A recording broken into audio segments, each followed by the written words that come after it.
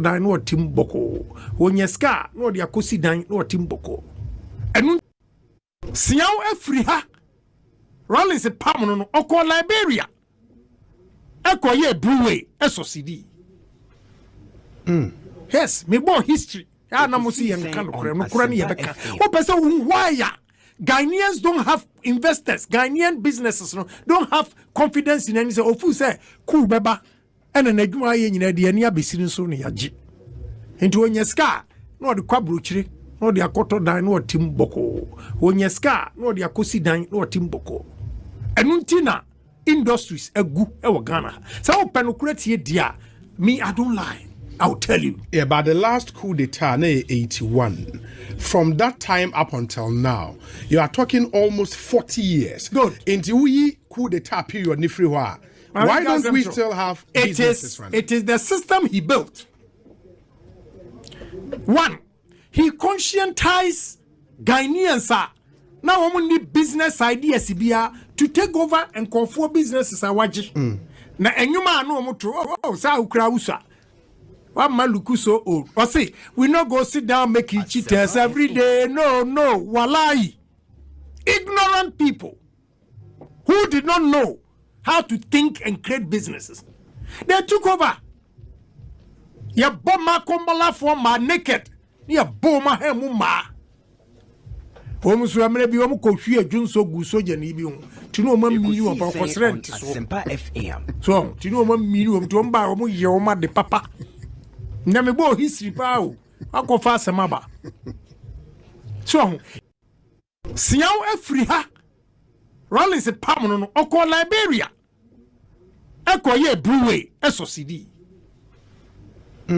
yes me born history ya na mo see yen kan no kura ne yebeka o pese why ya Ghanaians don't have investors, Ghanaian businesses don't have confidence in any say ofu say cool beba ena na adwuma ye nyina de ani abesiri nso ne yaje enti onyeska no de kwabrochire no de akoto dan no timboko onyeska no de akosi dan no timboko enuntina industries egu e wo Ghana so open no create dia me I don't lie, I'll tell you. Yeah, but the last coup d'etat, 81, from that time up until now, you are talking almost 40 years. Good. Into we coup d'etat period, why don't we still have businesses running? It is the system he built.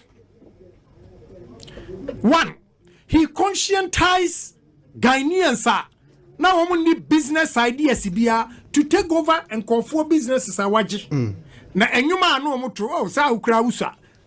What maluku so old? Or say we not go sit down making cheaters every day. No, walai. Ignorant people who did not know how to think and create businesses. They took over. Ya bomba kombala for ma naked. Ya bomba hemu ma. Omusu amre bi omu.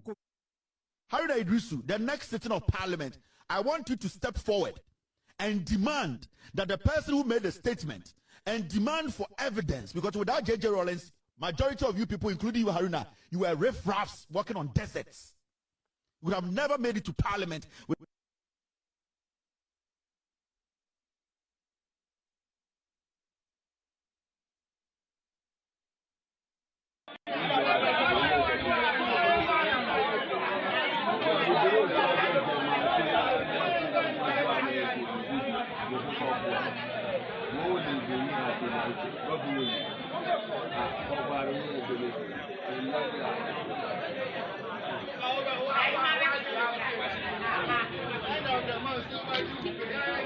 Indeed, Rawlings never dies. We are here to respond to Abu Jinapo with a petition to the Honorable Speaker of Parliament to register our displeasure on the unfortunate utterance of Abu Jinapo against our first daughter of His Excellency, the founder of the National Democratic Congress. So we are here waiting, and we are making sure that we are going to meet Mr. Speaker, else we are not leaving here. Thank you. Join. Anybody who has followed my career and followed my involvement in Ghanaian public life will in all modesty attest to the fact that I don't speak in that nature. I don't speak in that manner. Right. Welcome to the reason show. We see Makwaba, your friend Modisheba. Na the old shame. In Nipano Modi Asamo Tono Sono, Abujina Pose on kind, no one can't asamono. Why must we pretend to speak against Ubia and you know, and I can't say more against one kind? So today, you be grim. Honorable Japan so eating Komubion. You be seeing Niashe. So, Rawlings, was he a murderer or Rawlings is a murderer? You bet me justify today. You be seeing more history. Na Yashe. You're from this year, I had the reason so. We are not going to sit down for anybody, anyone to distort or misrepresent our history in a wrong direction. J.J. Rawlings was a murderer. That's the answer. That's the question that we are asking. Over to me, I drop all comments. Na yet you want to wagin. We are over to me, I share what's wagin and now watch your page and I'll subscribe to the channel. And there were a lot of things to talk about. The so-called Parliament say they are seeking so-called justice for Zenator Rawlings. Why? We are also going to find a way. Say no cre say obit me ka obi papa ho asem na say eno de enya de a ene na omunya ready say JB Danko abusuafo nyina so will match up to Parliament from today. So we are waiting. Yentie asem woni ento aso. I just want to sound a caution that NDC has revolutionary roots, and that when it comes to unleashing violence, nobody can beat us in unleashing violence. It was not a coup, but the country woke up to the news of the gruesome murder of 3 High Court judges and a retired army officer. These High Court judges were Cecilia Corantin, Frederick Opokusa Akodie, and Kwejo Ejeyi Ejapon. The retired army officer was Sam Akwa, who was then the head of personnel at Ghana Industrial Holding Corporation, GIHOC. The reasons for their murder was unknown. Right. So today, if say omo reasons are Rawlings, edikum woman unknown dia, why must we pretend? Well, why must we pretend? I didn't know. Yeah, pretend to say as a Rawlings yeah obi a we angel be. Why? And what is the point? Say your person a man could then say any pani a training and answer say and I sheda. A deporting any general soma sa jenkofomi and sawi womu ekumo mufia sasiso. So we abusia for. And I'll show you a lot of videos. I be a nani payurefi me refresh wadwen. Ntisa we penny when you fear kaka obe kaka nsembi. The likes of Adumaku Nyamiche, the likes of Stephen Adabuga. You better dropping more videos. But you like video no why? From for so this about to say, your politics, your social and economic affairs. Now, the character called Jerry Rawlings today, me sure ni niyama bi atro na mamu say oye no actor to say Mr. B. Rawlings came in an existence in Ghanaian politics as an actor or be actor. In order for him to achieve na okuta skin color be na no deceive Ghana for be today. I'll give you the evidences. Also, so we are brantie today unya adwumanya but JJ Rawlings sobo bonus sobo pa free say Kennedy Kwame Akumpre kwa Japan ka sembi say the reason why ya Ghana for be brain ntimi mi adwuma ne say from 79 coming. In fact, in Nkrumah Shasiye, Rawlings ebedipin no ekele the entrepreneurship skills or spirit and ewonipemu. Because one, obaye no, oba atake enipa ewosika wo man with no reason, to the sense say or you selfish in a selfish interest. It na osuro say boni a wadie no esikafo betimi amase etia no. Ebrebi atwam na mpanimfo mutimi nka because Rawlings era no Oma mema bebre dane ma enutina today we are saying this. Rawlings era, because of the bullying with the military, a Ghana from penifon bebre enu ayemre. But today, ya no she et say acid. I'm like acid, and we respect but we don't fear. So the point is say the entire Ghana phone to me adwuma no. Jerry Rawlings,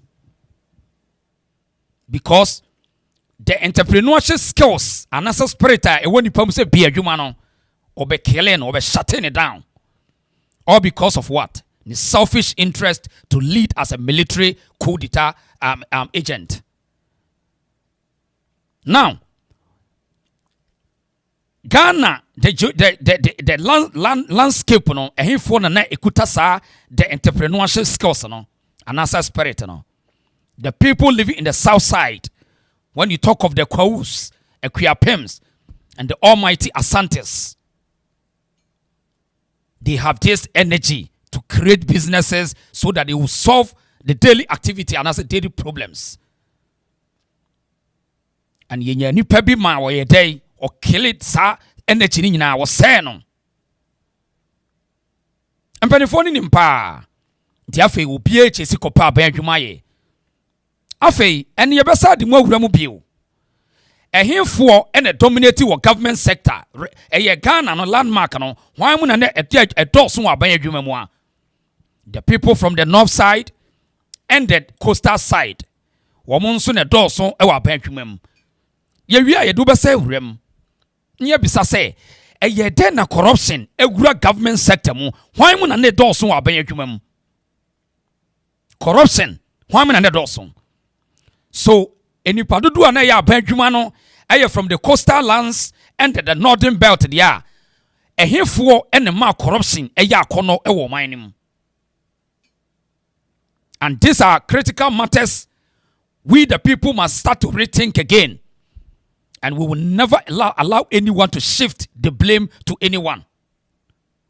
Because until we realize to speak the truth without any fear or favor, people are going to take advantage and mess the country up. And that is why Ghana is suffering. So the point is say, my children say, when it comes to the entrepreneurship spirit, one wanted me be a juma. The people living in the southern side of this country called Ghana. Now, one more from Nkrumah, no we are Juma Epa Ben Juma ye. The people from the coastal lands and then the northern belt. Woman also are Benjamin. So today, this is my question. If say we have so much corruption in the government sector, how many calls on who cause some? Drop your comments. Your friend what this year bar. We here to run the show. The show cannot run we. So yentia the way me we are better so. Siao efri ha.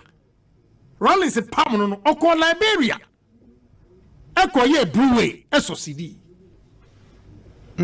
Yes, me more history. Ya na mo see en kan no kura ni yebeka. O pese why Ghanaians don't have investors. Ghanaian businesses don't have confidence in any say ofu say cool beba and an adwuma ye nyina de ani abesiri so ne yaje.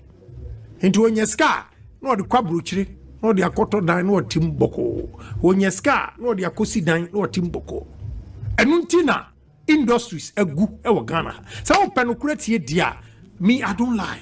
I'll tell you. Yeah, but the last coup d'etat, 81, from that time up until now, you are talking almost 40 years. Good. Into we coup d'etat period, why don't we still have businesses running? It is the system he built. One, he conscientized Ghanaians now need business ideas to take over and control businesses awaji. Na enyuma no motro oh sa ukra usa. Wa maluku so old. Or say we not go sit down making cheaters every day. No, walai. Ignorant people who did not know how to think and create businesses. They took over.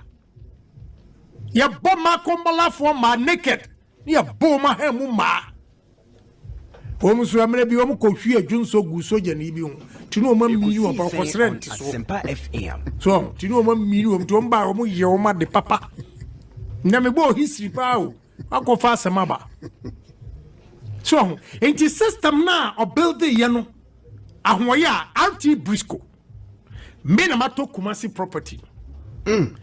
Na awirahu se me wom ni se enkonfo no a oji RT Briscoe company ndi ma wo mu no. RT Briscoe was so many properties and confirm they don't even know where it is. Ufi say right. So this is the point I make on some say today say Ghana for any jumaye you need businesses. Point a finger to the Rawlings family. They can never hide from this. And I will show you old videos beyond maybe we're a fee. Rawlings came in as a crook. Or you crook, or you crooker, or you crook and Kasano Ghana. Now, on the scale of Jerry Rawlings' grass skin, people are saying, say, oh yeah, Rawlings is Scottish. Now, we are tracking to see, say, really, was Rawlings truly from Nefadan or Scottish in your answer when you're Scottish? Just watch Rawlings' demeanor as of time one, na or what soldier no Rawlings ye na no because in China say obi person what in skin that onyina na or injection na or number 2 so that the face is na elaborate and as expand. Now in the probably debate my be Rawlings the Rawlings country we are saying why just can it mean now Rawlings anyone was saying Rawlings might come from Oya Lebanini who know to Oya Lebanini or yeah the South Asian who the Rawlings in or you different. Yeah, video we na mention. But will people have a right to vote you out? And the party out? I'm saying that we can vote people in. Right. This is Jerry Rawlings. And you won't have a year can. When you need the young canon. Ucha Rawlings di would have memo ni old videos by me and son. Adana Rawlings in no was son. Kennedy Scottish in BN who are what to say. Scottish, they don't have these looks. Scottish for they don't look like this. Almost any papa is Scottish. Rawlings is Scottish no can I stand to challenge it. Me say on such Scottish ni JJ Rawlings and such Scottish ni.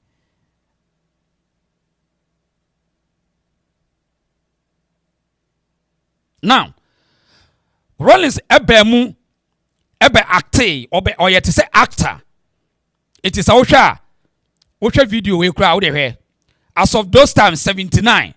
Now what is see revolution man? I say or yes or actor also be active with the military. And now on say the skin color no. Na o man no inferiority complex achi o man into no. When they see obi o ekoko say ya, people think say okuta upper hand. And Sadia no so ha Ghana for because ne kala ne kura no or the deceive Ghana for no or the acte ye. She video in and to us video. You better shut up when I'm talking, okay? Hello, listen. Ghanaian leader, Flight Lieutenant Jerry Rawlings. All planters, do you have corn? I'm talking about planters, not diggers. Let me see you by the hand. Up. Good. Now, those of you who have the corn sacks, go and supply. But you've got corn in your left hand. Jesus Christ. Okay. Now, this is a pure activism, activism. And those time people think say Rawlings was something, I mean, idea unique be. So because okuta fair skin be so ba wo de hwe ne yie pa. Hwe papa je yie. Say we Scottish ni, Debbie. Ne papa is Scottish. Debbie. Hwe Rawlings say wo obi a unim South Asians yie pa. Hwe ne yie. Just wo de hwe Rawlings yie. Hwe papa je yie, hwe ne yie pa. Hwe ne yie pa o. Bacho mo amani afini sabre we na ede ade sabre we na Rawlings person wo kire say sabre no wa o kai de no person wo kire no bacho betima drop o comments was your mama. Now dear na man na ye di Rawlings ho nkomo ye ase ye doso papa je wanya ne ba bi ko on sempeni say what a glass house ma on ye ntoto bo so what a glass house ma we don't throw stone. Now Ghana there's a huge hypocrisy. Say Murtala Mohammed etimia hit back on JB Dankwa. Or hit JB Dankwa we na ye be responding dia. Afi de nipa bi ehun sa ade na ya. Afi de say ya say obeka obi ho asem. Isim say senka ya antie nsimu a enkomo be yete say Rawlings no obi aka no ho asem bone nanso so na free Zenator any Murtala Mohammed ene koso dia abaye ne obi a wawu no ye doso ni biu na se oman kan oman no antum na omatimi akosto me parliament no it also tells us say we must also let the people know. That time almost say let the blood flow. Today there's no blood. Let the people know about who is Jerry Rawlings. Now, Mami a friend of Senator Rawlings. Oni Murtala. And adi we nyina ba o ma be open door say yen discuss Jerry Rawlings. If you say o mo discuss JB Dankwa.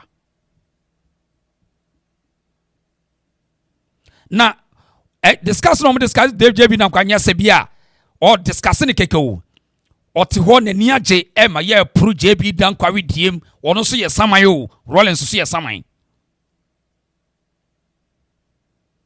But on record, JB Dankwa's legacy, the intellectual capacity, the academic resilience of JB Dankwa, nobody can challenge that when it comes to a country called Ghana.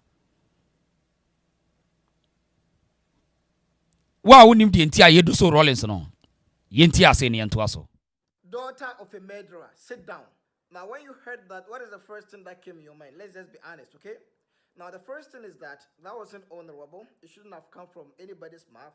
But let's not play sentiments. Let's not let only sentiments and emotions rule. Daughter of a murderer, sit down. Right. Eti bacha abusi amesrawa oba like video no ma me why. Na and then wa wani afini be show video bi unima na watwe adwena siso why. Aha.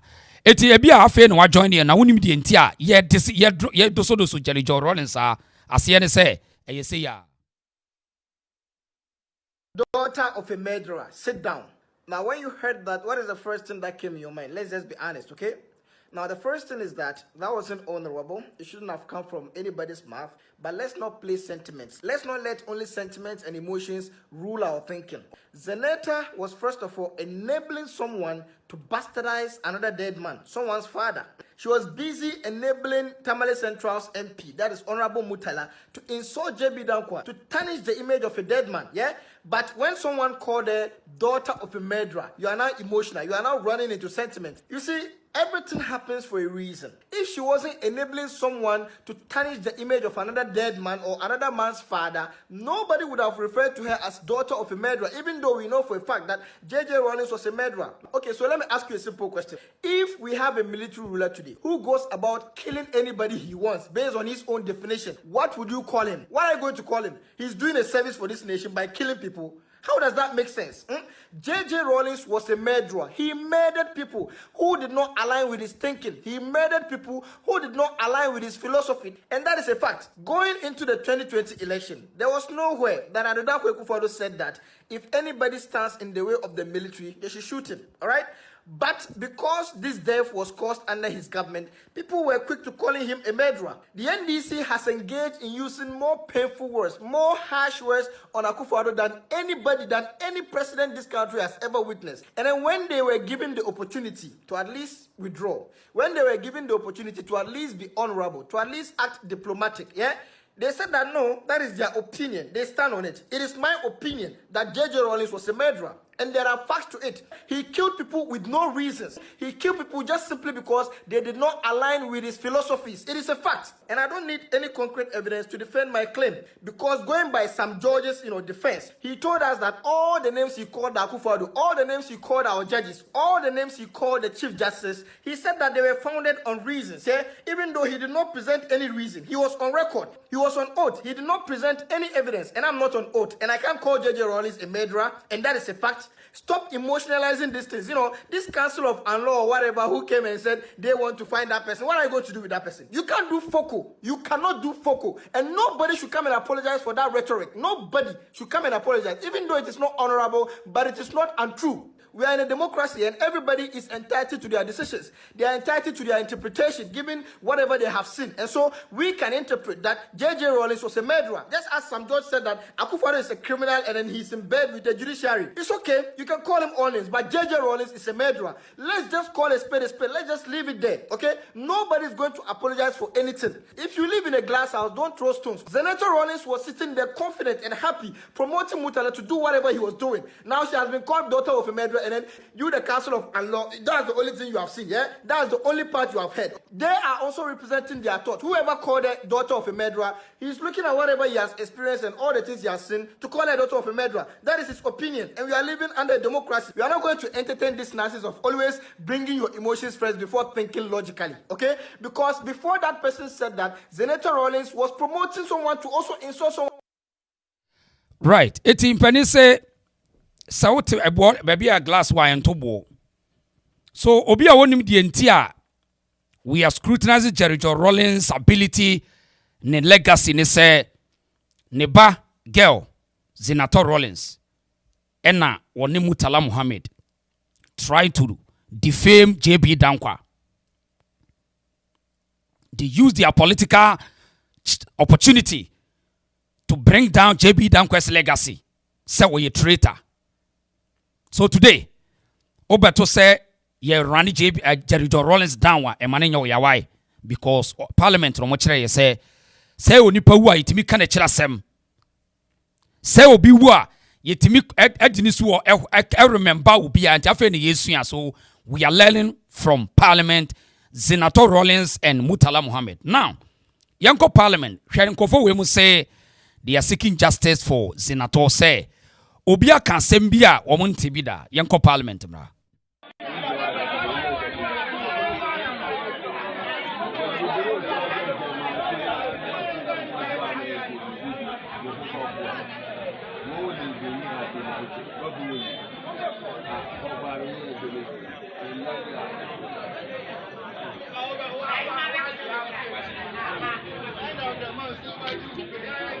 Indeed, Rawlings never dies. We are here to respond to Abu-Jinapo with a petition to the Honorable Speaker of Parliament to register our displeasure on the unfortunate utterance of Abu-Jinapo against our first daughter of His Excellency, the founder of the National Democratic Congress. So we are here waiting and we are making sure that we are going to meet Mr. Speaker, else we are not leaving here. Thank you. Join. Right. Eti abusafo some hu dia koso. Some catch us say omano and Grofobia feel said they got the audacity. The infantry say they will misbehave. But unim first no 1970s na oh enya hwe munyam Rawlings woni nsemfo say no ho. Sika na obetu ya yebetu ya bi. De obebi ya yebe yebi. Eti say Nkofo we say wonom ebe support ba say Parliament ye obi aka asewa for Papa J uti entiase dia ene munya ready nipa ebobo omo so je bi dan kwabusuafo a ombe storm Parliament ni a different thing.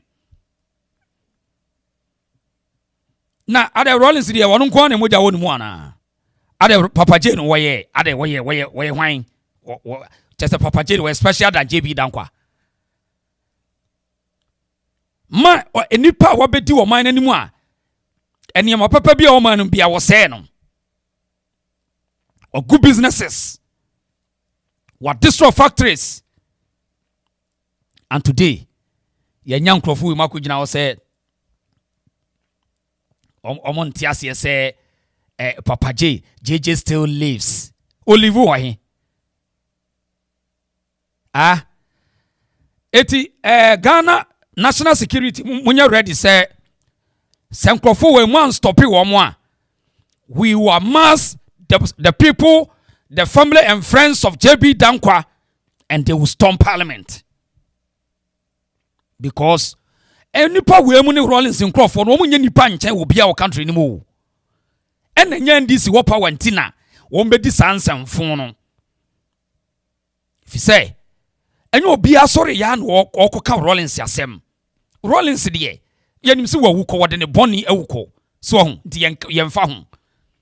But day na mutana se Zenator ni mutala koki ka JB Dankwa ho asem na obi yi na no a se ye ntiase na minim se bia enkoda wo munim nyansa ene beye saa na mede ade bi kire wo ha sei mede na minim se bia enkoda nketewa no ena bia wo mo ebeye se wo mo koye niema bi na wo mo de agu wo mo anim ase but enya wo se even empanimfo kra no bebre nwin nkwa akire tie bemen your friend Sam George tie ha say you having up your sleeves as the big tickets for your ministry. So who is it that attacked Zenator?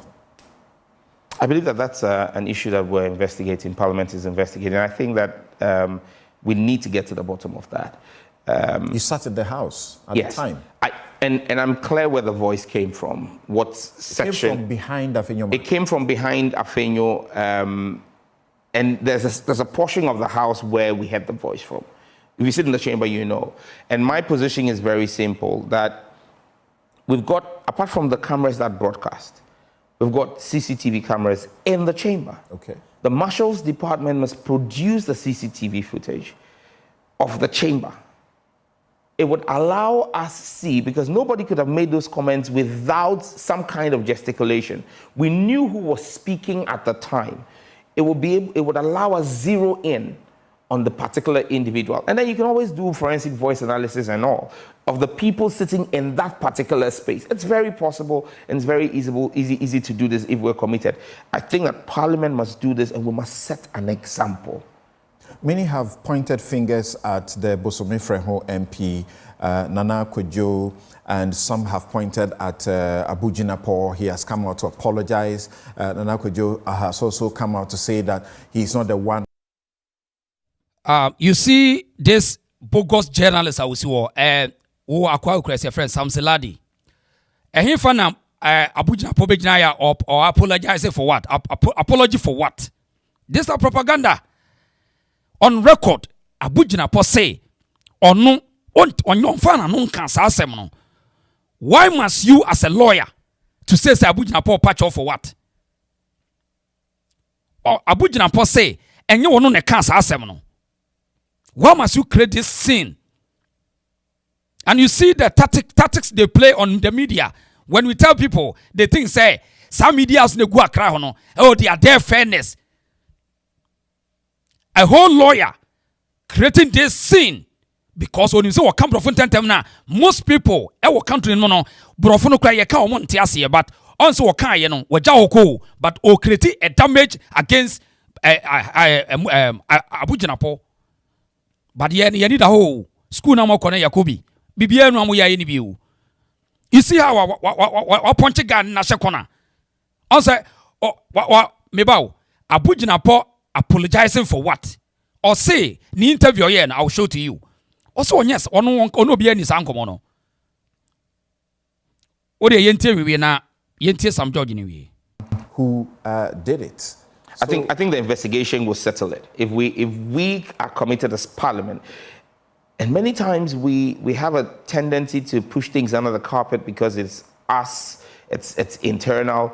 But I think that this is one of the watershed moments where Parliament must distinguish itself and say the right thing ought to be done. Are you embarrassed? Right. I was also say, Makacho say, the entire me, I have no respect for Sam George, and he say, me will be a one canocre, will be a on your fair, or be a ye test away bias, men penny panwasem. On say a whole minister when to me and can't be say the actions of Omo Shadinasi, which is Mutala Muhammad, supported by Zenator, was uncalled for. So in this case, me as a minister, I had the taxpayer security Americano. You better make sure say both sides we are going to bring them on board to find out say the basa. On say or defending the party. Even though say now or represent a country no ye minister. It is all banana behemi. Na me demonstrate me biasa. Stop your nonsense there. Don't come here to advise me. Because we taxpayers can enjoy. It case what me hunu nyansa say no. Me koye bias ko eko support half wa me create problem because I'm a minister for the country. I say the interest is about the oka say a murderer's daughter. Also on interest but the oka say JB nan kwai trade ane de on person obeka because Ghana no eye NDC and the country ni yomudia is a lie. Even in fact so opposition no cry is so weak. If the MPP in opposition is so weak and cannot stand to defend their own people, we will do our journalistic strategy to defend every nonsense. Right. Absolutely. So you encourage your members who saw the particular person to point them out? Absolutely. It's the honorable thing to do. We bear the title honorable. That conduct was dishonorable. I mean, the reference to make to the Honorable Zenator, Jerry Rawlings, in reference to her father. A point that President Akufo-Addo had to call Jerry Rawlings founder of the Fourth Republic. Absolutely. So, I mean, that's why I'm saying we need to isolate this because it casts a slur on all 275 members currently sworn in power. Okay, to we end this in now, Hemia, according to Sam George, or say, and yes, say, Yebeka Sembia fa a founder. Now, who is JB Dankwa? JB Dankwa is a founding father of a country called Ghana. JB Dankwa is one of the founding fathers of the country called Ghana. And Sakra Nyebenya a founder of Fourth Republic. So, the one can ye or mine to ho anywhere over 2 ya over 2 so why not one ye kakra immunity. So you see the hypocrisy, you see the double standard of this NDC. You see how these people are more interested in their tribalistic politics every day, yet they will reverse to trick the feeble-minded, the gullible ones. They will try to convince them. A home minister, or when to me understand, say, JB Dankwa is first important than JJ Rawlings. Because JB Dankwa is one of the big says in this country. Joseph Buachi Dankwa or you're one of the big and Kofua a woman your friend Ghana and son of Rawlings Eba. And today we got a whole minister to support their tribalistic politics. Who have to go and advise them say Omu go mine animals. Now we are also want to say Obi Kase JB Dankwa Twitter and they want to Yantuaso say. It casts a slur on all of us, especially all those present in the chamber that day. I mean, you cannot be party and privy to such despicable behavior and say that, oh, it's fine. We are upset and seeking to use the privileges committee to summon somebody who called action of an MP silly. Meanwhile, an MP, we think it's okay for a member of parliament to make such despicable comments about their colleague member of parliament and a former president of the republic. No, that's double standards that should not be had in the house. What happens to the person if he's identified? Well, the Privileges Committee have various remedies in our standing orders that they could apply. I mean, ranging from him or being made to offer an apology at the bar of Parliament to a suspension from Parliament. There's several remedies. And this is happening at the time when what you already referred to as the embarrassing spectacle at the Appointments Committee went on. Yes. Right. And this is a clear indications of hypocrisy. In fact, on say minister ni or a hypocrite or a bias, so and a dangerous for a country. Now, I say oh, I'm working for MPP. I have nothing to do with the MPP. I am just using a logical reasoning, critical mindset to diffuse and to expose nonsense in the system. I have nothing to do with the MPP because this is the time when KS opposition must rise up and defend JB Dankwa's legacy. But as usual, they are weak opposition. The MPP leaders, we can't trust them. So, me say, me defend the MPP. Debbie, I am here doing my thing as a Ghanaian. Me see history. Na me dimpen for din komo. Na me pay justice and fairness. Person me what is hard say me draw line huni ye. Now, share video we on. Na some George Yusuf somewhere say, dear a murderous daughter ni despicable. But uya yenhwe we yentewe. My statement is just simple. Yes, it is good to eulogize JB Dankwa. It is good to espouse some of the good things he did. And I won't stand here and say he never did anything good. But it's important to appreciate the fact that he betrayed his state. In fact, Martin Marida's book, Mr. Speaker. He was a traitor. He was a traitor. Sit down. He was a CIA. Sit down. Sit down. Sit down. Before I walk into this chamber, Sit down. Which state? Which state? I am quoting Martin Marida's book of the State of Africa. He described JB Dankwa as one of CIA agents who was paid to betray his country. These are not my words. These are not my words. Mr. Speaker, I have a copy. I have a copy of that book in my office. No. Right. Eti, so we a fair person. Now you be now unye discriminatory person, unye racist, unye tribalist, unye biasa. Pacho, sa statement we so no. Does it amount to despicable, as some judge claimed on the other side of Jerry Rawlings? Draw conclusion. And today, we are doing our own job as broadcasters, as presenters, as journalists to dispute against any odds that will stand against other, which comes with unfairness. Now, and some of Mukafa JB Dankwa, I want to say, or ye traitor. Ye kas obi ye traitor. Obi a obo mine. Espionage obi a otimi koton o mine no say nipa mese o mine no. Iti JB Dankwa ne nanan ne nanan kanso mboba bete say according to the NDC MPs and Zenator Rawlings Mutala Mohammed say JB Dankwa a traitor or ye informer to the CIA. And no any problem. But obi responded say, "Wona wani abre na wo kan semboni fa JB hono, wo ye a daughter of a murderer." Eno ye issue. Today, we will draw the conclusion. Stay here.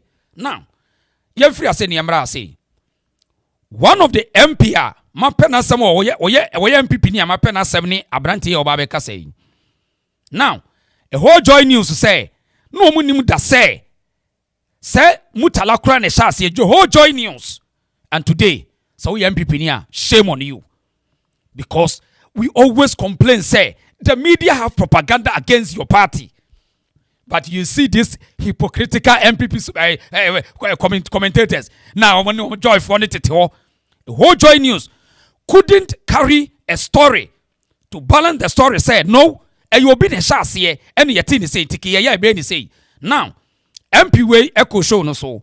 Now odomoko school chira omo say na asem ni see yenko yanim. Kabiru, you have been in Parliament for how many weeks now? About this your 5th week. Right. You have seen Zenator Rawlings, right? Yeah. She carries herself in a very decent way. What do you think could have attracted this kind of attack to her? Yeah, so thank you very much. I think that in this discussion, people have not asked this question. And what probably might have prompted that comment. Before I go, it's like...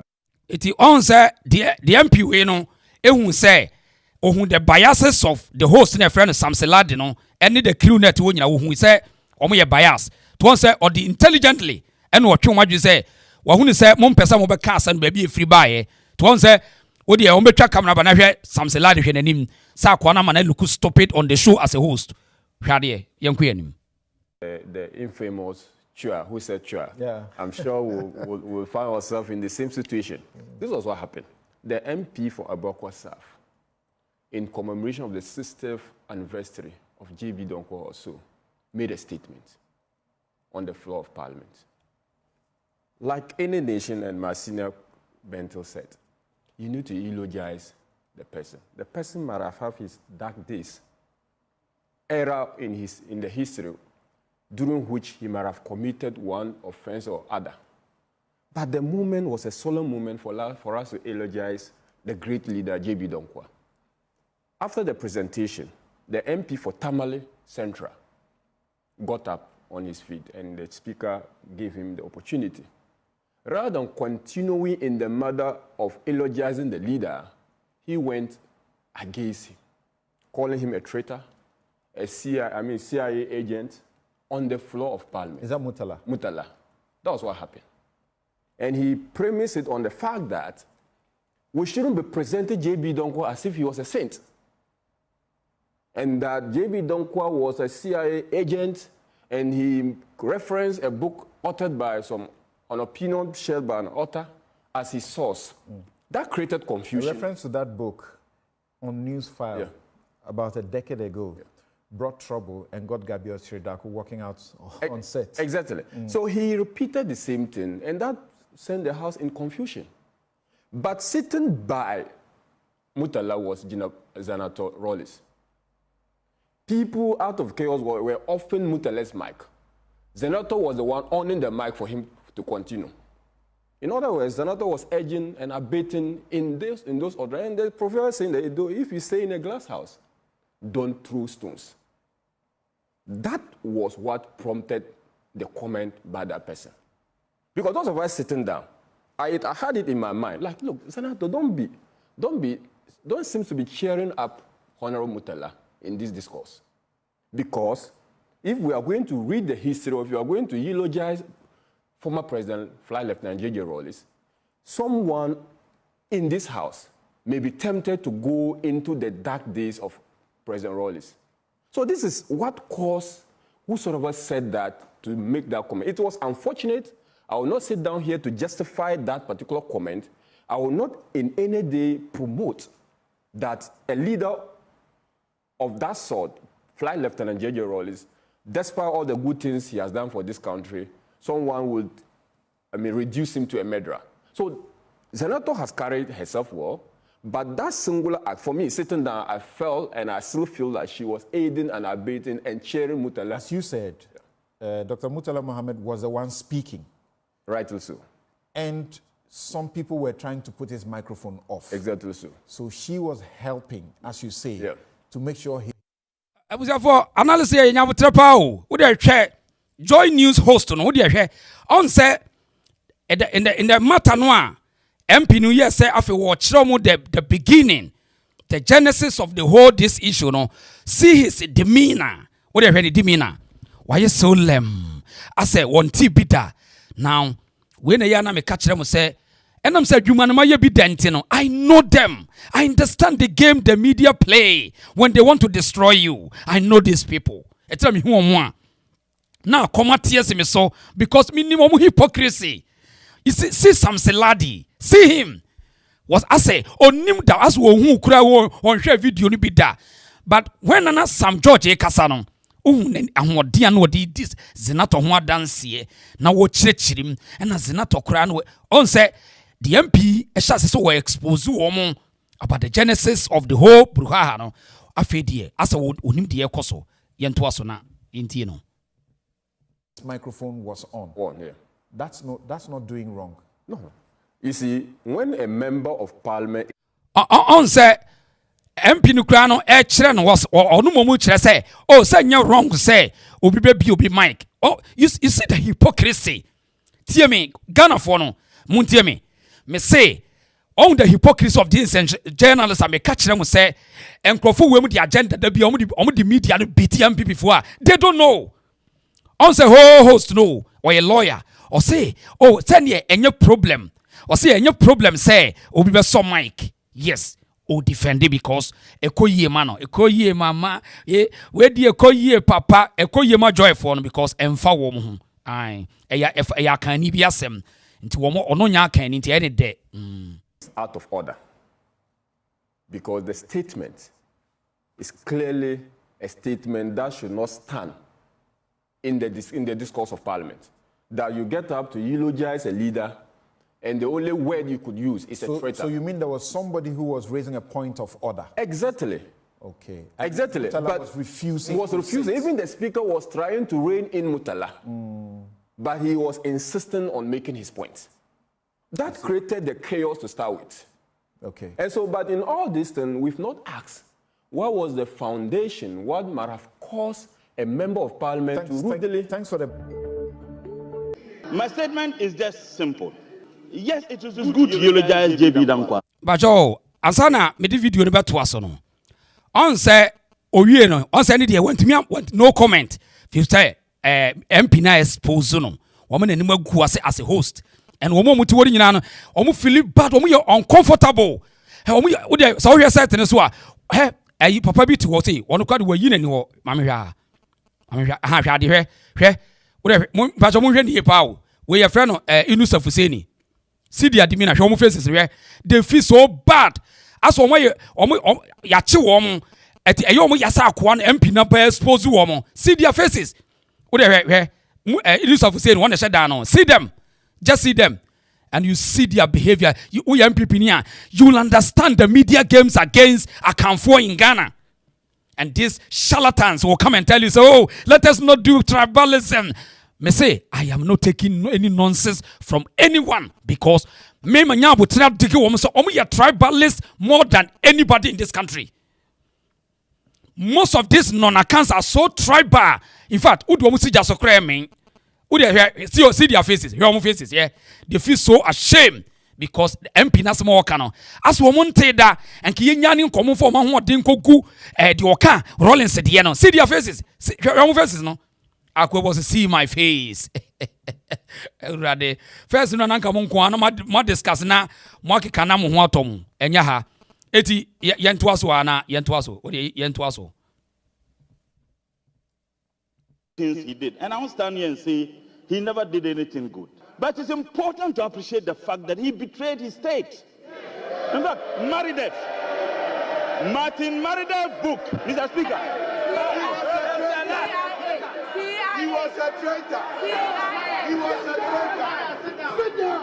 He was a CIA. Sit down. Sit down. Sit down. Before I walk into this chamber, Sit down. Which state?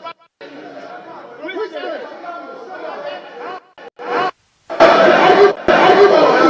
I am quoting Martin Meredith's book of the State of Africa. Some of Obia, your casa be a dinner and a betna. You see how Zenator Rawlings or AD Murtala Muhammad Sabaya Obemana can't summon the two JB down Cosson and Niachi. Whatever Zenator shall know, or Yenua be today. Muchinchim when him, Mubichinchim when him, Munya. He described JB Dankwa as one of CIA agents who was paid to betray his country. These are not my words. These are not my words. Eti answer a career no Zenator Boni Trinko or Boni Trinko cow. What a country. What a country. Also we no boni trinko sa any de say yeah this JV Dankwa. Aye. We feel good. Aye, we feel good sir. Yeah. We feel good. We feel good. Now, yanko another hypocritical person. On say me say o man ho. Se mo amu ya kanfo ne mu ya MPP fo mo ni anya de a. O betwa fam so. On say me say e ba yi no.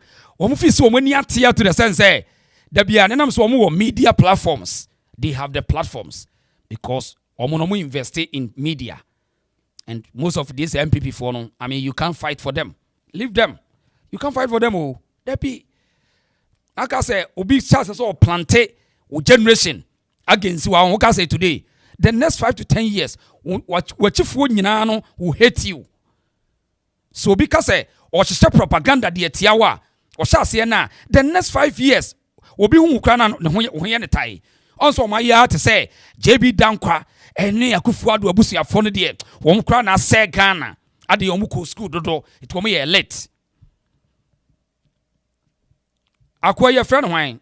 Also for your friend your friend say kra akwa ni mama hwenanim. Yes. Kofi Oduro, another hypocritical person. Tiense mu oba bi di wa, wo tiense mu oba bi di hwa de. Parliament me free will be say sit down, daughter of a murderer. Are you serious? Sit down, daughter of a are you serious? And nipa we ya to Obama as a gotena Parliament. Are you serious? Sit down, daughter of a murderer.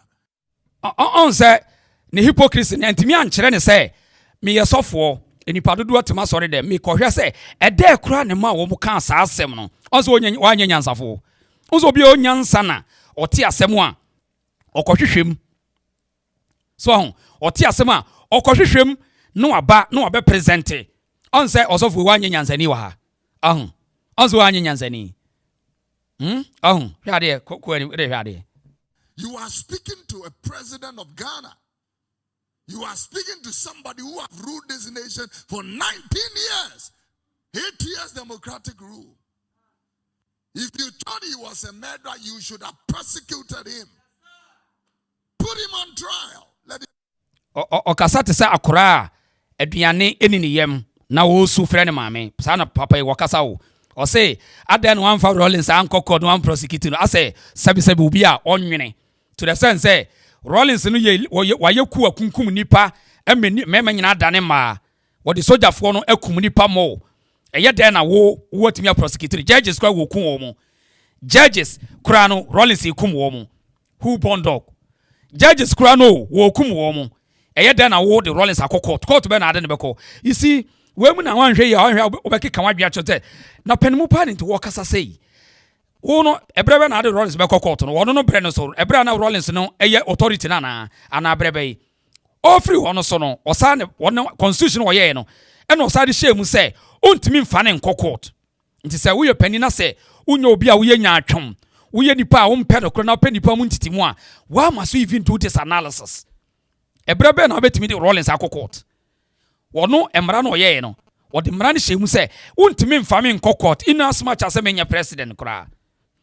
And the last 19 years, 10 years in a day, or no na your boss, or no or your authority over the narco court. And when you pa we, each and any pen a preachy woman. And young one. Defend himself. You don't come talking nonsense to somebody's daughter, bullying him in court and telling him, sit down, daughter of a murderer. And you are a member of parliament. Do you know what it means to be a member of parliament? Sometimes, you know, I keep telling you that we have too many unserious people in this place. It's serious. It's serious. Let's see.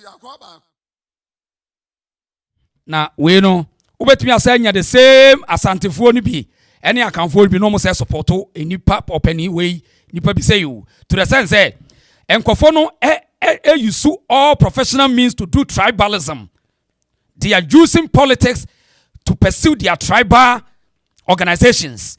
Yet, ubenya of no say support wo de hwe so we obi a opɛ no ɛyɛ den na man etimi ka asɛm desi obi ba ko pɛ wote. And this is not the first time. Samre bi Dr. Baumia ni asofo bi ko hia obebu bomu keka na dwe ye do awumia. yehu yan se mahama so ni asofo ahia osofo yi antimi anka ho we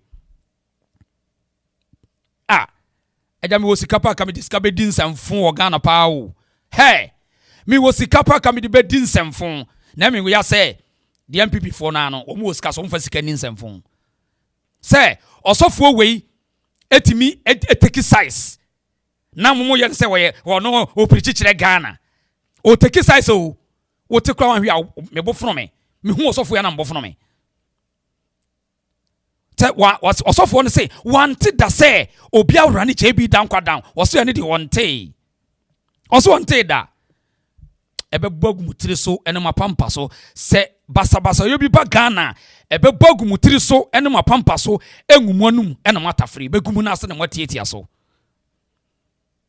oso wonte da say Zenator Rawlings ene Mutala Muhammad ene kabo mu na wo mo huru JB down kwa oso wonte da. And these are the people leading the masses. These are the crooks leading the masses to bring chaos in the country. Our job is to expose all this nonsense on, and one day we all will pay the price. One day, Kofi Odrobio. Parliament will be said, sit down, daughter of a murderer. Are you serious? Sit down, daughter of a murderer. Are you serious? Parliament. Are you serious? Sit down, daughter of a murderer. You are speaking to a president of Ghana. You are speaking to somebody who have ruled this nation for 19 years. 8 years democratic rule. If you thought he was a murderer, you should have persecuted him. Put him on trial. Let him defend himself. You don't come talking nonsense to somebody's daughter, bullying him in court and telling him, sit down, daughter of a murderer. And you are a member of parliament. Do you know what it means to be a member of parliament? Sometimes, I keep telling you that we have too many unserious people in this place. It's serious. It's serious. Let's see, and you get such bogus person like this, Kofi Udru, such bogus Penia where bogus say, Penia sebe, ontimi nwene, ontimi nye critical say, mami misa say, and anu ye day, where you Penia ye, and we have been out here and now you're critical person to Fanuto got him, Tonechene, because Penmubio to say piano, or your mambo for on your papa, young queen. Now, after ya drawn the table now will be when the man buy now. Yamungura ni enhwe de Antia Rawlings oye medra de Antia Rawlings oye nipa okunkum nipa na wodi nsamfo de akire wiase but before that no Rawlings ibe shase no wo shase de corruption and the biana corruption tia ha odi tia ha ne ento aso refusal to investigate and to deal with the crimes of the Kufuor regime is what led finally to the institutionalization of corruption in this country. Laith Mills refused to do it, and that was the beginning of the true destruction of the moral fabric of this country. In spite of his holiness, his refusal to investigate and to deal with the crimes of the Kufuor regime is what led finally to the institutionalization of corruption in this. Eti trick when Rawlings the BT Ghana for no, we incited the base against the top because ono oba no ye hia ni poto. Rawlings eba no ye street. Rawlings eba no na chese utimi se akwawie so panti wo ba ya ebimu ahwe omoma na bimu aye businesses obe incited the term called corruption no the deceive Ghana for no. Now back in 1979-81, Rawlings ikuwa oye in 79. Na odibo kunkum nipa no. Ya bo videos bebre a kire mo say ye wonyina so a ye kan pain say Rawlings akum nipa into oye medra. Na o hwe said ye Rawlings na wote a na wosesan yansa na obewu no a. It tells you say one inferiority complex a na wo Ghana for no bi mu sa abre no. And even in fact today cry wo and what in the skin color be a deceive woman. To be benino, again say, eh, where do you brony cocoa, and you would dear ye, and what take advantage of the people. Young share back in the days, Rawlings yard, the Namincha has say. I mean, I don't think one really gains much from having been killed. But the point is that we have set the example. We have shown that we're capable of doing it. I think what we could do is confiscate the property of the rest and send them out to the farms. I mean, to go and work.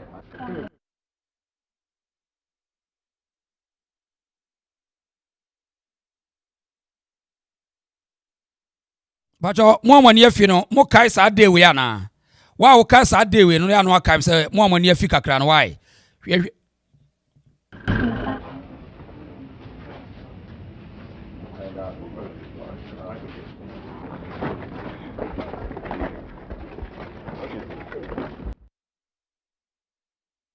Nti ohwe be manfe na ohwe sede ode ne eden edi wura sojam hunahuna nipa na ne kala kakra bia ne kura no na odi deceive Ghana for na Ghana for tenase ma Rawlings ebufa o man so enne omo se oye hero o de hwe Rawlings dimi na hwe ni ye pa mo se wo Scottish hwe ni ye pa hwe o de hwe Rawlings ye omo se wo Scottish because as of today Utimi Kasem Ghana ni work they can't get the courage to question you. So how much more that time?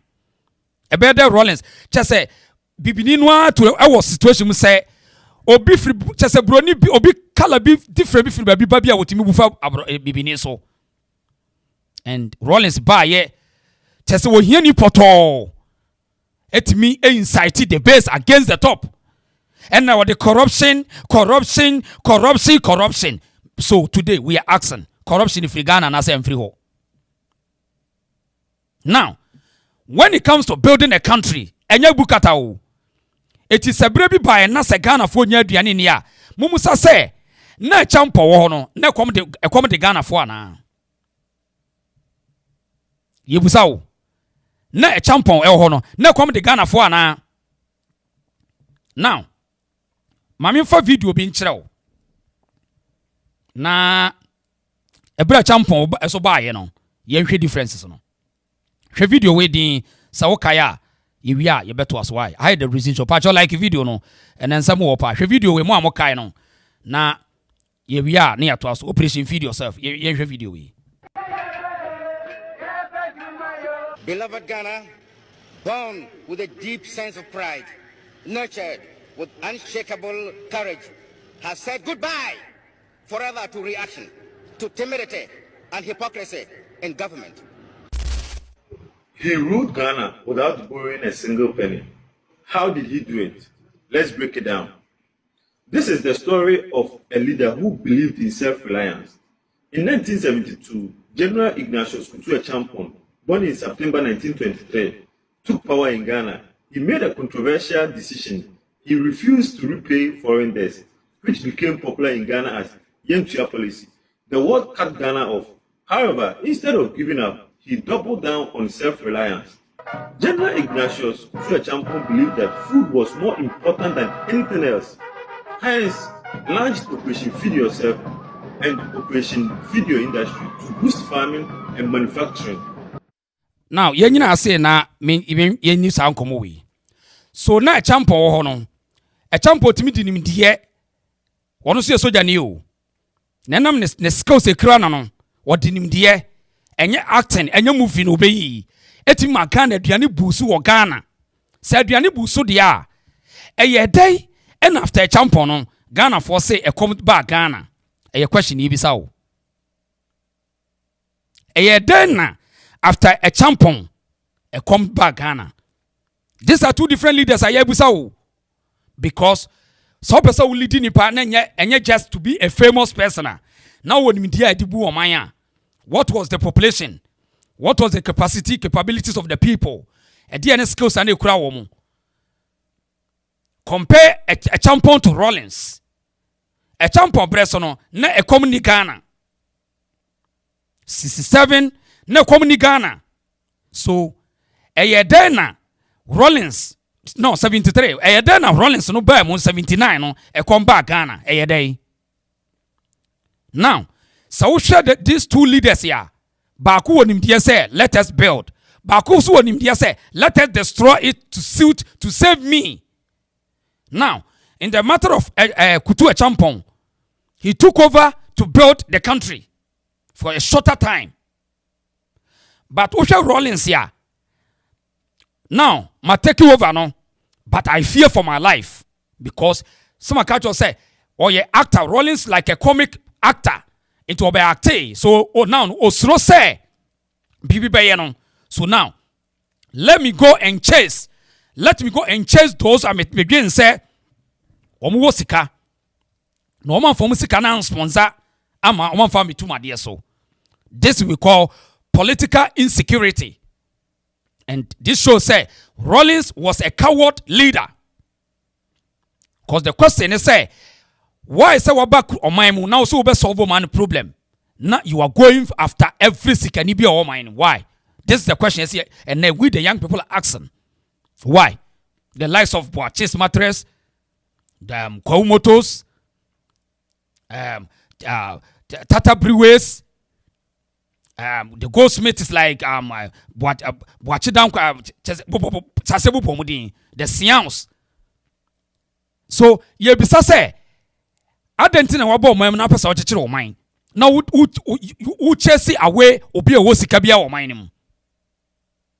And no ko bi frame say okonofo a osikani bi wo ho no nantwie bebre Rawlings ekoko destroy no because Rawlings oye actor na oye coward osro say wan kunkuma sikafo no a ometimi a organize abetiki ne down. This is a coward person the yes ade no. Na question me bisa ne say from 73 no ana a champo buy na ada sikafo no na omuni ho ana esikafo ni ho say no mo ho. So this tells you say the capabilities of a man cannot be measured in equal standards. So Sagana ebedi Rawlings ensa no e na ahokere ba ya Rawlings na nkasa woni any skill or the bukata keke etino ohu ha obesia manage Ghana. Do not shift the blame to anyone. Blame when say now Rawlings any skill. Now yenhwe e champon ebre no so yenhwe ade. And for a moment, Ghana made trade surplus, exporting more than importing, which made Ghana's economy strong from foreign interference. Nonetheless, his impact went way beyond that. He also built low-cost estates like Dansuman Estate, Padasu Estate, and Awudomi Estate, providing affordable housing. Built Kaneshi Market, one of the busiest markets today, upgraded Accra and Kumasi Sports Stadium to international standards, changed Ghana from left-hand to right-hand driving for global alignment, introduced the National Service Program and switched Ghana to the metric system, built the Pond Dam, Ghana's second major hydroelectric project, developed Nasia and Aviame rice farms to improve local food supplies, led Ghana to win AFCON 1978, and supported DK Poison rise to become a world boxing champion. His policies shaped Ghana economy and infrastructure in ways we still see today. Did you know that Ignatius Kutu Champon was a school teacher, later joined the military before becoming Ghana's leader? His background in education may have influenced his leadership style, especially his focus on national service, which he introduced to give Ghanaian youth practical skills and discipline. Beloved Ghana, born with a deep sense of pride, nurtured with unshakable courage, has said goodbye forever to reaction, to timidity and hypocrisy in government, and to the suppression of the interests and welfare of the people. Together we shall make Ghana great.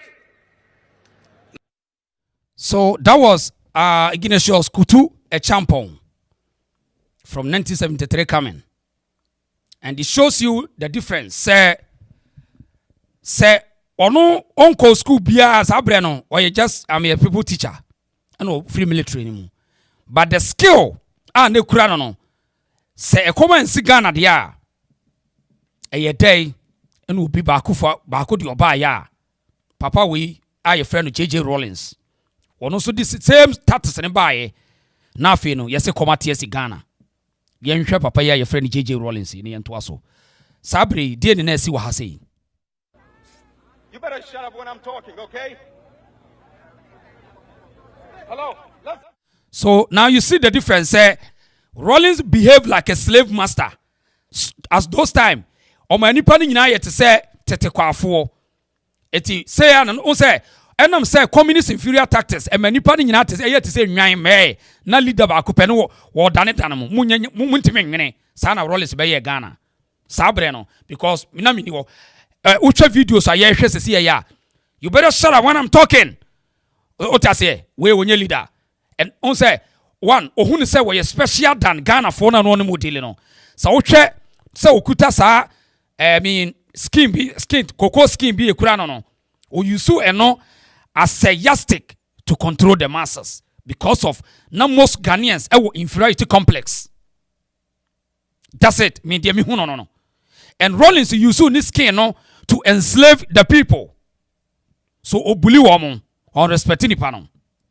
Shadie.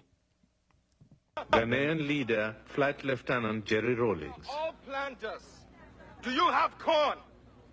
I'm talking about planters, not diggers. Let me see you by the hand. Up. Good. Now, those of you who have the corn sacks, go and supply. But you've got corn in your left hand. Jesus Christ. So you see said the entire Mr. Rawlings or actor also obe actor ye. Onto say enipa no hwe ni access broni apia kura bi ase na enipa no enintete omunim obi ankyere omo hwe bo so mo hwe nanim tori te say akura osi more so Rawlings make the Ghana for no base no use omo no omo ye tete kwafo enu ntina owie no ni ideas e de kyekere wo man. When it comes to economic policies, na a less no, or use a bully tactics control the weak ones. Now, in order to challenge the intelligence ones, so from say mumra on board, na mumra he rather took them down, destroyed them, so that obey a famous person. This is a Rawlings hallmark, because through the videos, and I'm studying ye because first no me per Rawlings asempa because na ye nyansa sa. So, eti nibukata seb o soja ni o do before complain. Now we are branten sa one ye critical kakra bia. Obetwe say Rawlings eye bibi e nyansasem. Ti first na me penasem. So now sa wo hwa said you see ye nipa no a o ma nipa ne be ye taba Rawlings ma nipa bebre be ye tabafo enno mudi nachi. Etu so wonu nyansa enye nwanwa se wo mo onum nyansa nyina no Rawlings e hya se wo kunkum wo mo. This is very sad. Sabre we no me pacho wa na wo ho no kai ya na o man comment section why. Sabre ya na Rawlings or active move we they acting. Your friend of political activism or acte sort as here because ohunu so ebruni and wo be hu abibifu a wo munim nyansa sa na net here. Pacho drop your comments yen to aso. Okay. Now those of you with the sacks better watch out and feed us, okay? Now, where is he? You take over.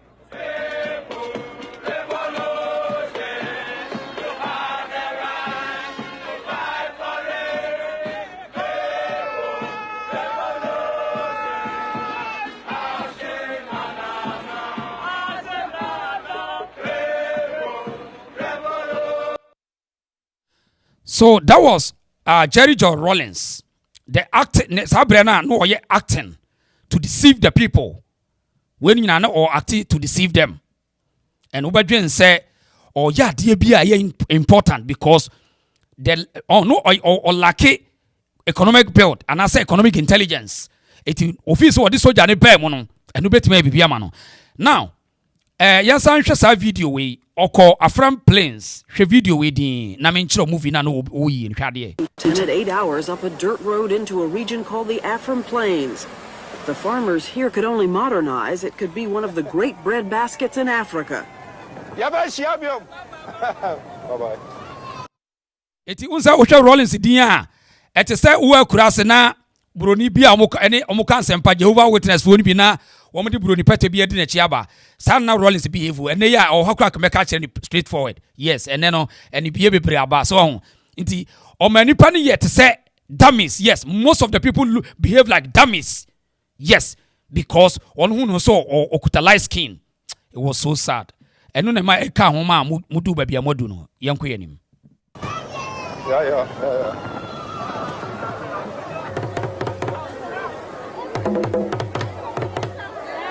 Rawlings attended a ceremony celebrating a $4 million gift of tractors from the UN Food Organization.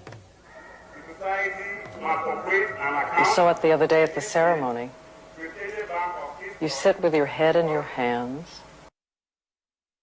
Now, the entire me say Rawlings ebe acte and say on say abrofunu bebre ba Africa on omundi ka steady Africans no et say the colonial masters ne ba sa pepe na Rawlings wo ye ntimi hear videos am e just abrenu obu go fa so wo de hwe o acte te say me o me dwene me ho he ye me ya o wo bo o a trick wo de hwe di Rawlings starts to play you know A lot. What is that? Fatigue? Afewe obi a woti dwemu wo de ne sasum na no and na was say BBSC wo bo o a trick wo bo we nyina acting Mr. B Tatis we nyina a trick Mr. B Tatis so ho eti enipa de be fi say wo yetini ni nti no we nyina no wo de conscientize enipa no so ho wo conscientize wo mo o conscientize wo mo so ho hey Ghana yana nanu bi mo pa o mo wa kwa we nza no what the hell oti obia so we a serious person now we are real Rawlings was a fake no a fake we leader we pure leadership failure eti you don't need to do this why must you do this afa wo de ti oni ensanjo for kwa na hye wo de ti ha say Worry? Regret? If I didn't eti won say aha say no or conscientize ehiafo ne wo mo ye weak ne amoma dwen say obi ase wo man no na me wura ho say ye de Ghana ye enso Ghana no say de na tie your population say de na increase de wo ho no eno an ne wo ho six obi fa sika no de ko hen eye wo man ne say mu ankasa mu develop wo man no yes so you see how or act ye and won say or act e me nipa na feel so I mean I say my is so down na when why favorite so na man for oh Papa J yeah so odwene ye ho oboa a trick oh honey akameka kire in the street away a trick do that, I suppose you wouldn't feel the man had a burden on his shoulders. If I'm impatient, if I'm unhappy, if you're getting that impression, it's probably because I know how much more I keep on saying that we're capable of achieving, you know. But how to mobilize it, how to get it organized, you know, under team leadership to bring out the best in our people. People who still don't know how to take care of what they... How to get it organized.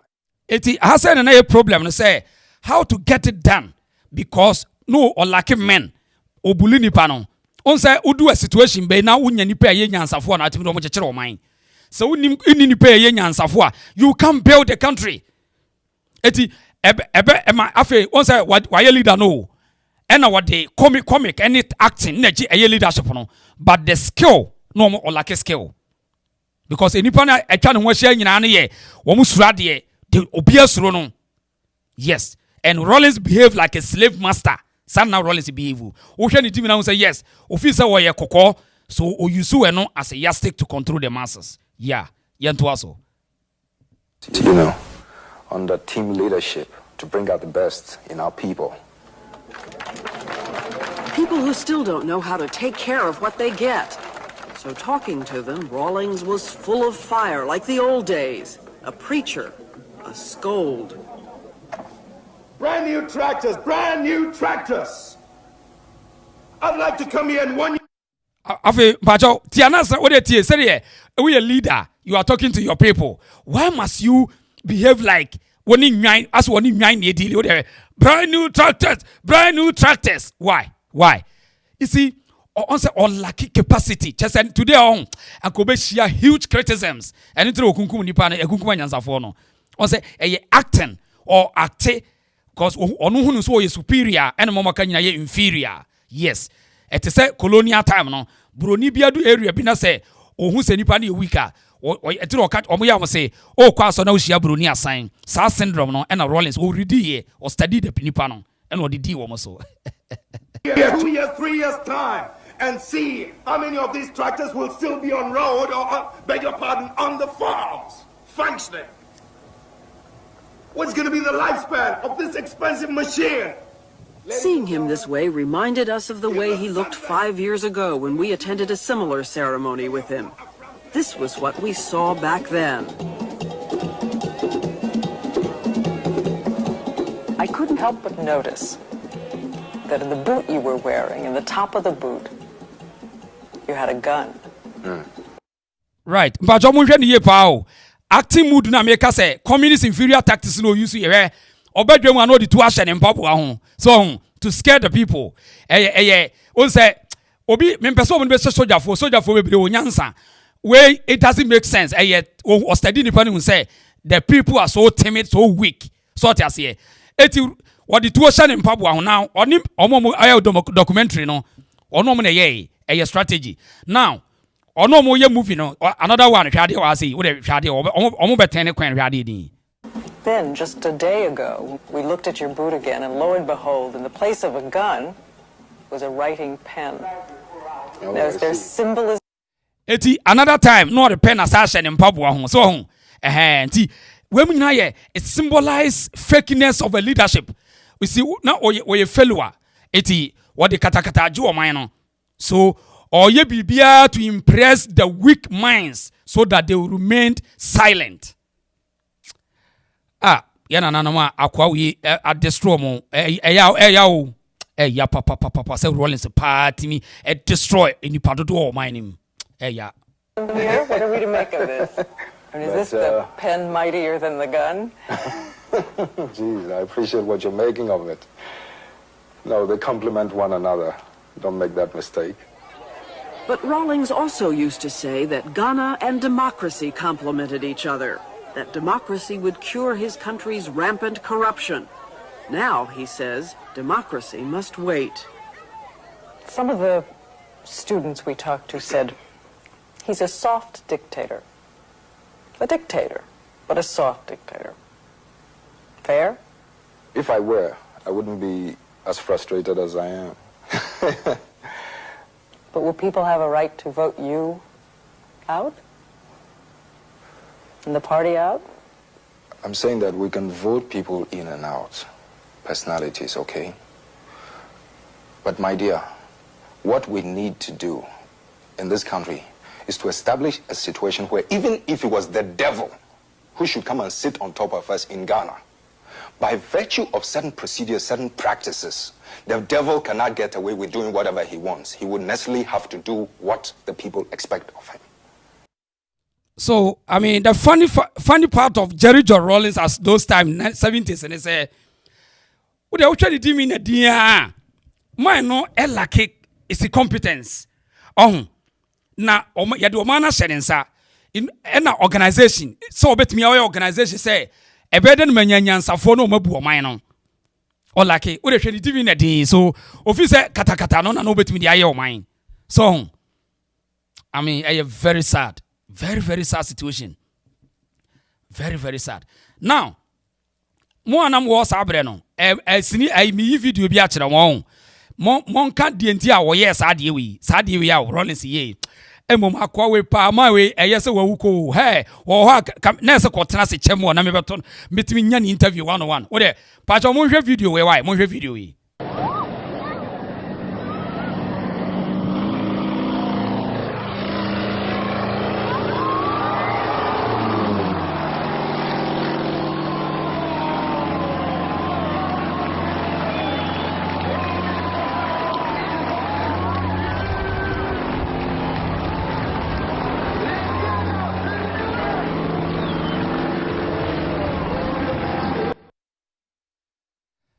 Bajo sabre no we na mo wa na wo ho a hunu bie no no person wo kire sei we no Rawlings person wo kire sei abusiafo no person wo kire sei nti yesusa no em say early 90s no hey Rawlings wono wotimi to play no hey broni bibini broni no o to play no the fa bridge ase wo the play fa domi bridge ase na nipa ne kekasa na te say hey brady hey yani ti yenche.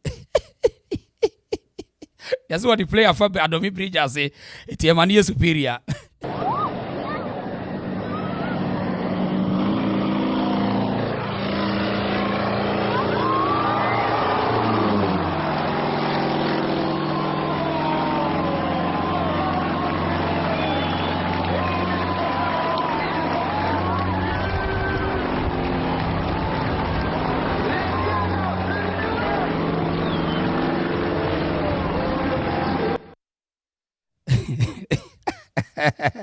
So, as of those times, na enipa no wa conscientize womo.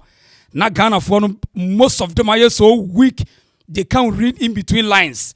Now Rawlings, using his skin and this manipulative tactics, communist inferior tactics, or manipulating nipa no.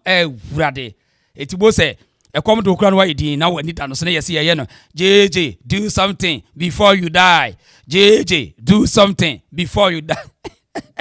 Mr. was I saw this when we live in Dansomai. Are you Mr. Oh, are you? I say Richard say he has sniffed Kiakuk. Now Rawlings said to me, to confuse the masses. Doris, another thing. And Ghana, your problem, your biggest challenge was this man. Biggest problem was Jerry Rawlings. And the trick I will use in is say corruption. Every day corruption. Yet corruption on one backyard. Na yema. Yentu aso hasi. Of a certain month. 2 days before, that's when I got a letter from the president's office, a 3-page letter, conditions I had to fill, a whole lot of rubbish. We got a ticket, we flew to London. This president, or this man who was a president who had been in office for almost 20 years, 10 years, 18, plus whatever it is, 8 plus another 2, almost 19, 20 years. I had no dollar account anywhere, and I had to stop in London to borrow money from someone. You see another trick. A whole leader over 19 years, or say neyere yare, or no call London, or Costresika, na man we krati, and then I strong one answer say two person say Rawlings person Ghana for say we no call London na neyere yare. And now no ko Bob Sian when I down for the yere hospital. What a shame. What a shame. Tell that to the dogs. Who? Now then a cry na mawi. And I make us say in the beginning, no, or take Ghana for granted. And was study who say any pano who will be a kokwa no mudinechi. So Anybody, ayo, onso obi o kokwa no mudi nechi.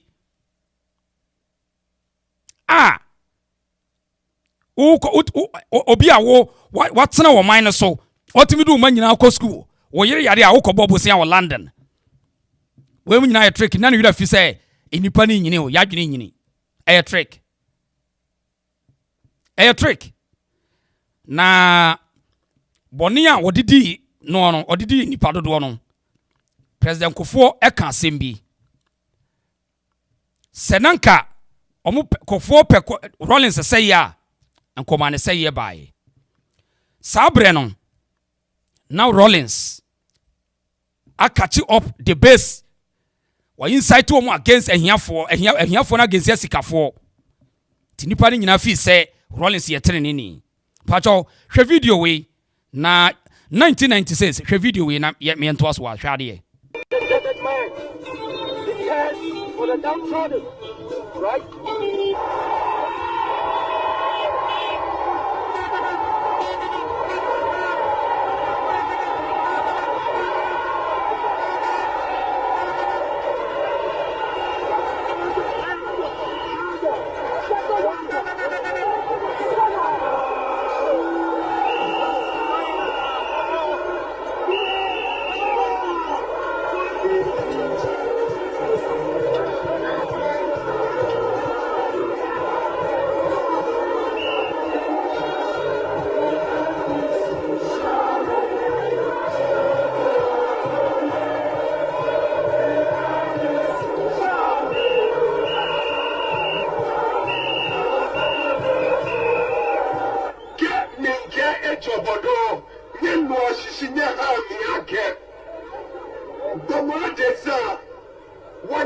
why you are here. Africa is essential. Ejaja walking, be a shame again. Can it be Jimmy walking? What is you know? So when I tell you, oh yeah, one generation say 80 men are generation. On say or convincing tactics, and woman ni panel look so poor. It was bad, no be incited. Oh, we mu your money sika. Oh, we are crom for. Oh, I can't for no. Oh, we mu asante for no. We are crom for. Oh, your money sika. No, yes, sir. Mr. Rawlings was a founder of poverty. Rawlings was a founder of a poverty, poor mindset in the country. Later, he did journey to iti mensa children so in yansa for. Also call iti mensa fee not a few welcome. Anyway, say iti mensa the generation as you for moving ye. And ya iti mensa the generation. Yeah. Iti mensa. And ya iti mensa ni. Pacho comment section mami. And ya iti mensa the generation. Why? Sawa ohuni ye mami hu. Oh, eti or the say ya every day or chastise will be. That bia obi a corrupt, corruption in an so or training sa it goes to a California Santifoso. And the DA and a Rawlings, and you might buy in a Rawlings to me be a dear Numa and a Rawlings to me be or kill all the entrepreneurship spirit and a workana fumu or many penny in socialized socialism. The Ghana for being here for more because o incite here for no say esikafoni wiamu and so now Rawlings in me adwuma bia obi akoya wakofa musika. Now me shall say me busa question be say in 1979 coming enipa no mo di Rawlings echa no mo occupy government positions there coastal lands.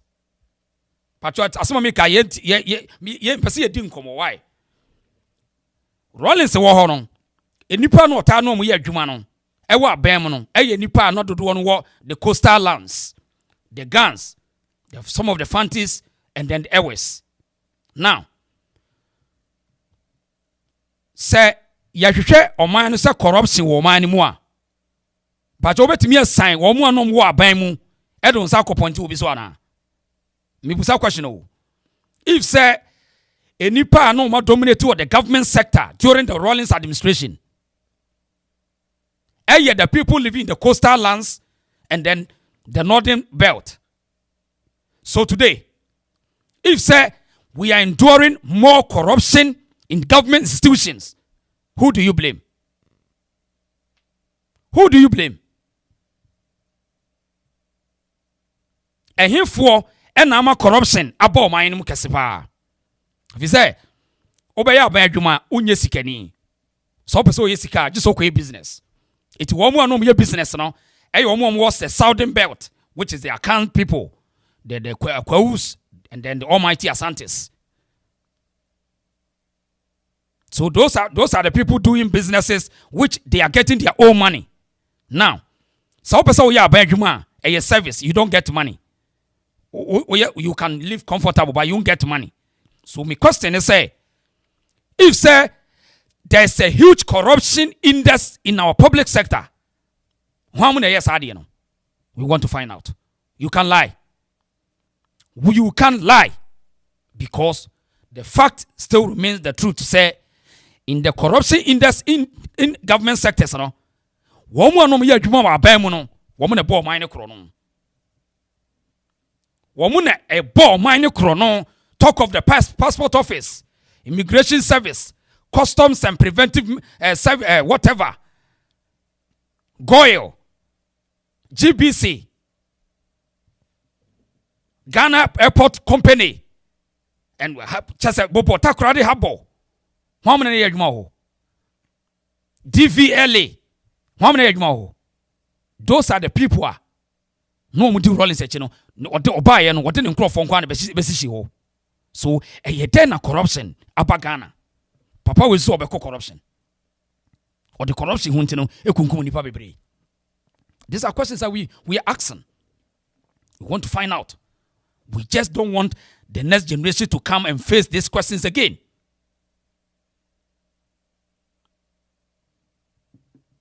because every political platform be a man we benya biano or use it to incite against other people.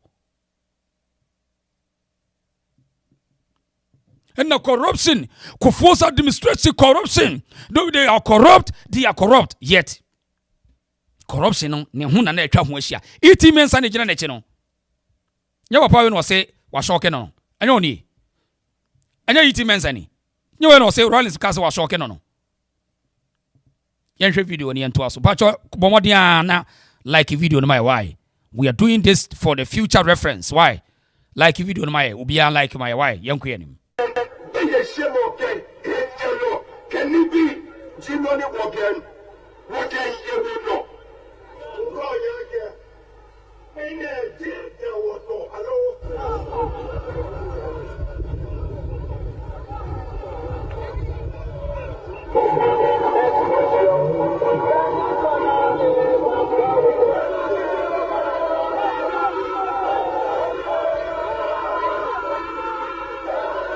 I'm voting for Jerry Rawlings for president of Ghana. He can root this nation, but they are suffering too much. The youth are suffering. Munga chida Ghana.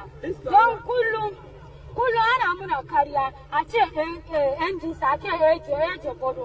Yanzu munga chi ni aka ngani baragon ban farko na gani an yi fada an zo NG ya ce ya sa garin mu.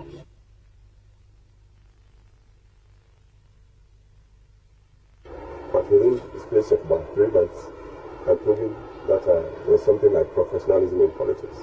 This is why the tide has swung to my side. And because I believe I know. Right. So in 1996, President Kufuor decided to say overstanding against Rawlings. And Rawlings' propaganda, the deception, the lies, confusing the masses, making the masses feel say, Sikenya biya wiya musika no.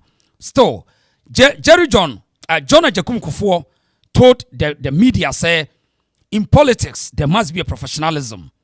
And on your bukata, te said, you know, way Kufuor, I know some kakrokan, but you intia some way. What is at stake? And I'm conveying the right message.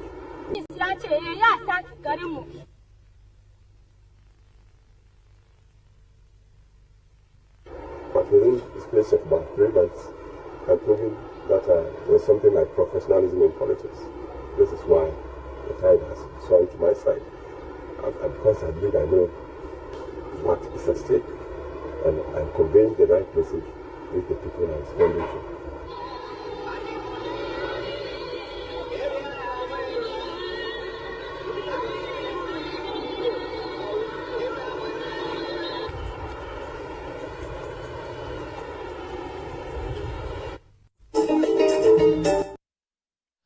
Right. So that was 1996. Still, the manipulation continues.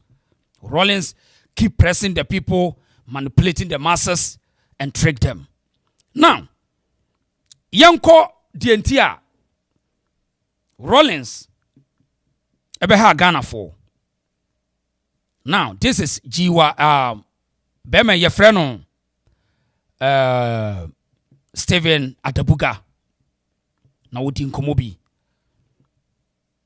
me pese wotie Adabuga nkomo awodi ye no me wi a memo wati asem bi so ase na yato aso yenko yanim hide the reason so patch like video na yenko yanim. So the point is I feel guilty that innocent people, not only soldiers, the 260 people who got missing, most of them are there and other places which they know, you see. That doesn't mean. Can you tell me some of the other places? If you are going to the range, you understand, some of them are there. That tertiary range. Right. Ohine na ke or say yes. Thank you for the correction. Yes, Matthew Adabuga, yeah. Not Stephen. Matthew. Thank you, Adabuga. Now was say one way guilty. Adia one Rawlings ye. Pacho yentuaso. Yeah. And if you are going to the airport, especially the Air Force boys, they call that place Agege. They were buried there discriminately there. You see, those Air Force boys were reckless. There was even one of them who he took into his own accord, and he was shooting. So Rawlings made a mistake and went and shot somebody who was related to Rawlings. And then Rawlings told me to go and shoot him. And I said, why? What has he done? It's called W2 Kingston or Kingsley. Kingston. Okay. So it was one Boachi who went and shot him, called Boachi of Air Force. They went to a funeral.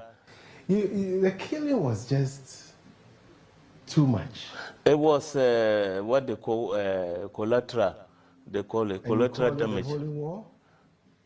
Well, there's nothing called holy, but you can give it any name, unless otherwise you can just brainwash the people like they did to us. So they say it was holy, which it wasn't holy. It wasn't only Ashantis who died or Northerners, it was to die.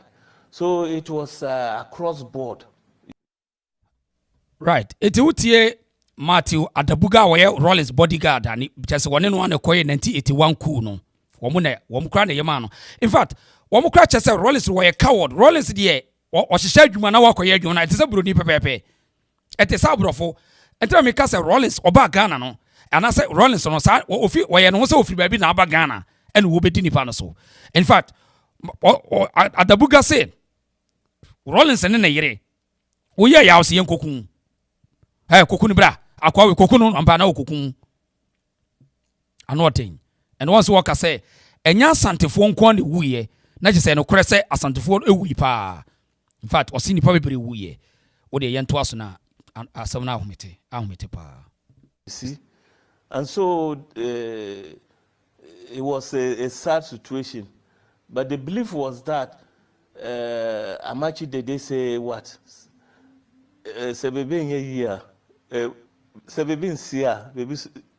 How do they say? Okay. So if nothing spoil, nothing will become okay. And so for a few people to die for us to get an Ethiopia, whereby there will be milk and honey, I think that that is how we understood it. You see. According to Adabuga say, Rawlings man nya adwene say, yekum nipa bia milk and honey Ghana bedane Garden of Eden. But at the last result, na enya no kore. Yekum nipa na ye dia sevu na nipa bi ho ato mo.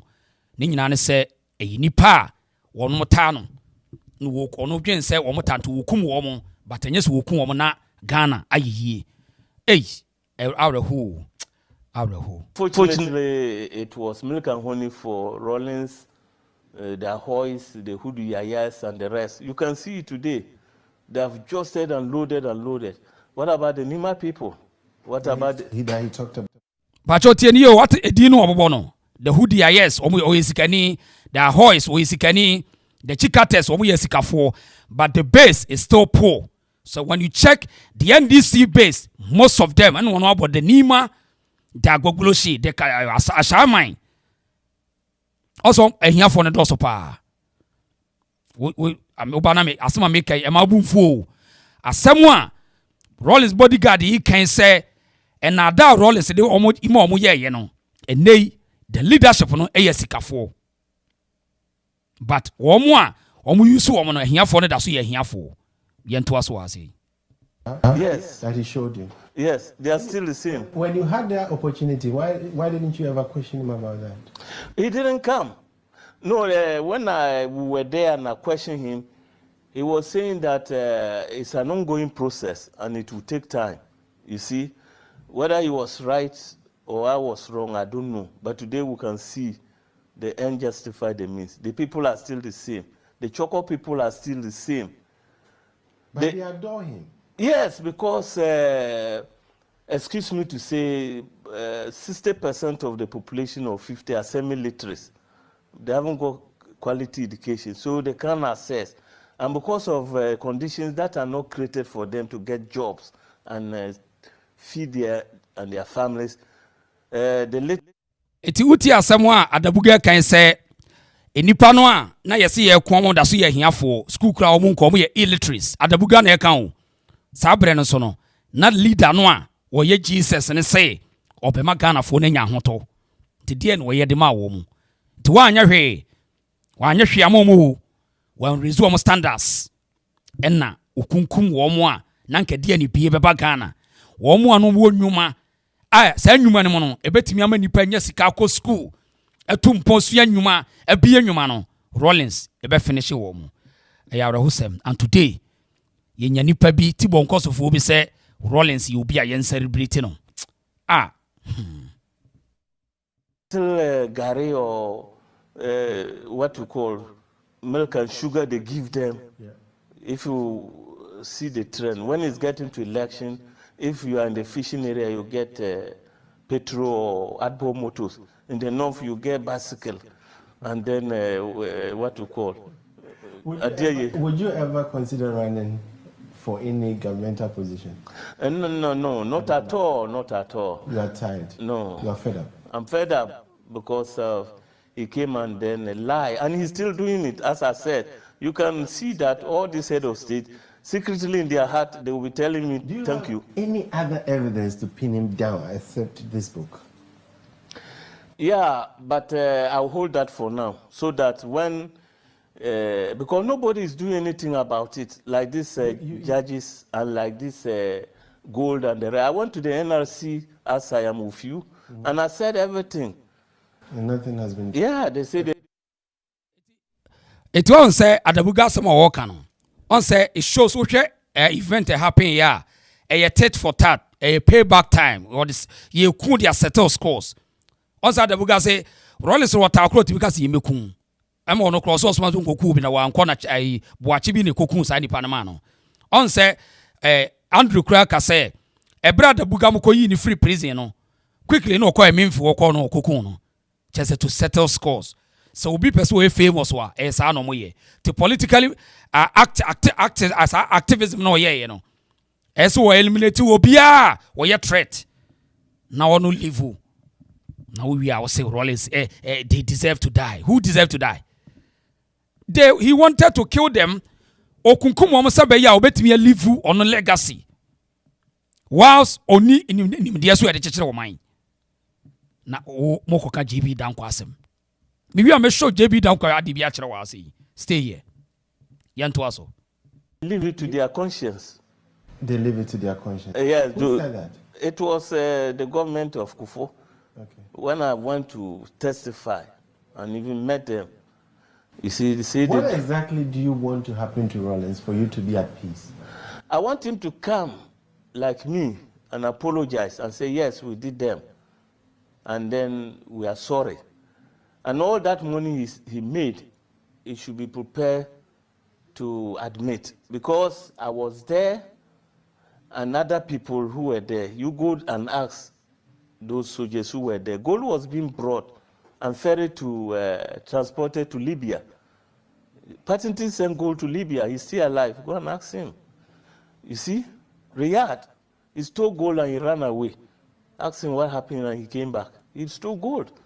During the PNDC era, he went to Australia. Ask him. He came when this thing. Abdallah. There was one guy called Major Jalud. He was the second command to Gaddafi. He was coming to take the gold. And if nobody wants to investigate, you give it to the treasure hunters, Indiana Jones and his group. They will find where the treasure is. You see? So I want him to agree that he came to loot, he and the wife. In fact, I cannot hold him because, you see, after 4th June, Rawlings was being retired. And when he went and sat home, don't forget that the juice was getting finished, the money. The wife too was working at UTC, and they retrench her, and they have a child to take care. So they say, everybody, let's come back. And that's why they plotted. So, and you can see today, they're among the richest people. While some of us, not only me, the students who were crying, let the blood flow, and all those people, they were all being So the used. wife was also involved in the whole process? Yes, the wife was involved. Yay! Wicked. You call them wicked? Very wicked. Why? The bodyguard, 4th June, Rawlings like this boy, he's called Anto. You know, Anto. He's a network guy. Rawlings knew him when they were playing basketball. That's how he liked him. And he took him to go and guide the wife. Right. Enti uti Adabuga and some de wakabia or say Ajumakuradu you're very wicked. Na obo Captain whatever 10 share me show video bi Adumakunya meche video bi achire with the same brother ya wo interview in pe Adumakunya manyamche be ka asem bi wo ho ohia me show video bi from Boachaja akodi achire na wati asem hwesa interview with the same Rawlings and niema wo ye no tia ha sei ne ento aso. This country, he's a rich man, just like Xiao Tata Brewery. He wanted to kill this man because he's rich. He ran away to Liberia and they took his factory away from him. And where is the factory? It went dead. They destroyed it. They wanted to kill Boachi Mattress. And these people want to plead on his behalf. Don't kill this innocent man. He's a rich man, but yes, he hasn't stolen nothing from no government. He hasn't done anything against the government. Why are you against rich people? They've worked hard to get their money. You have come to steal money, and you are still there insulting the intelligence of Ghanaians. You've given a whole Ghana government's property in Sawam Country to your wife. Right. I would say, after I had the reason show. We are doing analysis about Jerry Rawlings, or you're dead and gone, but the legacies cannot be emulated again because it was so tragic, so terrible, so sad and cruel. Adumakunya meche a musician, or a all-time musician. The kind of a nearma or witness with Jerry Rawlings and in the family and Walker Bichirono. One more Jerry Rawlings tried to assassinate them or kunkum woman and Adumakunya meche can was about your like video niti ni. Is it not the same corruption? The corruption, the chorus is he's singing. Corrupt, this is corrupt. He is the most corrupt person. Why did he wanted to go and arrest Boachi Mattress from Accra to come, from Kumasi to come and kill him? Because he's a rich man. Xiao Tata Brewery. This guy has opened a beer factory and is functioning well. He's got a name. Rawlings hated rich people. Said he wanted everybody in Ghana to be the same. So the rich must go down to be, like anybody in Ghana. Did God created all of us one day? And such here these 5 fingers, are they the same? It's not. People have their destinies. They have worked hard to gain whatever they have to gain in life. He was jealous because he was broke like a church mouse, as we say it. He had no money. He wanted to be rich, and he is rich today. So who is going to confront him of the richness? The houses and castles is built around the whole country. Who is going to ask him about that? Ghanaians have let bygones to be bygones. You should let Ghanaians work hard the way we do and enjoy our lives and stop abusing Ghanaians. The intelligence and opening up the wounds he has inflicted in people's hearts. He keep opening them up with this 4th June thing, teasing them with the killings of their loved ones. Why should Ghana allow this guy to continue to insult Ghanaians, abuse the laws and the constitutions of the country, to tell Ghanaians that he doesn't respect them? He don't respect Ghana. Look at the love and cordial and the fraternity our president is according this guy. He's pampering him like a brother. Did Rawlings treated any president, anybody in Ghana like that before? Because there was no ex-enemy president before him. Because he killed everybody. So he was the only one left. And Kufuor spared his life. Said he wanted him to live to see how he was going to let Ghana flourish. And he started attacking this guy. But he was ruling with law. The rule of law, he respected it.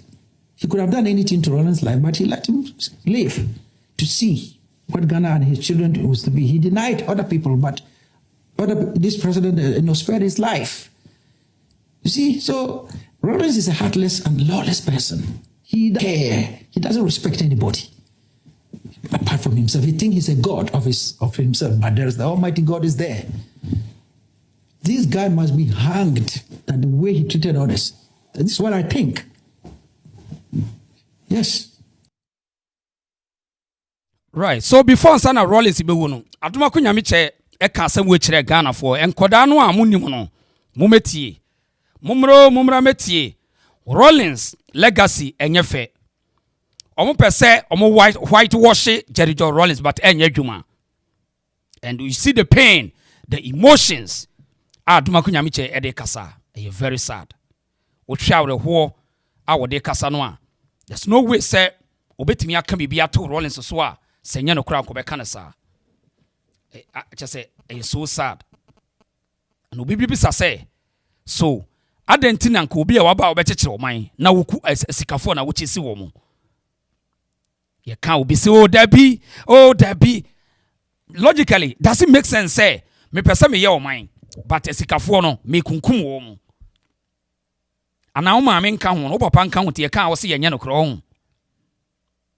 And today, say your unemployment, blame Jerry Rawlings and the family.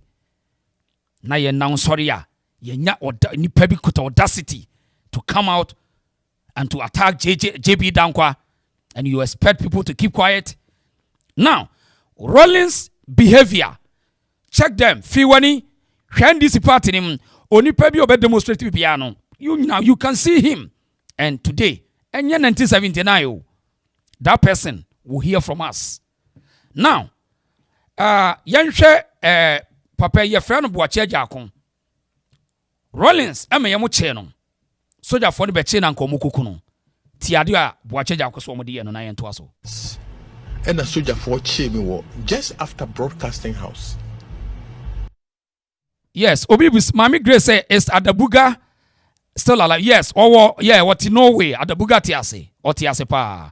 Pacho like video na mwana and me be show na bi a church them why yento aso omo cheme enya jakuni mankasa sa time no so car me drive na company ne car Peugeot 504 white. Then one of the officers Minino got on the radio nipo na kasa na some ka say yes we have him. Then he told the other said they said we should send him to Air Force Station, Meadow Junction Air Force Station. And he bundled me into an armor personnel carrier. And who me could drew Meadow Junction and almost see me. They said to be transferred to. Almost see me now, me senior boy. Me call from 105. Captain George Pattington. Yeah, friend Alaji. Pattington. Tell me who and I say, oh, wait there. For what to have Nam say Alaji. Oh, him they no catch the boys. Go and make mincemeat out of him. Hey, Messinia. Bajo, utia tieni ye pa o. Opani Boache Jakon today, what ya say? Ontimi nka asemo a enne today wonu say obebetimi akosi no. Asemo a wo ka no ono na account wo de mai. Tieni ye o de omo aya omo ye damp no a ye ka asefa jeje ho ana mo ye rough no. Tie opani Boache Jakon owo ho today. So ka asem bi na nya no kra people can take him on. Ye ntie no. O say Pattington. Enam say Pattington wono wo free hen of different area ntie. O hwe nanim sa wo say momfa no nkɔ ye nkwai ye nkoko no because oya kan ni mo na misi uniema die no maye ene tam me e de me ko share Renault the sa gear blue light blue na me were chire in the middle of two armed guards and a driver no be to front enti instructions in a buy no Asempa FM. What could I do? And when I started say allowed me bompire. Now strangely empire me bono na me bo in crobo. Nichia na brofo. I was praying in crobo. Enti a one and report front no. Obisa say mini clonojolo. We crobonian. Nam say clonoje. George u free cloje. Nika o oduma say Christian quarters. I want no nyina de omo sagu omo ti oh God the jam nyeji they will have to answer for it. Too quickly they drove me to Air Force Station and home so me nkofo bi edim kobo me drew ha ye yi me siri camera na ye de me ko tare ban ho Then an officer came and stood in front of me. I said, Odimi didn't come interrogating me. Na said the original ha order done. When I'm saying, Man Shedechi said that 2 soldiers with their guns were set on me. And the oil or balance it and yeah no be some say friend me say. Nam so a friend me boache jako. When man see me free na buy. It be a shanty man kill him. Musafo tieni ye pa o e yaro husam o. O se papa yi sabi wo epani o. O se de soja ni no ogina ono ahye da ne kasa na o menya bekuno no. O se obusa ndi o se e friend me boache jako. O se ibi a shanty man kill him. And there are some of we are for backgrounds, but share the attitude of certain people against Asante 4. And you see these same people will turn back to preach to us about civilization. To hell with us. Those times, and I entertain such nonsense. And yet today, you can't get close to this nonsense anymore. Say, that be tribalism there and so sancrophone yet the woman it came from their blood. They should bring it on. Now, Yentie was say also ya santini mukokuno ya santini tia. Nam so a friend me boache jako. When man see me free na buy. It be a shanty man kill him. And or chin hunde dem na tua kasa. Ya two. All the 6 or 8 bullets entered and came from my back. Yeah, two. Me count 9. And the from team. Nyami obe o nyami oshirawa no oshirawa. Me talk from no. Then I crawled into a room. Dead bodies. Me dawa na boy bi ananko ye juma e wo Legon Hall annex 2 or ye cleaner. E very na wuku. But Ojaiko army. Odime kaba no yi me shirt. And exit wound no. Or more shirt and the pushy shape to slow down the bleeding. Timidawa na jambeta si yenina e de call.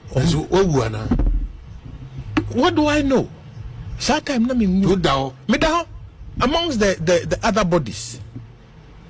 I was told that we were 49 shot on that day. I was the only survivor. Right. Enti ahaso hiya pa. There was say onte say Rawlings ekum nipa no. Justification so ni. The head of state Rawlings. Yetimi beche no ya boni tu wonim se wawu. Ote nene no enipa na yakum omo kwa 49. Ya na yesori ani yekeka na enipa serve. Omo de so me soldiers a. Nipa ni mo innocent souls. In fact, my video bi so amwati Rawlings na nu asem. Innocent souls need to be deleted from this planet. Eti yenu anu nkoda no amunim de eba no. Pacho muntie ni yepa o. Boache Jacob penin na ni afi ontimi ntwatoro why. Yanko yanim. Trauma time yen straight to 37 military hospital mortuary. Na omo tagi yen no ena mi tweme nai ensa na nurse kro no hu say eh asemasi onwi to omo tam me to trailer so ena dese de me kaya ne say me bisa ma me nurse ne say your friend is saying and also your friend no Lily Tamaklo and I'm sure me ma me your friend no Jane Ejako na ha not intimisira wako kachire asemo atumeni. And the woman assured me, said nothing will happen to you. To me call receiving a year of the theater. We could do or my classmate Chester Anitex in the back Chester was the doctor on duty. Onokra who was South Africa. Hey Torino. And Okofre Dr. Lieutenant Colonel Akmalu, the surgeon on duty, no only Dr. Asari been a year opera. And Apaluba no sino. So Apalu started working. Apalu Nakacha said, I dare not give you anesthesia. Anesthesia, that would kill you. So they started operating without the anesthesia. Na kikri. They put me in the recovery. But I was told, said the instruction was that if after a certain number of hours, my revival, then come back to Montreal. Luckily, Major Okwe, Professor Okwe was the head nurse on duty. On your bomb, the kakra sa na miniti and omside me call ward. The next day, now suma soldier for say me family free hospital ho. And Monsieur Levallois no say hinene ha. Yempene. Na miam senior, another senior, pata donko, no come. And kakra.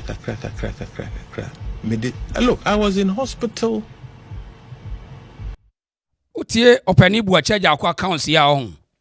Dia misua free me ne se isim se ne namfofo ano mu nyina eye ene nim free abusua ba kun ena echese ko mo prese yenkunu kura. All because of so we are can. Omo pesi kura so we are santini. Because one say nensmo kanyina ne classmate ne senior patenting ye ne senior was wo nkokono patenting ya say yes wo dwane ko South Africa ba bia na Adabuga kana sem no was mo nkokono ye boni to wie ya wangu ya na hospital was say don ko bia was so no ne senior no was aba ye befa no ne senior saka ye befa ne sanko ava nanko all because of it. So the point I'm person make can say Samitis will be cat tribalism as someone.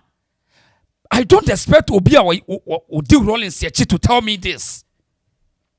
Rawlings followers are more tribalist than anybody in this planet. And you pay believe in Rawlings wrong. When we are tribalist than anyone, so we are 10 one and a be answer for. I was adding.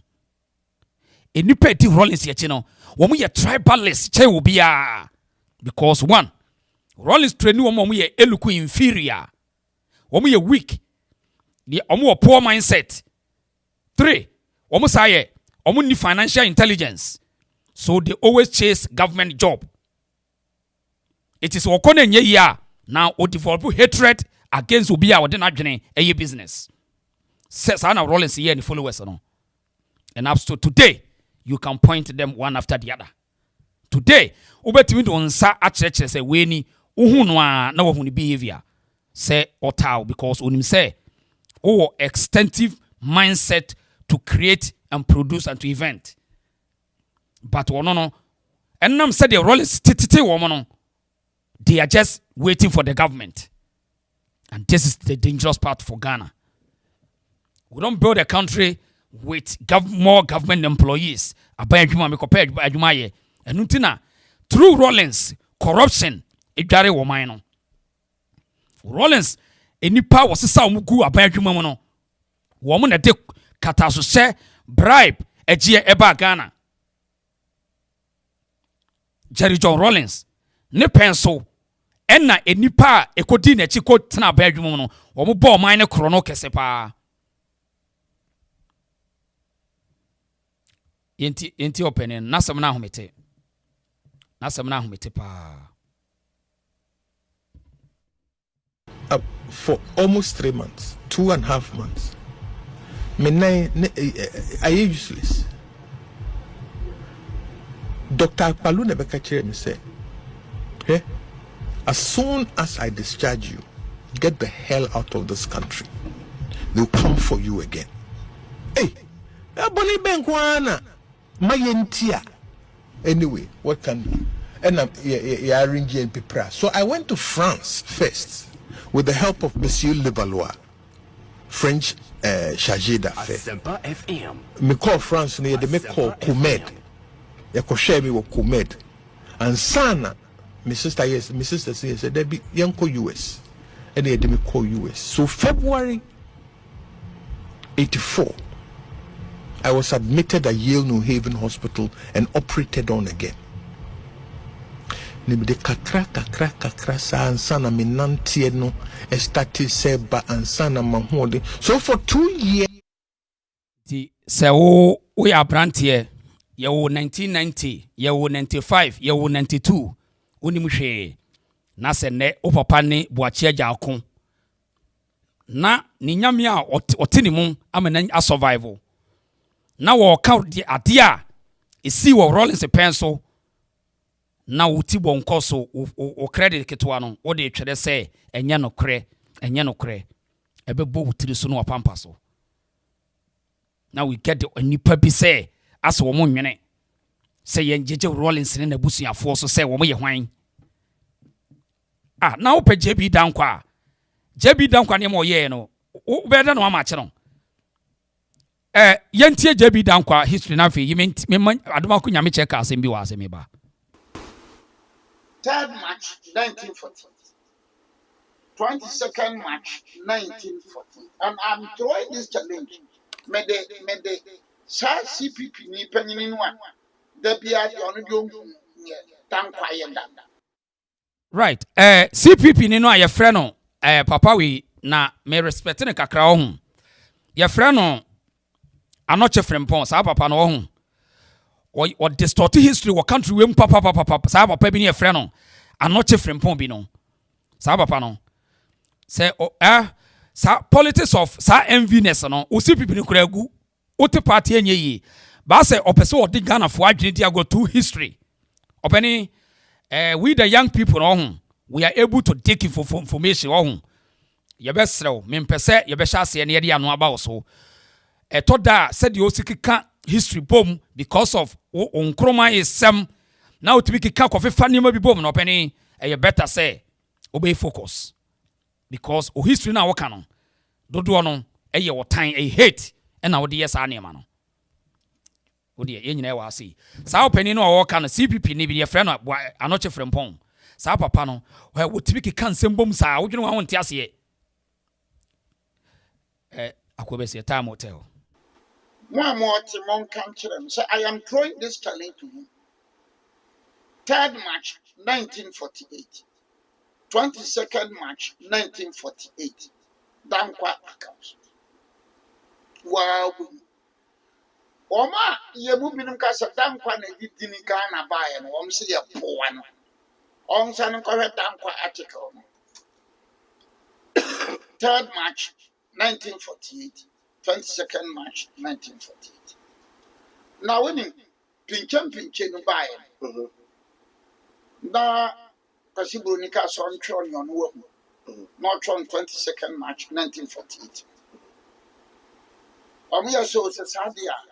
Somebody catch your 3rd March. You are 3rd March. Not on 22nd March 1948. So, by Wasson Commission, at Kim Wasson, Brunino, or yes, on Latin Ghana Constitution. Wasson, yes, Dankwe. Ye pese ye constitution man no obenya fa ye nyen na o hwe se Dankwa start ye na Dankwa te se mani bia constitution enye nipa baakofo na eso na so abase esese metro eno so Dankwa tro no 15th April 1948 15th April 1948. And so, Dankwa chere se ye benya fawudi a we beye we ye beye minister we ye beye we. And so bi ankope JB Dankwa. Ni etwa was 1st January 1949.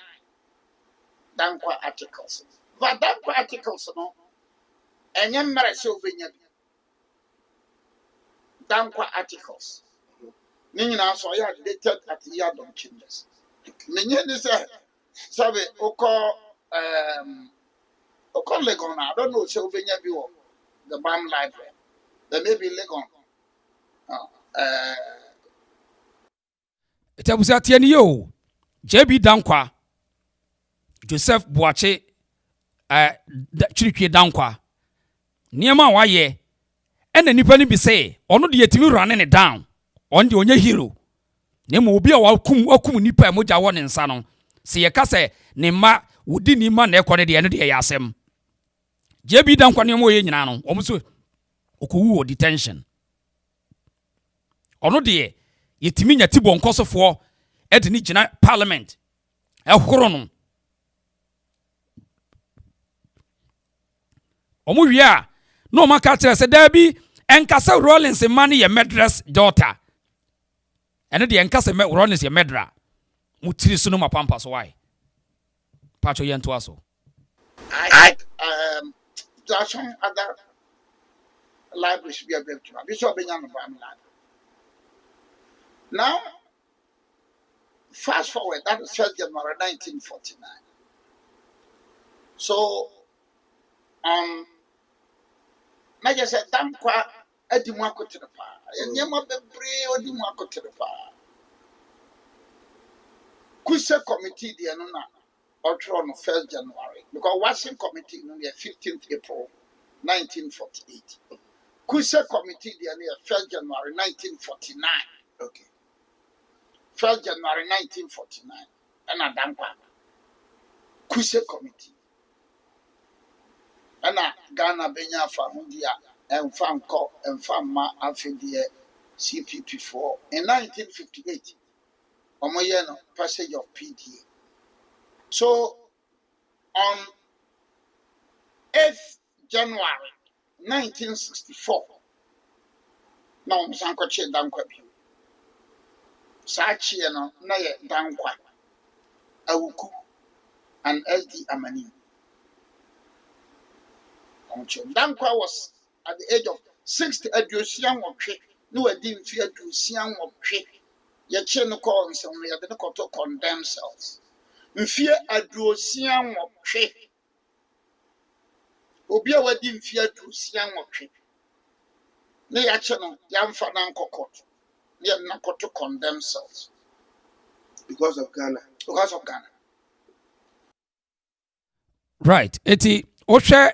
Aurahu enfonre da ya JB Dankwa no niema wo ye ansa na yebenya kura frɛ ne Ghana ɛna nipa bi pese yen kata so na yenkofo obi o ye wudini obi a onu wakunkum nipa ne ma ɛho adanse ɛwɔ hɔ wo mo a yakum mo papa no mo maame mo omo ti ase na omo ma no esu o se yenkofa sa nipa no na yenjeje so. Now we are sure say it doesn't make sense. We are sure say make sense. JB Dankwa legacy. Obi say ono de etimi attack ne legacy no. But the papa ya wada ha say kokoyi Rawlings ya wawu no. Wono de ne legacy ye papa. Ade ya edi umre bi no o me nya independence, o me nya democracy. Na democracy ni wa ka JB Dankwa planning draw me nya kroni friend Ghana no nhihye ya edi manya Ghana nko ye se na democracy ni ho a ada mu hu yesi yeti bonko so sa na mu se yeti bonko so ana. There's a two words, one is cover and one discover. Wow, we want to say the meaning, the difference between cover and discover. Rawlings ne ba na democracy ni ho nye soja for na say no nti wa ba no wo di soja asem aba na still wo man no wo say no through soja asem na jama mamu ni nipa mrem yenye ne civilian wura wo say wo na ade bai wo na wo ye dai wo say wo man no 19 years wo say no wo twa 10 years wo say no ti ase na fe no enyansafo mrem civilians ni nyansa wo mutrim no choice, only choice. Rawlings did not have choice at that time because none in kwa scarce. And today, you will get the audacity to destroy JB Dankwa in the floor of Parliament and pretend say ono di emoja ni mu. And Rawlings wawu no ono di emoja won na busuafo mu. Bacho wo so like video no why madam mesre wa also like video no. Now, me pesa utie Adumako Nyameche asem we wa ho. Eho hia. Adumako Nyameche say Rawlings ya de bi wona ne yere ya de bi on. Yenti ha ne nto aso. So if he should be going down the same route as he did to others. Of course, I say Rawlings must be sent to the gallows, hanged. He must be hanged to taste what he did to others. If it is worth doing to a human being, they must hang him. That's what I'm saying. That's my mind. I'm saying it from experience because I have been a victim of him. He almost wasted my life, but God being so good. An angel came out from the plot to tell us, and we managed to fight our way out, and I'm living. So when I start to talk about these things, I'm angry because he tried to kill me too, like he killed others. But God saved my life, and I'm alive. That's why I'm angry to see him teasing people whom he has killed their parents, wasted their lives by celebrating this 4th of June. What for? What for? It's a birthday to him. People are mourning. They are dead, and he's celebrating it. He's happy, going to drink and eat with others. Blind followers who think 4th of June must going to join him to celebrate this teaching on this day. You see, it's a human way of thinking. They shouldn't allow this thing to go on. We are Ghanaians. If it is possible, I think this thing must be called to the parliamentarians to really put their feet on it and stamp it out. And send a clear signal to this guy that Ghana is not for him. Yeah. If you have come to the scene to do every nonsense and killings, your time is off. Leave Ghanaians alone to lead their life. And I won't say, Asama, I don't know if you're king. So, this one part say, Zenator Rawlings, and any papa, and a busia fono, or any federal remorse, say any pakuma, ne papa kunkum woman, say yo mo yahu. And they will stop this nonsense called June 4th. This upsetting day, June 4th, 1917, and they will stop celebrating this nonsense because it doesn't make sense. But they enjoy the blood. They don't care. So they don't care. And they will continue to celebrate June 4th. Say, omodibe shemu abufuo more. Omo can't them say, on say omo sabi say brofo can kebi omoka. Oh, they deserve to die. Who deserve to die? Enipa deserve to die. And some crofo we mu Ghana for better na ama we mu timi abuli one with this they are nonsense. Ah, omo kan mon kan se mebe omo yad. Me say MP no kan sa no. Se minim no ka me bon ho ka papa. Be bold and tell them say true. Rawlings was a murderer and he is a murderer. So that kid don't come. How? Sadia or ye any ya and common celebrate June 4th. But omonim say ye omani J and it from way no. Enti asama aduma kunya me che ka no. Onim dia oka. But omani J say ye dia ye wo mo enye ya ekra ye ye. Ya. Yenti aduma kunya meche na kosem oku mu Rawlings nsano. Came to get himself involved because he's from the AFRC. Okay. So he was welcomed because he was one of the people who brought Rawlings to life and to power in 79. So when he came, yes, he was accepted and he was moving with Jiwa and Adabuga and everything. So when we were being rounded up into jail, I think he was also rounded up. Okay. And then put into jail. So when we did the escape in the 19th June, he also had the opportunity to run with us into exile. Okay. So they wanted to come and confront Rawlings. And then this guy, I told you, has been planted among us to send messages to Rawlings in Ghana. He was relaying every preparation you and Sarkodie and people were doing to Rawlings in Ghana. So they were caught in the trap the moment they tried to enter the territory of Ghana. Sarkodie and Jiwa and the rest were sent straight to Rawlings at the castle. So at the castle, whatever treatment that Jiwa and Sarkodie have to be given, they were given there at the castle by Rawlings, physically himself. And Jiwa told him that you can kill me, Jiwa, but many Jiwas will come to fight you. And Rawlings physically started to box Jiwa when this man has been handcuffed. Because Rawlings cannot throw a blow to Jiwa. You know, you kill him like a fowl. But they have handcuffed him and put him before, he and Sarkodie before Rawlings. So Rawlings ordered for them to be executed, not to be tried. to be killed at the Air Force Station, not with gun, but to mutilate them with cutlass, machete. Jews' hands and legs, Sarkodie's hands and legs were cut off by machete. You see, when 5 or 6 people are doing things, don't think it's a secret. But the way and method they killed them, it came out. And when they were doing this brutal killing of Sarkodie and Jiwa, Rawlings' friend called Riyad was videoing the whole thing. He recorded the whole scene about the way brutally Jiwa and Sarkodie had done.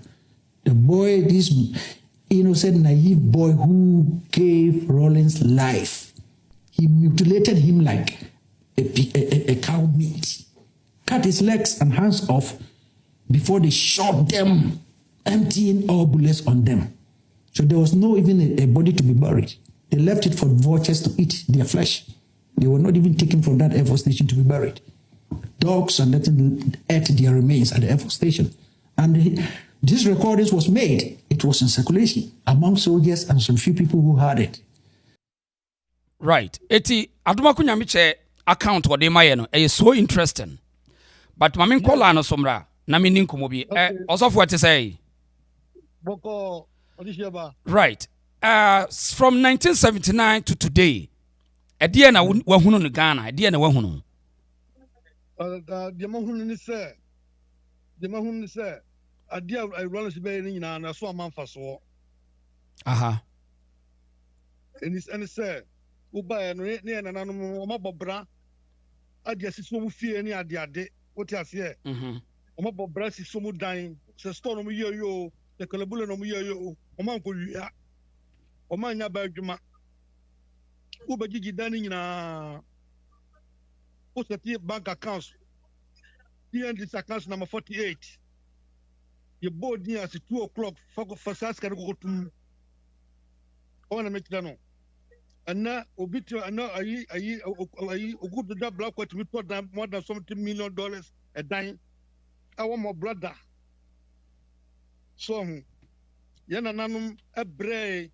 Some 50 this is so much dynum bibia moko no se kalebule kura no amu brain amu ye kalebule no this is so much dying moko ya ba adwuma ubaye no ya obra ho kura no say 1985 opoku quality sport across sport Kumasi Sports Stadium jubilee ibi oye ana bompata himaka chira say o mampani wadawruma Shufati you buy a goo.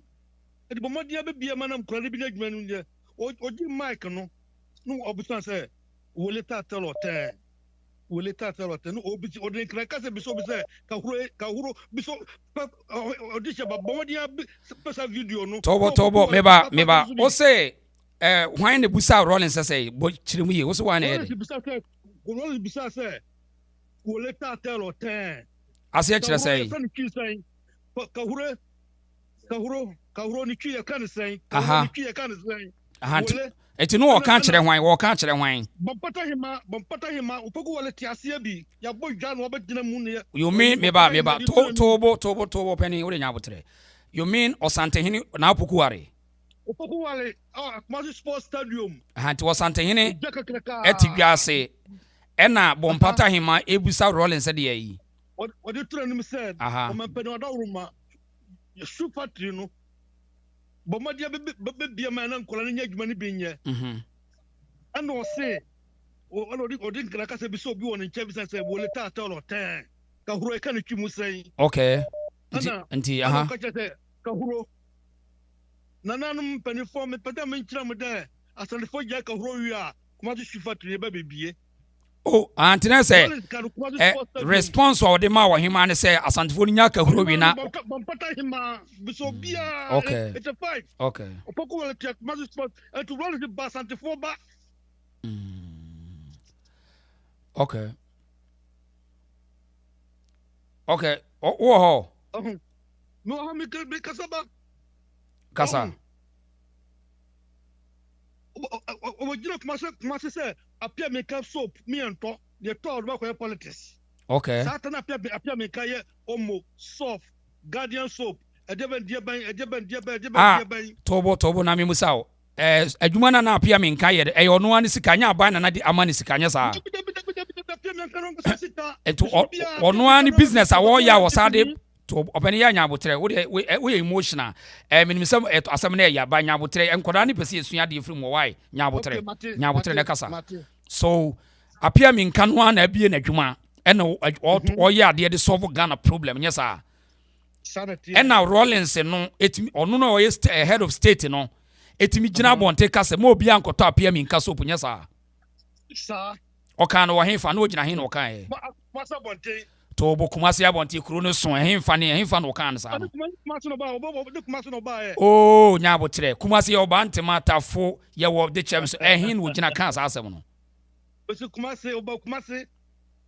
kumasi ento ote ya na eno no na wote ya na wote okay my radio so bisa obi a kumasi bia se me musa obi a wona me busa wo me ba wona wo frɛ me wona waka wo age akyerɛ nti pɛsɛ me ti frɛ wo wote ya na sɛ obi wodi wani hu ye wote ya na wote okay wote ye mate nti wote ye mate no ase nti toaso obi so baka jo sa ya mpa toaso me topia me ka samna me topia me ka bibia no by politics okay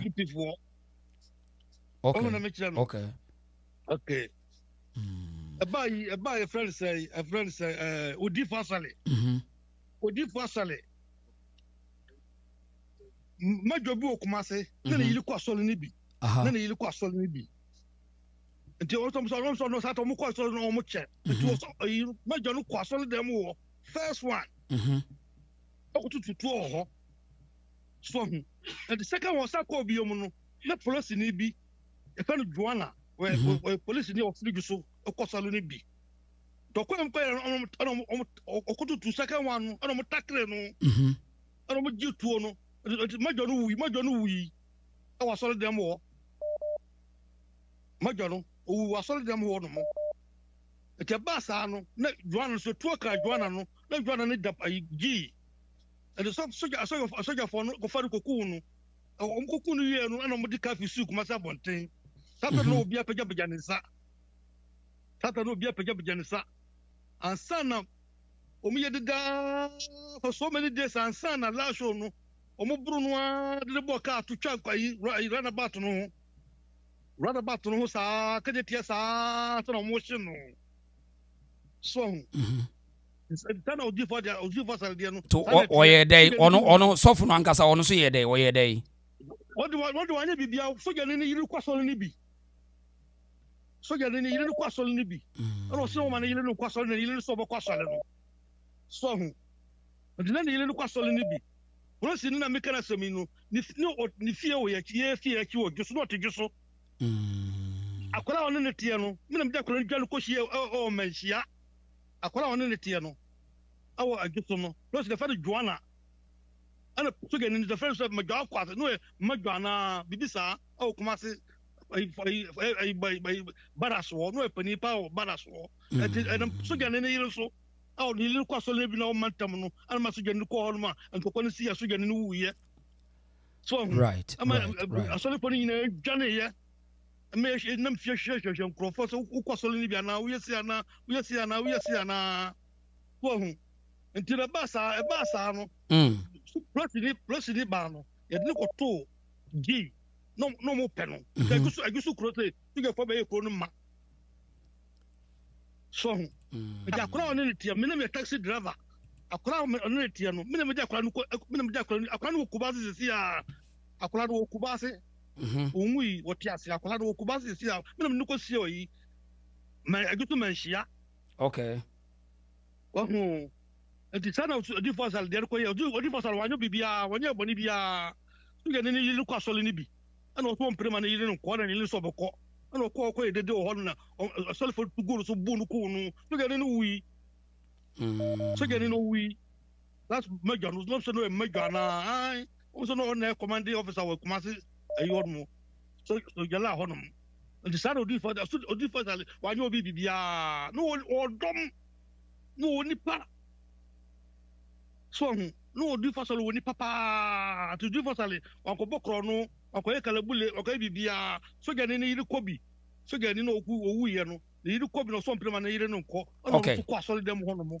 kokonto kono asole fon tugu no so now mate now yenhwe ayi wo mo a businesses so a ogu no wo so omo ye de ankasa omo ye de ansa na wo ye omo sa no so na wo ka bi so o do ba se kalabule o so kalabule what you say so no the preach here satan so no satan na sadi ni sa nyama so me kalabule so me kalabule and who says I been your friend say one man one house one man deben here this account number 48 2 o'clock let's go to here this account because go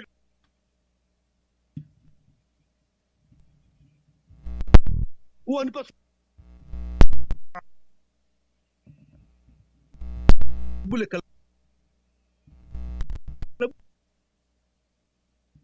wow Juma that is so mad dying adabi na say we ya dia bi to no yi ya dia we say obi akoto dan $300 million dollars so we hwe bi a o no say na ko potia o lo se ka sa no right okay so obi akoto dan $300 million bibia o se ni bakola obi atoni obi asini sie so pamfaso o pamfaso o to fie ni wi a ele pa ko kulu sika ma no papa ni kan sika sa ma dia che 1.5 million what cover the what point the pokro ni okay openi mame na say medase why medase what me pet ya na waka che medase pa why medase okay right I had the reason so na me course bia me nyanya private course na mpese ka me solve ni nyina wi ansa na ka ma peke ko ba to de mame mpeke openi obri abo akwa ba. Good evening. I'm say mine asem na o ka no. O ka boache jakon na o san be ka odifo asare. Ni nyina amani tua. Boache jakon. I on say na boache jakon asem na o ka no. Atenti na obo ni de no. Me wo hobi. Em say 83 say 82 me ko stadium bi. Me ko hwe boy kotokone Africa ebo match bi. Emma omushe egu Emma yewie no em say akasakasa na me was stadium mo bi patentin ma woda Emma soja fo kum nipa ma boy bia na menete kwara so wono ewui saria okum nipa 7 patentin o ka on say the all canon ana also ka odifo asare ye na yewe no miyan kasamani tua miyan kasamani ni the Odifo Sarjana, the air says stadium, no Odifo Sari, na sorry nigo. Na commander na soldier ni no a doctor, ne ire kwa sorry ni bi. Ano se ne ire no enyai.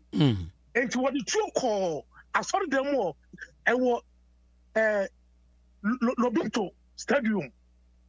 Ana na police ni ba no, e bati tuo no, ano mo ti tuo no, ano mo bo soldier ni no. Ana soja for no edi boom call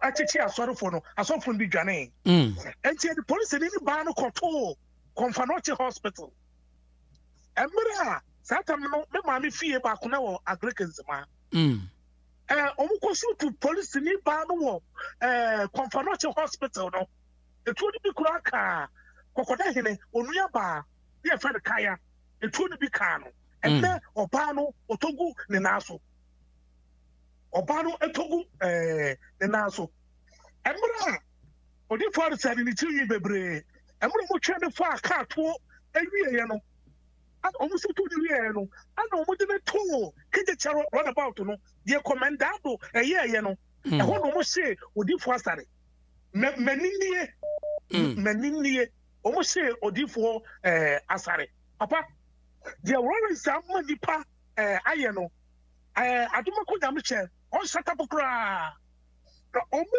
aka ho adu ko ya sa ku no na meba o chere say aduma kunya me che no ka Rawlings omo team no ho omo ne Rawlings na koye ku no aduma kunya me che ejebodi juwanu na o ka no papa se be ni pa nya nkoda eji aduma kunya me che o shata pokura no ka ku no aduma kunya me che se ko beti me chano busana se ku no na o ka wa enti na wono adwane ye omo ye ku no hwade ba se no so chere say Rawlings peneku no na Rawlings peneku no very good omo ye ku no nyina no omo ye ku no nyina no actually no otani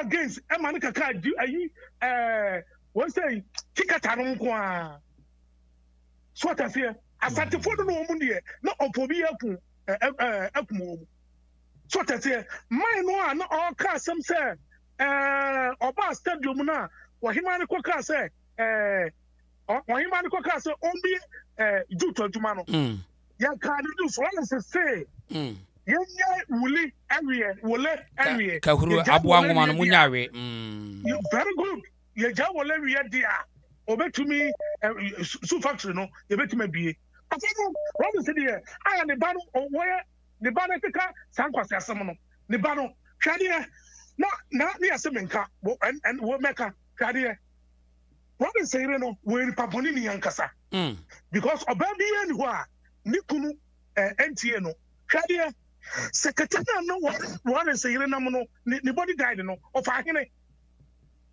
secretary no of ahene wo man kuno Rawlings say no many tia me nya akoda sa 59 years what me brother the course school busan say da ba na wono enyi sa pen da ba na wono ewo pen sai wa ba na ogina Zenator no enye ne maame ne Rawlings o aseme na wo kan tobo nyabotre u face ni ase tobo u face ni ha u face ni ate me na bibia ni me na me responsible nti me pesa u make ni ku chire mu yi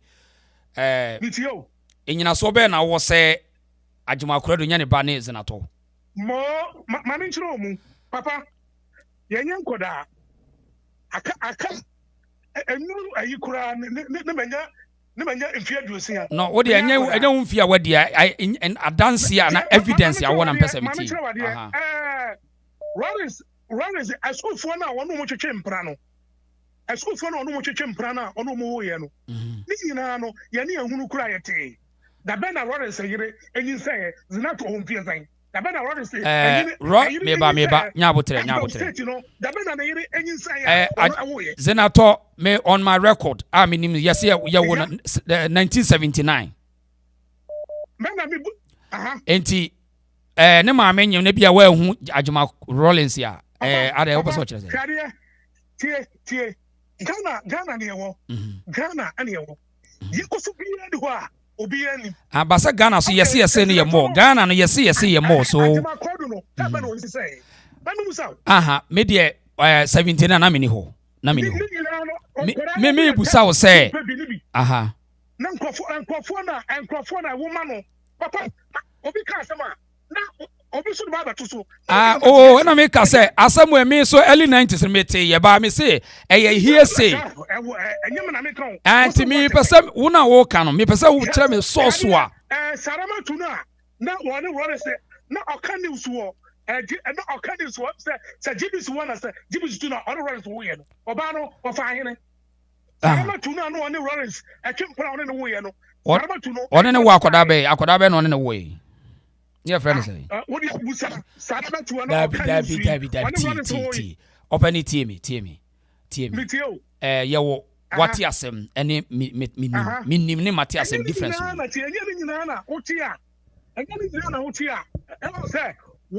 na me kire say me kire say yes de wote ye no ebi a se mete no no watimi ama watmu ye ade bi ebetimi ye tracy today ye tracy asem nti wo body no kra wo betimi akai din bi say wonim de wo ka wo be body bi ne yakọ tracy a kire no nipa no ayo hade and no who you so word bi say afrifa aye dan and ma me kire omu ade a afrifa aye jina ho wo de nkwa afrifa de ye nyina oba no de amafo ye interest o asem no What's the Rawlings no baby and can news or also the GB's one I said. Papa, my make us some the entire make us and say, yeah, sure, Rawlings and Manoa. Can't ban or barring inside because Satam Nikunu or a popular. Until I say, Usu say, Rawlings and Mannings and all. Ahanti. Ahanti. Yeah, you say, Yenny say, Adia Okano, only fact by Bibian and so in so quite over Cherewadi and over criticize Rawlings. Ne manan seno, ne manan seno, ne mano, who's saying any man on it. Aha, why? Aha. The money there, you say, okay, Yampa and no, and two. Cabia answer Rawlings, actually no. So when you are and the debut or turn no ya their friend Parkinson disease. When you Parkinson, yeah, material can ready. Opinion what do you come over to detention? Once was some crowd will be so bad ebe batteries or point on mistake say the woman at GBC was called Dema Walcott. Valcott. Yes. Say history. You've read history. Now you know. And it's a walker who trace who cannot appoint you bet me a Tracy to be a see on my body. You bet me a co Tracy. Who is that Dama Valcott? So on. Sano, you can able to build your point on the meeting. Yes. And that be and come home making point by point. Why? My class would be catching them say the rules wouldn't tell me casa content. David, maybe to us about on say, Matumebo. A champon, we say, Adia, Nanu Busa, fire day. Adia fire, no. Tell my chair, Rawlings, no. A free factory, not Rawlings, a driver, a champon. Make a come home, make a come home, make a come home. And to a little I don't make break, I say, at Tantano. Emma, a champon, then you say, or Buffa play a 2 pound crabby. Play banana rollers, it didn't bridge as an anna. Very good. Okay, save video we are now obiti play with him. Play with no beat him. Yeah. Papa, and you know the number 10 in Casa. And Emra, a kufu or two, a kufu, a banku, yano. What I say. Also, yes, I say no. Yes, no. Every factory, every pound time, I'm no. Or should I have to come out kufu say? Some Huawei, so Omujanua. Omujanua, or bad. And that's when you want one ever kunkum. Every fat bonny or no, I know. Let an prefer a troy. Let an prefer a troy.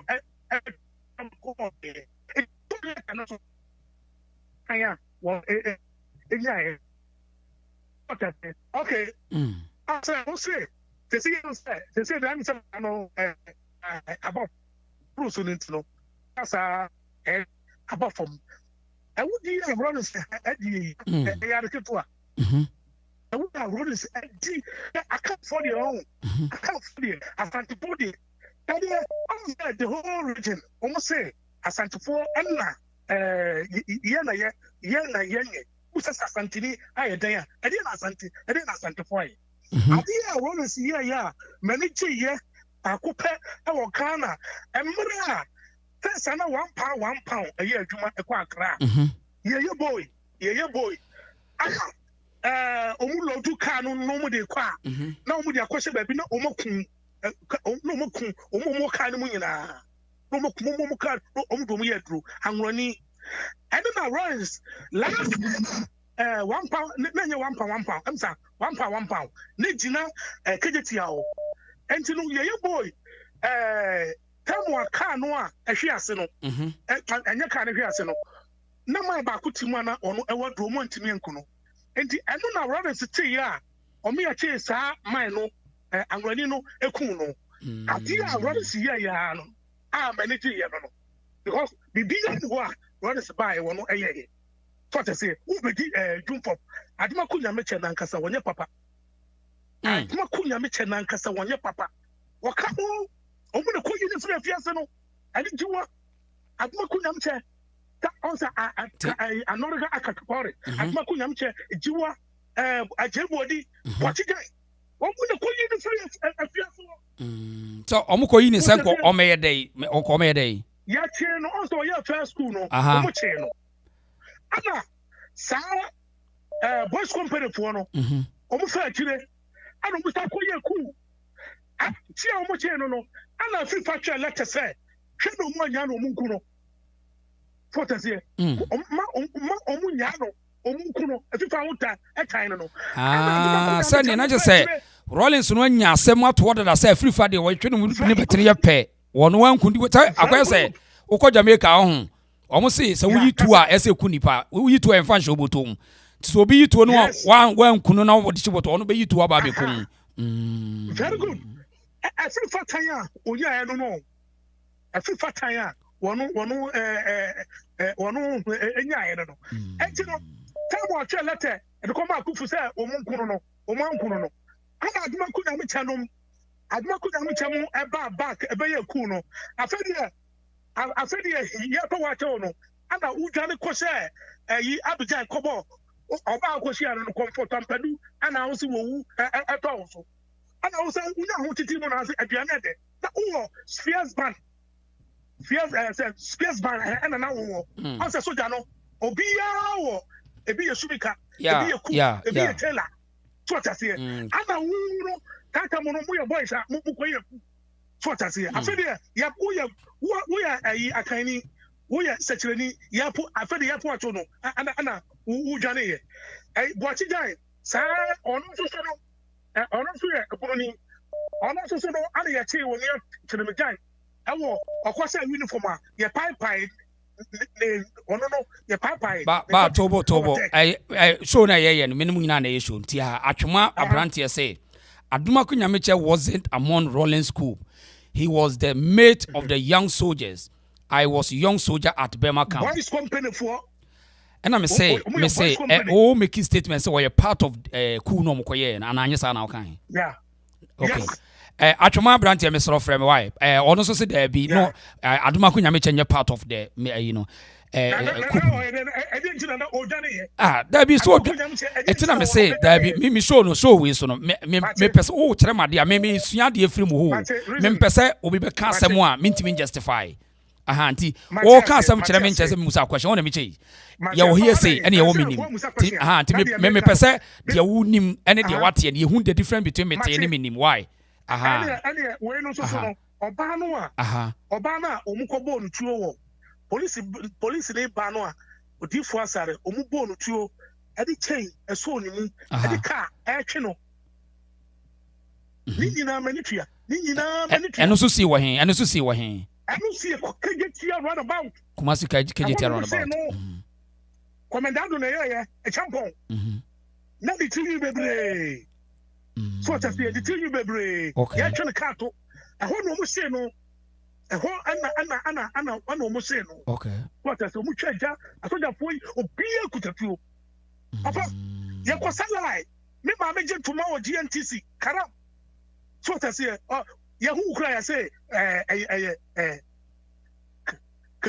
kanabule so what as ye makonta tata mo no rebels wo me bo bompa boam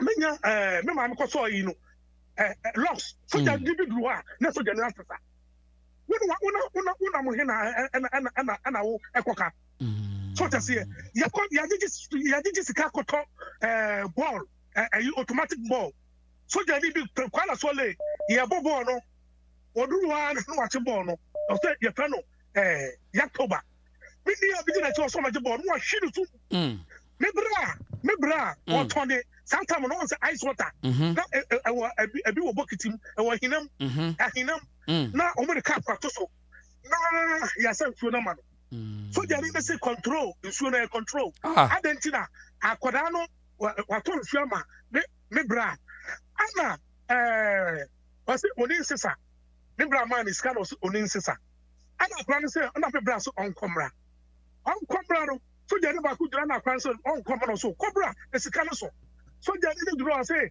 adentina one first kana man ni a china to table so ni about 24 lashes wow me ni am gina chi sister B ye fie aha mami ka sam baako sata no £1 504 ana na ewo so kwa da so ye fi animu so je ni baako o se fe no ejabetom ana mi kom ka na wo hwe animu yesi na yesi no akofa ja odi ja na eba so je ni say wabon futuro agu no ho o chesi ka no obegina aka no animu ye gina o wase by ni si form the ni si form no and abon no wuche dare and o dem ka bai ana mani pia e pro no ball no so dem be bai ya ana o yi tuo no ana o yi aboba no ana o yi sika ni fra no ana so mo ko na mani no esuro ana wode ye fie no no ana so dem ko no di tuo no ekwa wo the same mine no the same so dem no me di na chie ane my baako ga George na otifi o bus conductor okay odi sie ne yamfa na scholar odi sie no okay odi sie no obi se Teresa Boate se ase woni mo se ye frɛ wo sei obi wusa wodi o comment section also kasa yes ati so obi onimo pa okay papa on say okay your friend me Yeboa Teresa Boate was see a friend Yeboa why nti se bia woni mu why Mr. Yeboa Oda ya no asaba bio na me yemfa na scholar why Mr. Yeboa no thank you Mr. Yeboa yemfa Mr. Odo ha pacho we afi no aba like video no my why ye din komo bebre why like video no ma me Mr. Odo akwa aba Mr. Odo akwa aba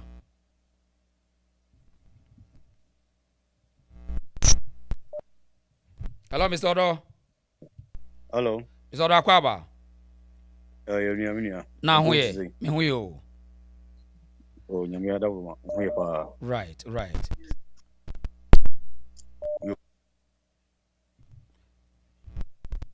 What are you Unia Yeboa aya on for topic one but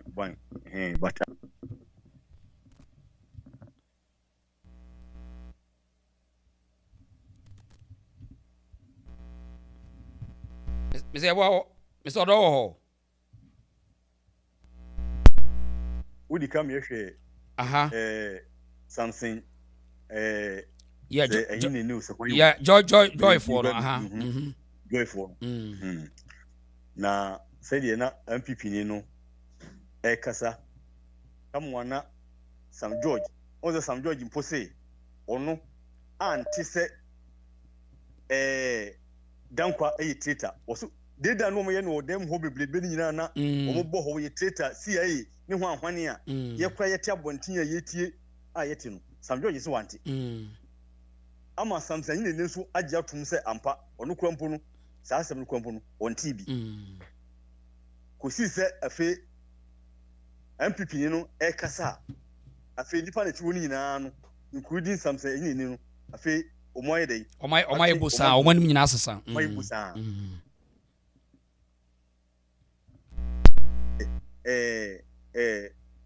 Samson ni echi bi se ne ayi edum Mike no kra send and the serve onye oh nyatwa odihie se oman yesechire oman na yamfa no kuredie yamfa pepepe yo na se papa mu ani nitan ani tribalism tribe bi na omo enfomu ho nto obi aso omo abo hu modin anu di omo ho so ana ni makoyie ma wo mu eti se de saa tai no yakosum wo mu da because yana na makoti kokko hweso yakopra mu fie nyankopon bo obiase no saa ne tie Israel fo mu kwampo no na enyo mu nyina na asom yie eti abro mu free mizim ebesna ko no Bible say se esimu yi amon kai mu nuanu mu ahia wo mu ade na omu nyanya Israel fo na Mr. Odoi ade no kra se ne se baabi a wote sɛ adwuma ni hɔ a panisi asantefo onwom sɛ krodo so a ye ntena fa akonya nim guase eti sɛ wo srem na adwuma ni hɔ na oba ase na wo bepa adwuma ya eno kyerɛ sɛ obi di so ana sɛ obi bi ana dabi esremfo ba ase bepa adwuma ye de bo omo nuanom wa akire eti sɛ Ghana ni kɔ America kɔ pa adwuma ye eye migration dabi untimi ntaa na eye migration eye human migration you can't stop it.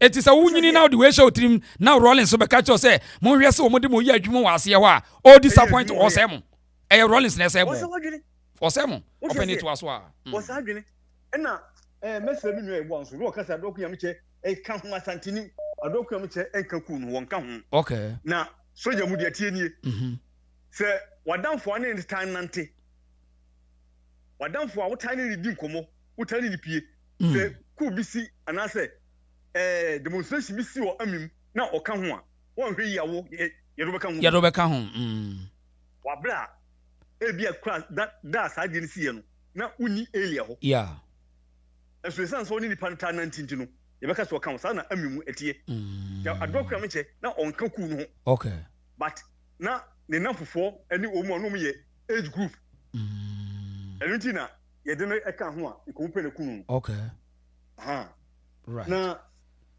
said if you etieno utie ena no interviewer oye na man eye Rawlings eye pa sa interview wi yeah eye pa oh mrs ma save da ho pa ma save da ho etimi ye bibi wi a ade wi etimi ada ho a ono otima kire se list na binum enkan list no ho eti list be ne kuta no a sa list no na omukoso jana so no mukopo ese Ghana fo bi sa hwan mu na ne was list ne so wo mu wei se say wo mu wei Ghana fo esi bi sa ne busuafo no wo ti ase enti se obi be gina be ka se Rawlings enkum nipa na enye no kwe se onkum nipa the June 4th na I no celebrate no eye de be ho na no celebrate no yo ena ono anso na num kasamu wakanum prebebere se ese say omuyi o se nipa bi ye nipa bi sacrifice ma nipa bi no o se video e da so ye no ono aneka video e da so ye wono aneka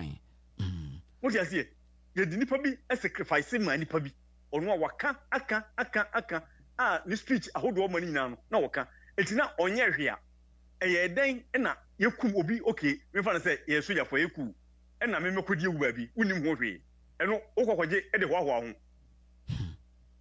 sa woje de hoahoa ho de a na ze woni mu bi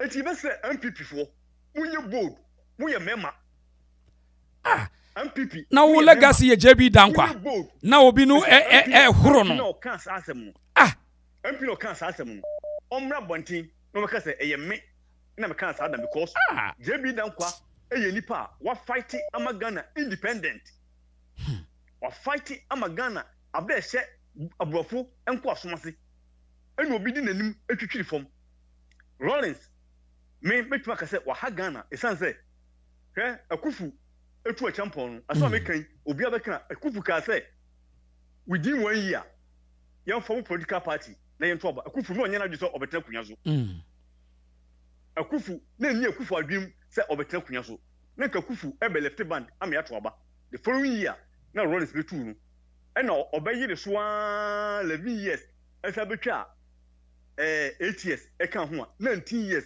went man fancy Ghana ade obeye eye 31st June 4th CDR militia PDC so obetete sa revolution organs na dwen se sankofo nyina later no na dwen mu no later no e be democratic rule nemu e be ba no na sankofo nyina no abeye ono party a oba beti obetimi akontrol na dwen no tapepepe eti wa ha Ghana pa ni ha Ghana ni binie awudi e koso Ghana krono ene anrobi e koso Ghana ni bebre no eye Rawlings me de periforce utumra no wachirisi odihye me media intimidina so mekasa ene se uchire obi tuoto na udi tuo hye nsem na oka kire nsem mintua woka na uye volunteer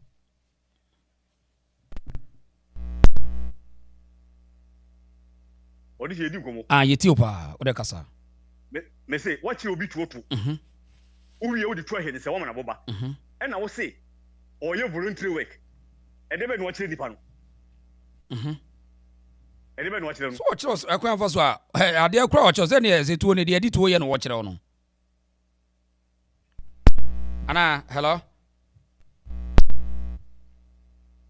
Zoro.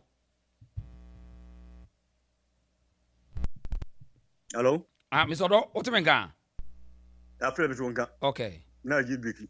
Meet you ba. It is a what you be to. Now the tuition and seminar boba.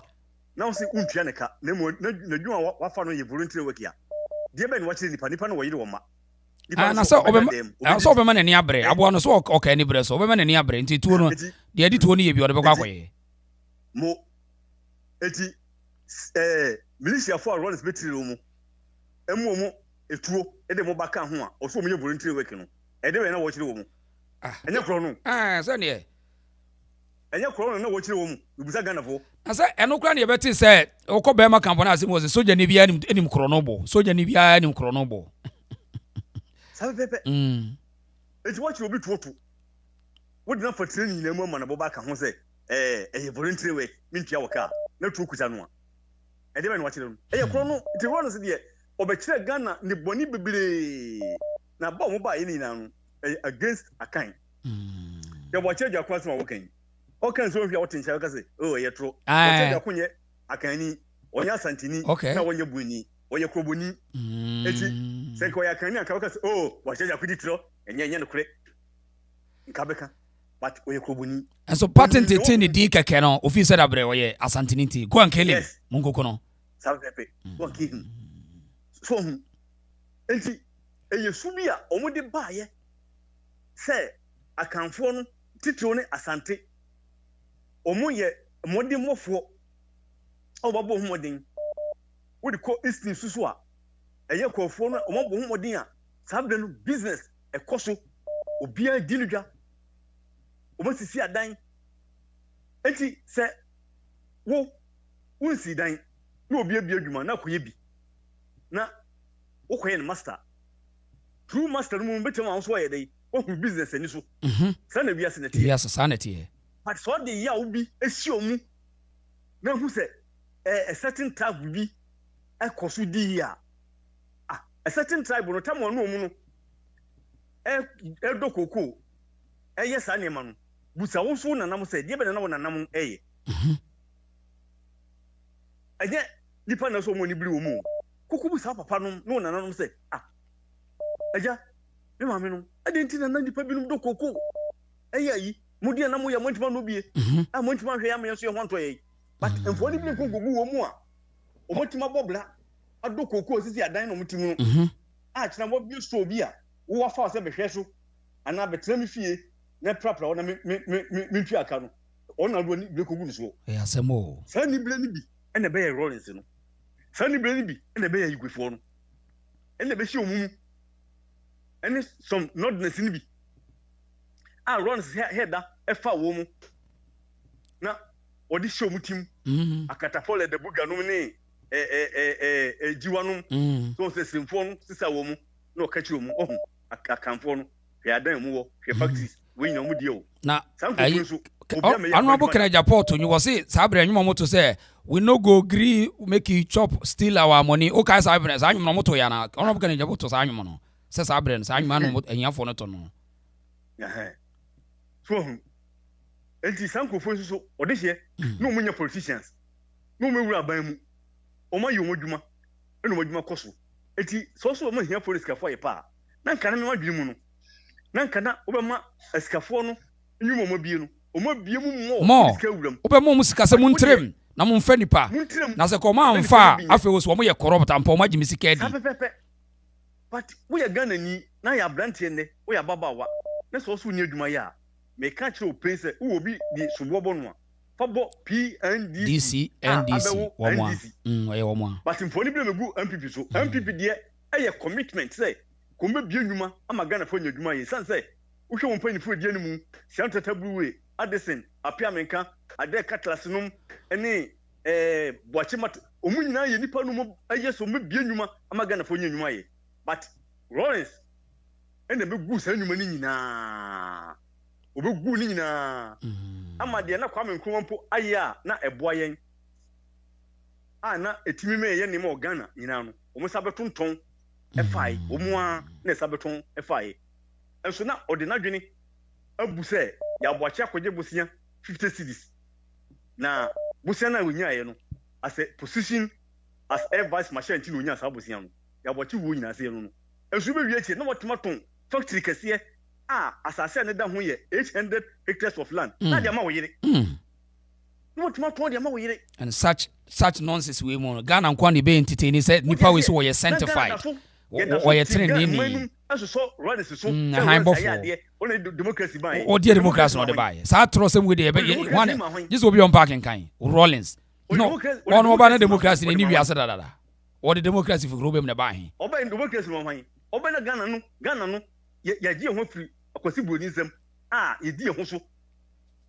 on na betwe ko oseyemu because say maka no na akufu anya na dwene se enya Rawlings ya ikasamrika Ghana ko ni papa misodo se democracy ni Ghana na ede na UGCC ni CPP mo organize election nyina wo Ghana na Rawlings wo hen fa no wo hen na ede no pese ya pese o de no pese mo ka kire ngoda yi ede no eti no MPP for ni bese wo me enanu a metise voter ehemfo esole ebeka say Rawlings ye de hye na bugure nimu ase na wogure nimu ase no na nka mehwe se sankofu ekunkum mu achampon akufu nom ne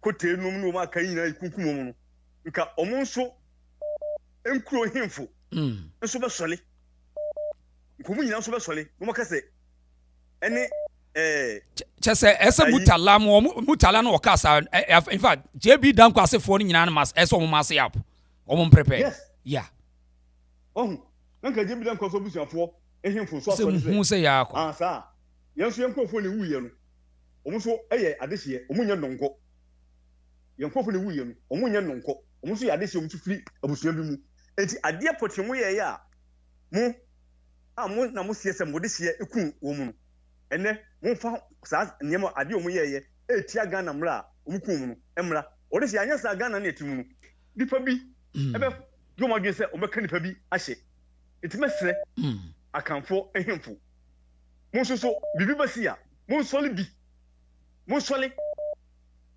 na ukasa obewu wankasa obewu uka wonu tumu a do mbeka afa mo ho no beka afa mo mbeka eti monkasa no mu say yes monsoso ade eyemo ya monsoso bote ya oni bi okay enyo monko na ade emu ya omotie wote ase fire Rawlings de difa be faso Ghana no abe faso Ghana bote so no minua me se wo a wanhunu bi data mo no ena wanhunu bi wote okay tuya so jafo bi ka mo ho ebi ajebuadi Tachi Thomas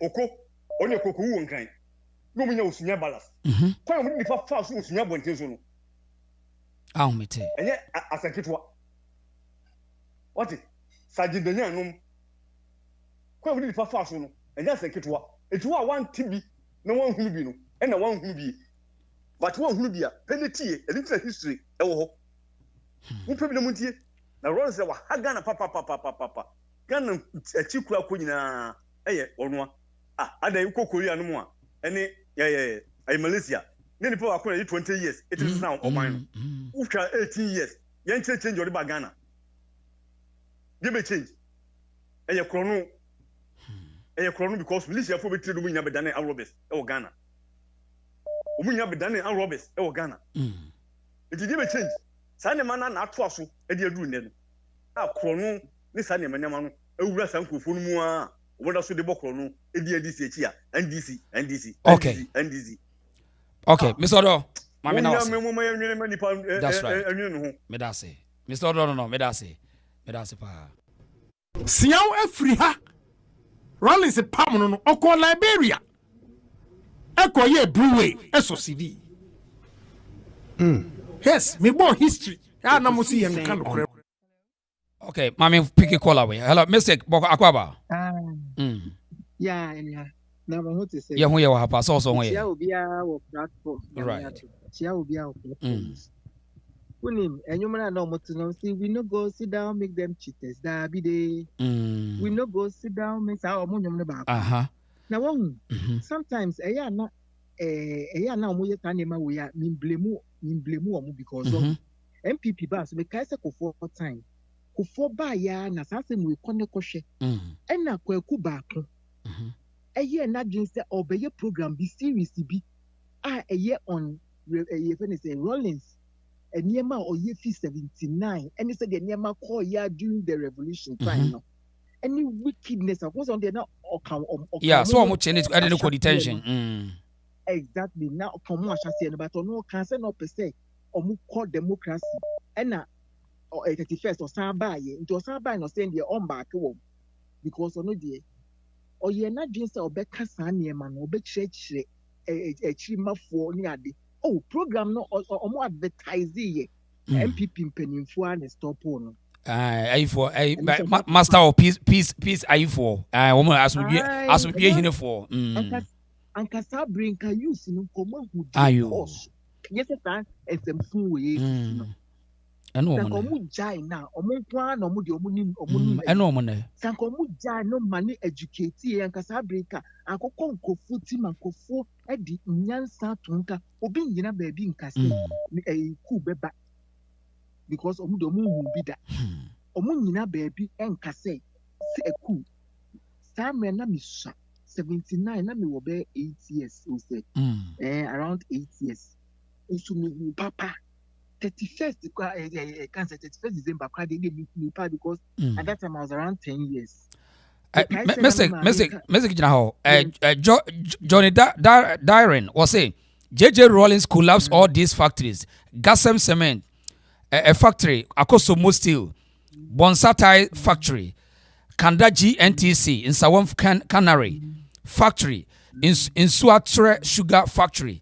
And then Kede matches factory. Women are companies are Rawlings a big winning and mammy to us. And no, sorry, your man, no matter Ghana matches crying, toothpick crying, be so on big no.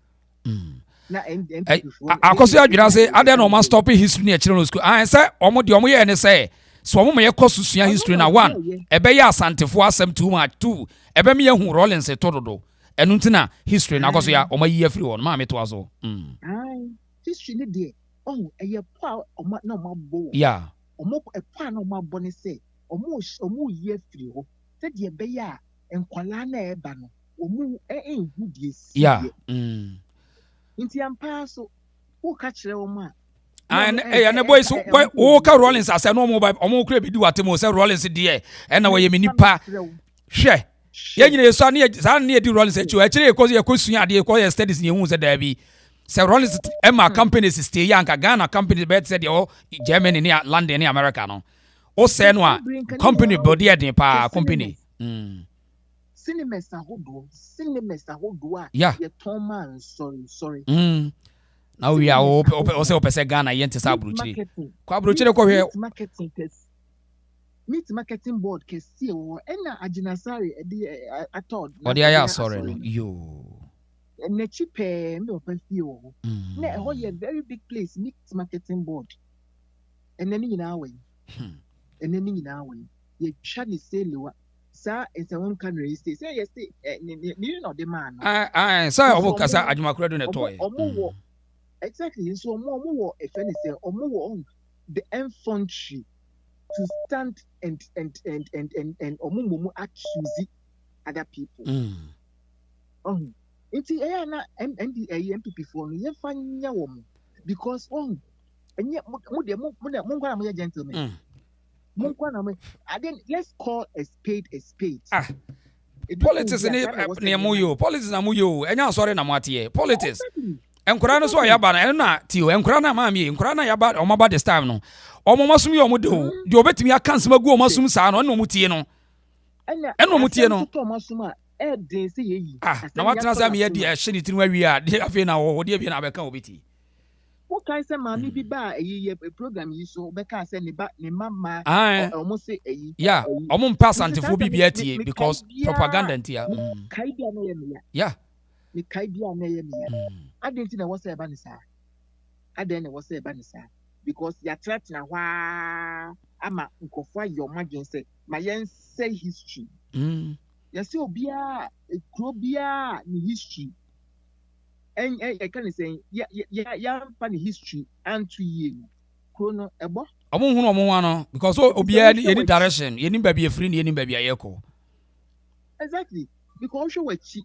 Na may be a force who are enyen. Say history. Ushia.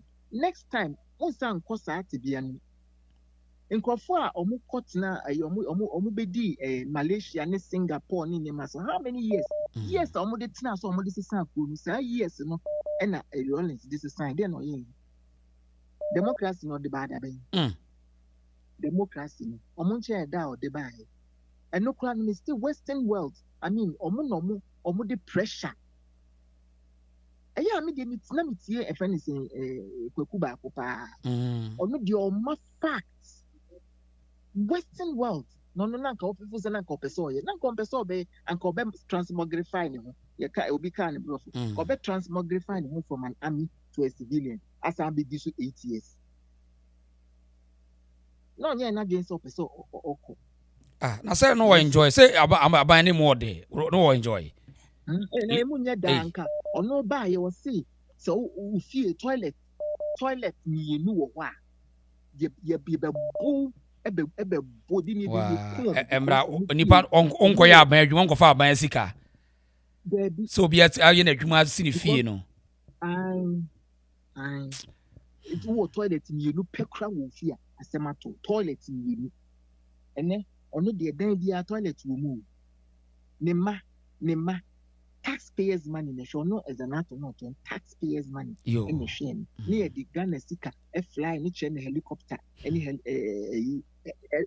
helicopter tree na ye chen helicopter fly okotina Scotland and no school skaben na near edition enwanwampo skaben this same you know so ebi mu so di arewo because ye kum omo maami no papa no ye kum omo maami no omo papa no na say ka me ni omo nko a senka me ye member Rawlings family member na me ye ohini wo ni kroma anka me kama no atu infant ni be senka me kama no apado because omo de echi a omo to no e ya tinte huro nti se me ni omo anka me hwirija but omo ni omo a omo feel say ye de yenye di na edi na ehemfo no omo e bai no ko omo kasa omo ni wu and they are ashamed of themselves. Omu oyi friends Rawlings in ebusa omu kwa no ye nipa. Enwanwampo. Me tie Black Rasta submission. Say akwa no me mpe na asem da. So me say I just fell in love with him. That's right. Cause ono no kromo no omu ya affected with Rawlings ni mani bi oye no ono no kromo ani nti wojiga ye no. Because as some kind no it was the truth. Nti ehemfo aka nyina amra ena na oka say na he said yes me half yes Scottish it's Scottish for no somra nko for so somra nko na mu de moja wo mu bogos nko na mu de as ye kam ho asem a eye mo ya ni nyina we na obi ka say e was say other nko for omo so omo ye affected omo hemfo dia omo hemfo no omo ye wise hemfo no nim say we have moved on. Yeah, say yes, and ya nkofo bi wo wa they have dealt with Sayawi for so many years. Sansem ya ekosi ema Kenya wo mu yaw. It's other info no because they are wise, they would not do what those people did. Okay. Politics in Kwan, politics aji omu adwini omu bibia. Penimu bia ne da me kan na debi na me ne me ba boy ye di achi ni na me ka se o say di nti na ehemfo ne be kan na me say ebi a ha o mu na me say ha o mu nyansani bia Kevin Taylor tina si di asante hin atem opinso atem da ben what is opinso bie na no ana omo te opinso ho kra no obi a respond to this shows maturity. No focus on Paul. It shows maturity. That could why do who be two. Oh, namo de. Da me can me say, San or Musubai here, and anything at Togo, Cabrifona Breo Master Sano. They are not going to give them the slightest chance. All said they almost give me a more praying a Kunyano. They are the phone. Almost so much because they are so dominating. They always want to dominate into almost so more quite that. They are sure more see more history. Almost so bayano. And it's all right. There are some catch on say, Uncle Mukom, even a guy with the Akpa Fuji. Some men often enough something here, there's something here still for some 25 years ago. Now, a President Kofoso about for a Brenty is so peeved, all because they say no, a Santinina tissue. And your friend is saying, my Santihine so Kakana or Peso dinner temno casting be that could have shady dean and catching say ni krumu him. PMP kwa who ni deal with that. PMP people kwa who ni deal with that. Yeah, you mean the name the krumu him. Okay. Or Ewes magazines mukra will be home. The other okay. No time Santihine. Hey, Cratchy, now baby, because there would never be peace. And then I'm meant to all pan chop and chop. In Sia, tiny moons. Yeah, Munam. Which you go quiet, which you go quiet, no correct. Let me make brosco tone too, baby. Was nip away. Be anywhere who be benefit. Open on himself with the way hard working. Or also a quite four. Into himself, the old Bay Juma, a man, and no pill, we didn't know him, we are up to the dear, old tribe who are told tribe hoping, new one on a tribe. No, there is nothing good to write home about. Right. Mammy Medase. Reason. Medase. I'm sure. Your father in the school, Medase. Right. I had the reason show. Bacho, okay, Mammy for Kofi Wahase. Kofi Akwaba. Hello, Kofi.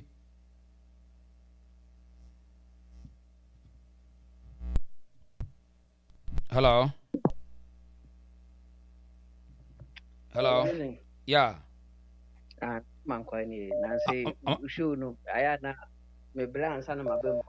I want to. No. How about call there?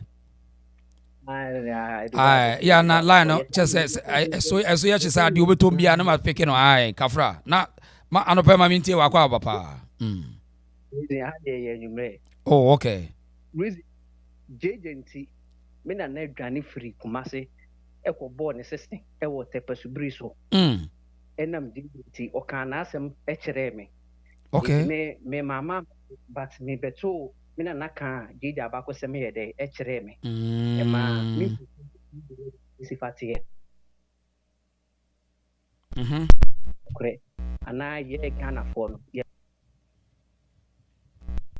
mention case na course ni na no JJ ba no zina and a case ni na buy because some are near turning or it's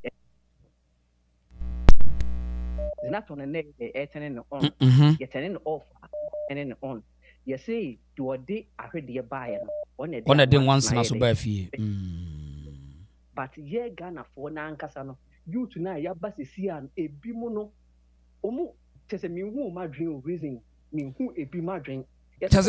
Oma Rawlings status is oma corrupting Korana Juni power. The pure corruption of the mind. Oma corrupting omo. Awe koto de ne bodre. Nyenyan said the yafa abamon. Zenator yeso papa ye medra.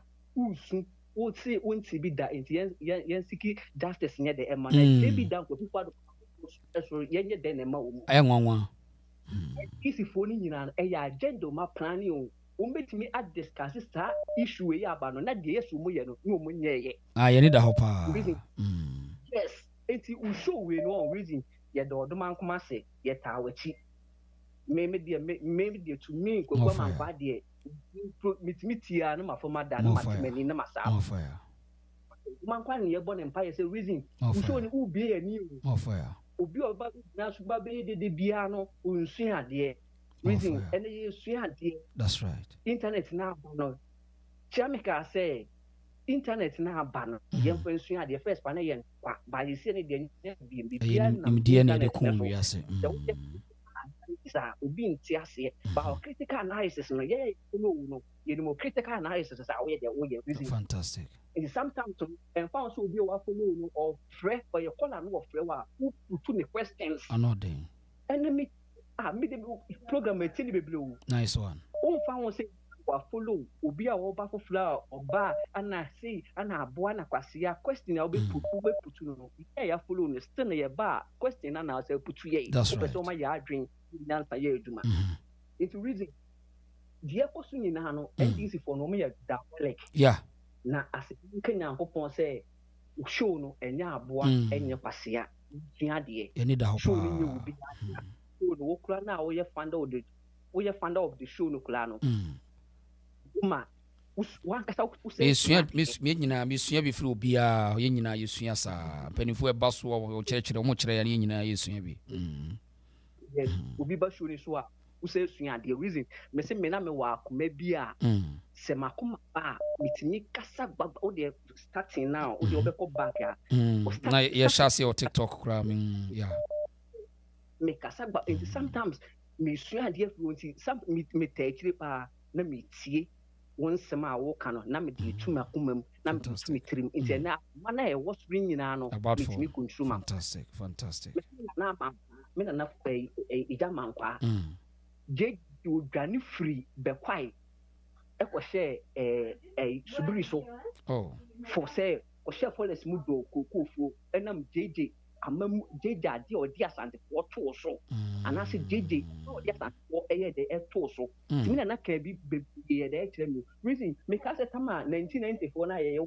me 1990s 1994 na yɛ no social studies na yɛ sua obetu wei social we no soldiers for no soldiers are man we obetu and sa adini na yesua oma wipe no nkura na nya we oma wipe no yini nyina firi wo reason yini nyina firi wo enti yesua de me kan say moni adwuma pa yesua de me kan say do na e buy one e dey anwansan e buy moni adwuma me da say nana menso me da say pa nana mankwa me da say papa ye for the next caller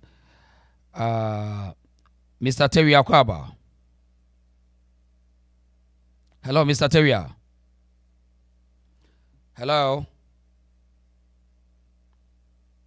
Mr. Terry. How Timenka? So on Timenka. Yamfa Akosia. Auntie Akosia, now what to say? Yeah, we are pa. Main tea. Yeah, that's why she pa. We are program no. Me vet me fosa. Oh. Aye. Na eche na manage south. Na na him e fie. Boy do Virginia o mo me ten nka madam for pa na ne ba no ko. E fie ho na ko hu kwara no. Oh. Ni kuro no so de awreho ni 1 year na papa no wuye. Oba no Africa na Japan kuro. Na yere no ni kuro na ya asante ni. Okay. And to Rawlings said the media will be our friend DC ba anan DC ni bi oba da ba MPP kura no. Men panasam. It no not for you. Friend one kwan go you obi a ne papa ya NDC empanifo ni bi. Anode. Obi of NDC. Na ban bi kura men support with that. Obi aba support kura men ko amen support. Ayasemo. Me say so jani bi na ne hwena bu agu. Yes so ko atwa na bomb kan no sesai. Wodi Roman ha wo sani aba chere watefo mo second na water no. Wodi twa boy na waton sekan no se sekan na mansa no ansa no de twa no an pass wo di twa no I just say sa brand there no omo behave to say moa soja fo na wo don ba Santa region no wo mo yan krafo ne angrafo ne pepefo and wo don be ku masse wow wo no kwache no ahinsan estate one much see fear no drebe sam na me chansa brewing tam ho wo de call appear minka ho no yeah and pa Rawlings le gu appear minka because no wo factory kura wo Africos was stop on sama Rawlings the idea why you dear.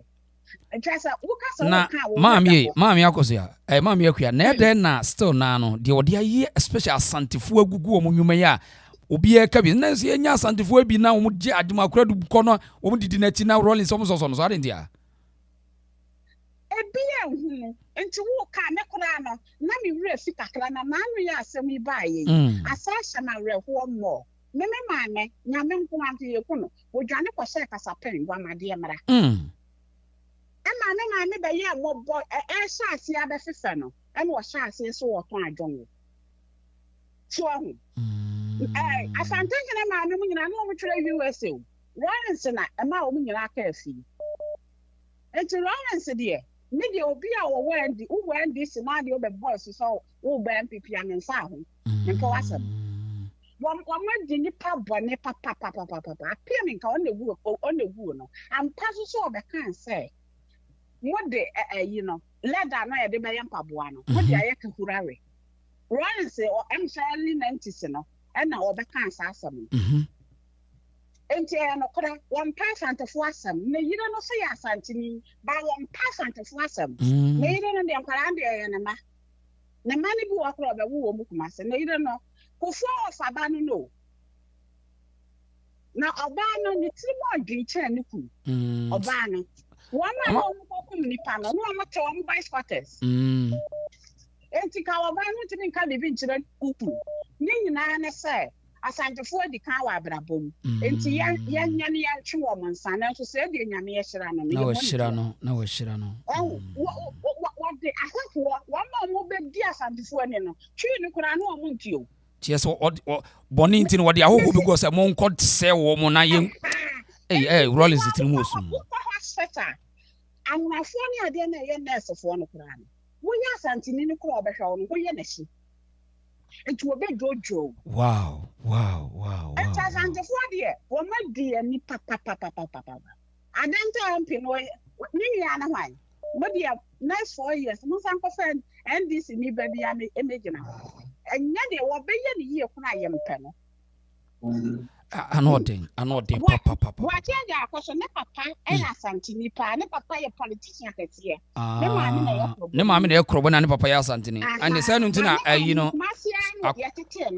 I do tell us so Janica Monkokuni or Santini Monkokono. I won't just say, do see Buba, and papa, a bush and any farming piano. Kwame piano, we are. I'm almost Jamase. And this dear. So, some more can if you Madame Funana, me so Uncle to fear or south, me friend was a peer. Me mean ready because who tear or read at the science to study a famous and messy for. Na I will for be a Akuku Parliament to say justice for Zenator Rawlings and what can I say?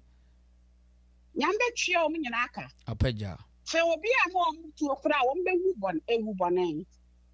Yambe trio minaka. Because so make us some judging so more 42. I want no here. I want no 40. What who could our cast Antony and see I am there.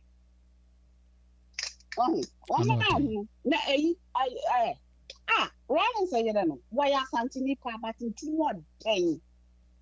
To who ya bonny say, won't you mean to know? You say we are saying a sabo for Fra. Yango for the Rawlings. Why, some before this year? What just say, I dear why an especially, maybe I'm massing a number war. No, firstly, what the sad dear, what I found to form. And look how you made me every you know, baby, your school say, and I just have one chance, yes, or Mujane, up on Nigeria. And to be school, no, class 3, class 4, near Kamabum, no teacher, any back. Yeah, teachers. Oh, and I did one, it's a comes as a boss. As a boss. So look at your coming by and what you will be among. To Rawlings said, dear, Bonnie, what dear, meaning so be we are here. What is up? Trump will need one name, maybe to me, Trump, only one for a movie, walking will be. David, Rawlings are 7 yet been Trump, the on this one, Jerry. Rawlings are 7 years. And Jungle, a Santolano or Moba. That's a target pa. Mema many am I said that a check on zongo. So I'm fancy much as no was with them. Wow. You're the one to not perform and sakura on your mamma. Yet, say, you be born. Just say, I did obey any ethnic cleansing the pepper people say over target ya Santa for say, Muye, me, Chimoniama. Hey, and I said that for one woman teach you. David. So, a instruction, so Jenny, our bottom, we had instruction, I'm an obedia unwako, or far obey. Obedia. Mamma, me that's why. Me that's it. Oh dear. So I come why. Me that's it. I asked him, what was it? I feel no about like a video no my why. Like a video no. Oh, auntie, I'm away from so on. Okay, Yemfa empty. Empty. Hello? Hey, one so empty man, Yemfa Jim Fred. Jim Fred, Akwaba. Okay. Bokoya paja on this man I in Tio, Wadama. Okay. Kwaramecha, one or two for That's right. Do be a also. Papa Jerry some media. Yamianum Ukraine. Senka, here bears 2-3 months discussion. So Omono say any almost says JB down Kasunim for 20, Emojan in a busia form. It's you don't be called the pepper who say JB down Kasu one for watching Rawlings, and your person. Omo, come as I say no. Say Gen Z for no. Or my master TV, and I will come be so many no moon shady. So, Omonino Mohono moon shady. No moon and Yama, said the net and Yama Sifa at year. Now, was a Ghana and a dream maybe a hypocrisy in the portion. Cosmetics, I will can't papa Sophie, coffee glass and one. I coffee drew. I said, Minim Adia Papa no or Jeffrey MPP for. Minim. A politician, we are one of my friends of all. On Niano, Julius Debra no protect or party no. Into one a psychological warfare and war yet, massage one or your friend's psychological warfare. Almost studying the panel. Fine. We are integral party, your co-position. And so still, Papa said, just a near friend, you won't a combat no cancer, no will be say. Jadintina Papa, one was a now was in the sea. There be. One diabolical, why very diabolic into a wing yakra. And you've been some George minister, any joy news phone. Also, when pretend you. And now, Mimeka say, woman na plan say, I did be a far camp for near Santa Fono. Yen kangu momo so na yen coin anymore. Obi say, would there be intentional or in a casa? Okay, one, now we and Gabia and Anna Serum. I watch it a jaco, Papa Becas and Indian. MPI was so. What the placards dinner Parliament. Namusa Mammy, the bloody widow. Now we are, yeah, and child. Most of your bloody widow. Yeah, who know what he be a mamma Casa said. You need uncle for no mobile mamma so born. I'm love for Solly almost a day. Your cat, I daughter of a medra, union man. Yeah, or Hamidia Menimini, or more Drubia Mon Fan means Sianio, you me an American Magiaca, same Hunis and Funzi. Almost serious, I'm not teasing out almost as I statement, almost serious. But I'm not going to only say, and you may. May have said, I am acquainted, and you feel that I could be best around. That was all knew that sort of a new part may. Because some crown organizers would be because I met Pomo. Oh, you didn't see I want him. I won't grab him when I won't see an answer. Oh, fui. Would you guys as my dad and the Pomo? I said, man, okay. And then a call for a mouth because as a daughter of a medra sit down. I am Muntiasam, I am Siadia. That no 15 years about jumping to conclusion. I said, Diana jumping to conclusion. Now, could you do the Yamian? You didn't get Uncle. Could you do? Me who for 4 years people say big. I mean, any part of goodness, sorry, they want me. You might know one thing, but anyway, so Ghana for no being here. We deserve what we are getting, so I mean, important. We deserve it. One just say, you never cry. I just say, I'm on for 5 years, you're disease. No, me can't do this. A bad dim pass and a Kogana pass a Kwabna, Missy Missy as well. Ah, oh, Nippon original on walk day. Dear and walk on one TV. Oh, be we say. Ah, a bad dear mammy. Because, so Satan first, oh, Kofinia, oh, Boga, Wabakabana. She can't be here to us where the multiple cement bedtime. Now grow money so. Oh, no, they are called bone quine or bug getting quine their cocoa. That was happy to get their cotosman so the project. Oh, Ghana Nankasanga Nukudinho, Nasser Americana. It was a scheme beer, I say, I can't Nankasan, your way, he, Ubo Humodinka Crabia pay. I say, Savitio. Ubo Humodinka Crabia, he, I said, now, oh, my history be, a bit to say half a pay and appear Minka. Appear Minka was a very good businessman.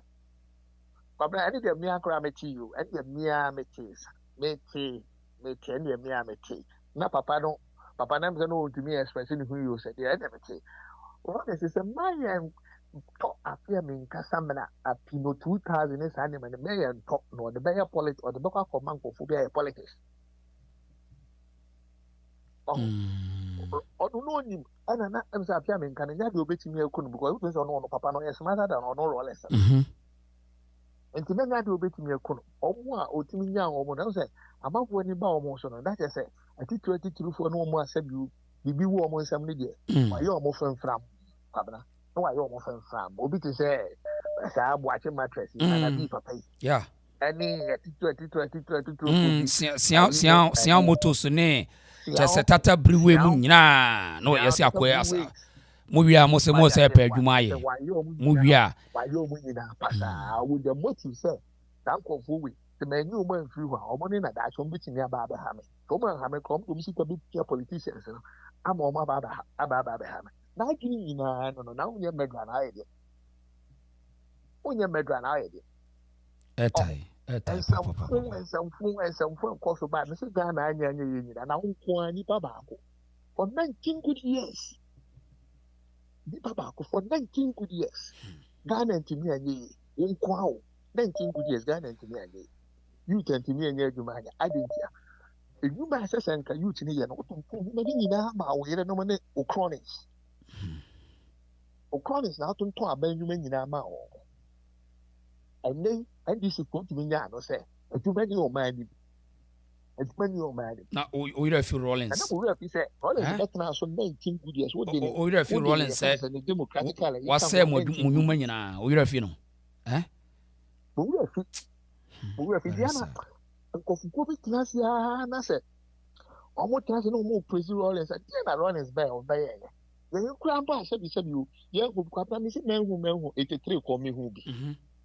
83 called me who be. I saw it. I saw it. I saw it for so far accident of Abna. Oh, but that was my word. That means my word. Oh. Now, what's happening with the rolling section? Now, go, Savior, to say that now, okay, or come class here now. Not just an ordinary color, no. A scam, a political scams, and a Rawlings to be a gun for. This is now, the DCU about the day. You may be Kokuba casting with another age. Also, motive are quite by the new fish beer and Kibiti me about, but later on, and who said no. Was a June 4th from the buyer, no, who said no, Aquari, or the Agent for them.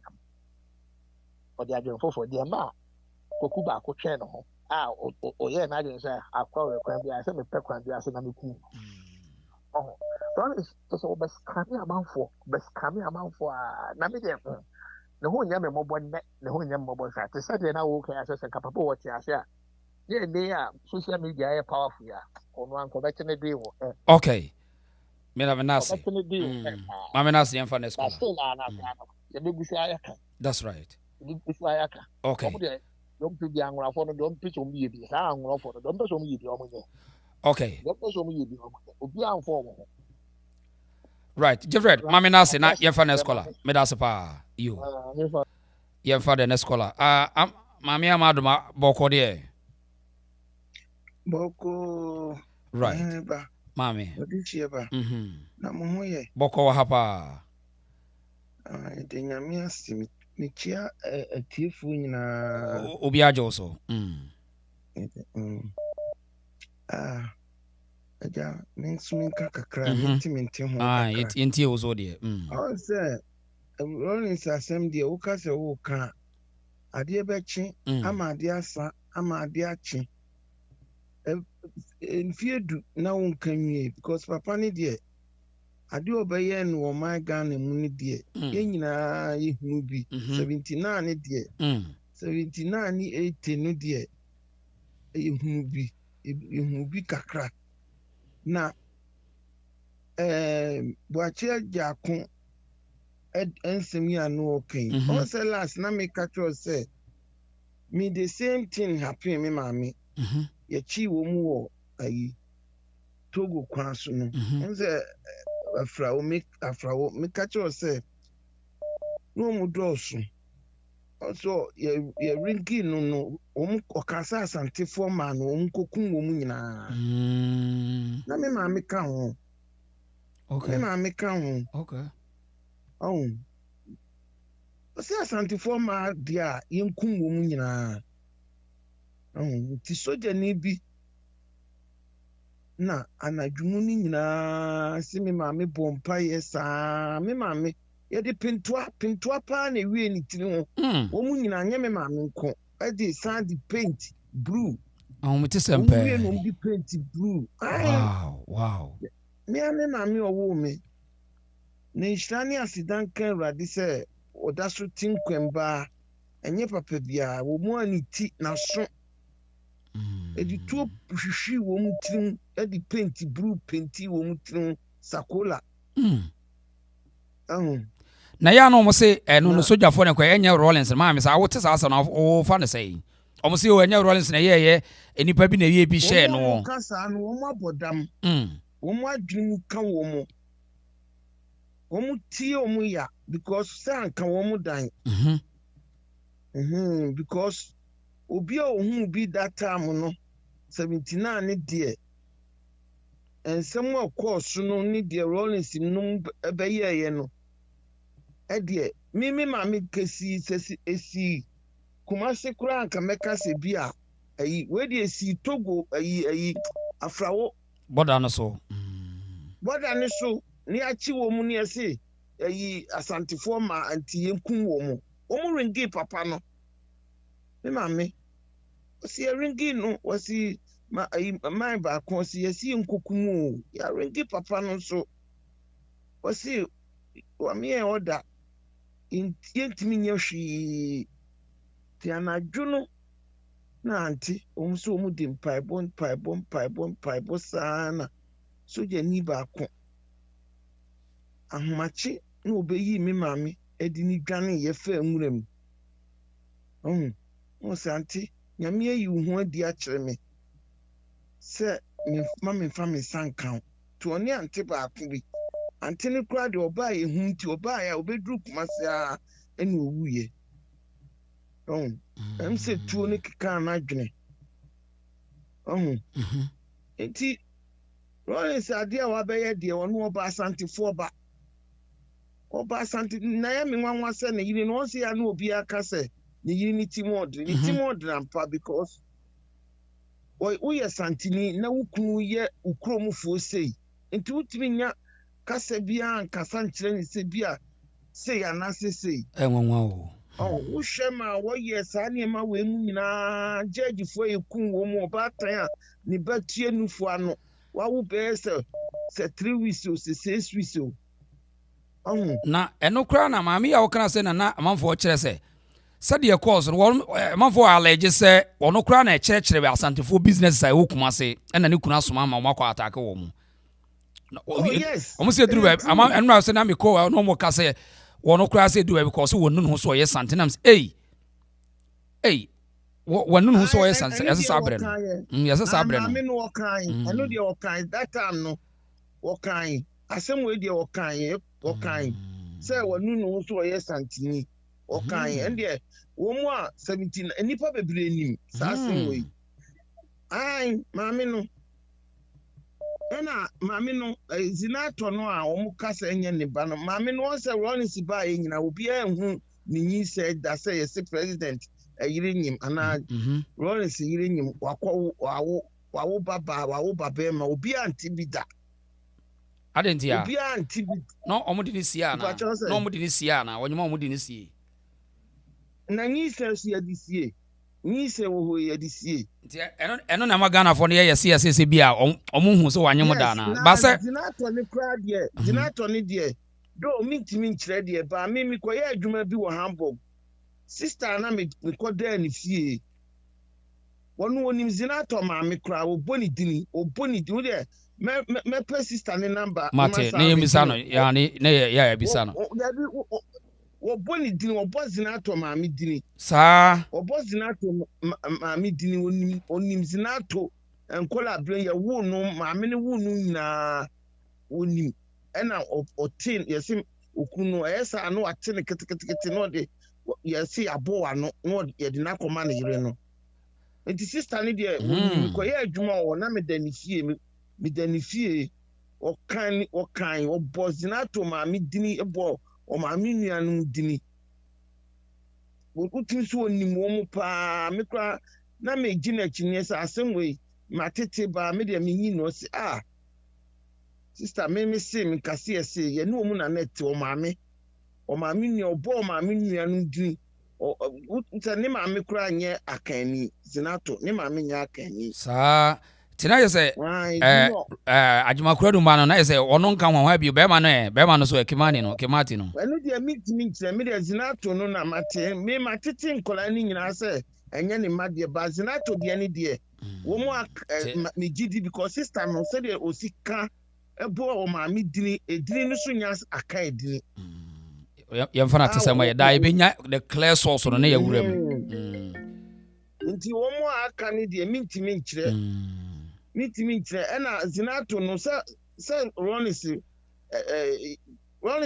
Zenator so obro be for 10 years so mo I think 79 80 no 79 mo ba bia no mo no saa time na so si nyina ne ye wo Ghana ya antiso maami wonyim ya antise Rawlings iri wawo on so obi anti on Zenator de esi ache ya no ye de bre no according to sister no on se Ghana atisem ne bi wo so na ye no kre on so wo sisi now check nyema bi de tutu nyema bi ho a on ena efiri woba okay Zenator achi ni nyina no wo mu di na achi nyina ebe nyina so obi antise maami wonyim da ana ye na so se o jeje yirawo wawo baba ma obi anti ne baba akukura de Amina Rawlings enan me hu ne baba akukura o news media be Amina Rawlings ne bagge ba ko Amina koko no so sa ono so ye koko sa ni Zenator ni ade no ko fe di ni fini amene de Rawlings di obi obeka so onye wudi ni bia no oboa chese wa di Ghana fo ewu Ghana problem wo ho nyina ani we ya santini we ya anwani we ya awzani we ya ni nyina fi Rawlings ka ho ona de papa mu ba Ghana pa papa we enya nwanwa se na edru akire na woso ni ti woso me de dem hu se ni ti woso me se papa yi ensamafo na ewusu ni ti ni sa no papa we se ya na me de me sa kire de so na anche kura odi wuye no untra se wakum krofo ma me ne papa no wo betra se adidi ada wahu se nyame ayi wa firi ho ade ya me ya ni se ni o ma ye nyina stay ne ma no eda so ebedi Ghana fo sika o mu titi parliament wo be ha be kakra na be ma esusu di no ono so de ne ho abagim enu na ye me ya wo mani nwu ase wo mani brade de ne ska bebrebe am papa agam hoyi mo mfe eno saa minimum akam di manim besiesie what titi parliament you obi catch say a daughter of Meda Wusu. As a nippon crow and can ye, Usi within ni ba. Within ni muba. Rawlings deɛ ho ana ɛbɛtumi aka sɛ wonyɛ wodini wodini kɛseɛ paa papa wei hey okay me maame kɔtɔn ne dan de hwɛ me ho yadeɛ penti me maame tiri ho brew paa sakola maame panyin ni ayi me tiri ho sakola enyo aba na bɔ ne busi o ɔno ana atɔn ne bɔ deɛ kakra na ɔde anya sika akɔtɔn bronu wawu na wanya kwan akɔ bronu wawu kwan so wode dakopa abɛhye maame sika nyinaa me de obi esu na niwa me maame de na megya minim ti me kan that's right what Minya no that's it I am moving me that's it ade beche pa mama me that's right yeah that's yeah for the next caller but I had the reason show but you call the next person now oto mo metimi afa na we whatever but mama fa aristo etima room aristo akwaba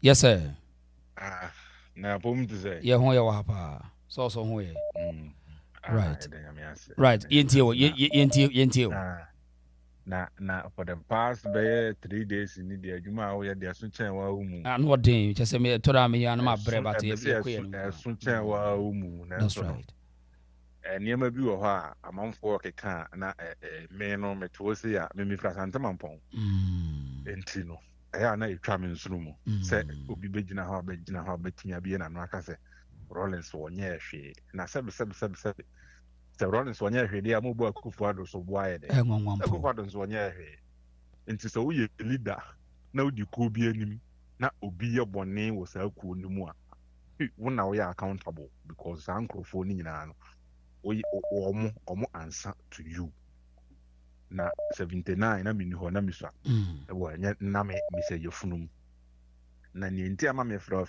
amanfo ma adwene yo mo sese abemu abi wo mi krom asante mampon te me koga na bia me ma me heda kase me nkohwe no na ni afira ya de wo no ya wo na ni afira adikudente na ni fra ye no enti na me afira me ma me ose kama Rawlings ye ku one ne ma me na danfo pa no omo apue abonten a omo kobo omuti ada no ena na ye befa afrifa from asante mampon krobo ena omo kosi asojafo ntino pepe wase ye tese ye bo ma me no papa na danfo no eno ena ma ne ba no nani ifrae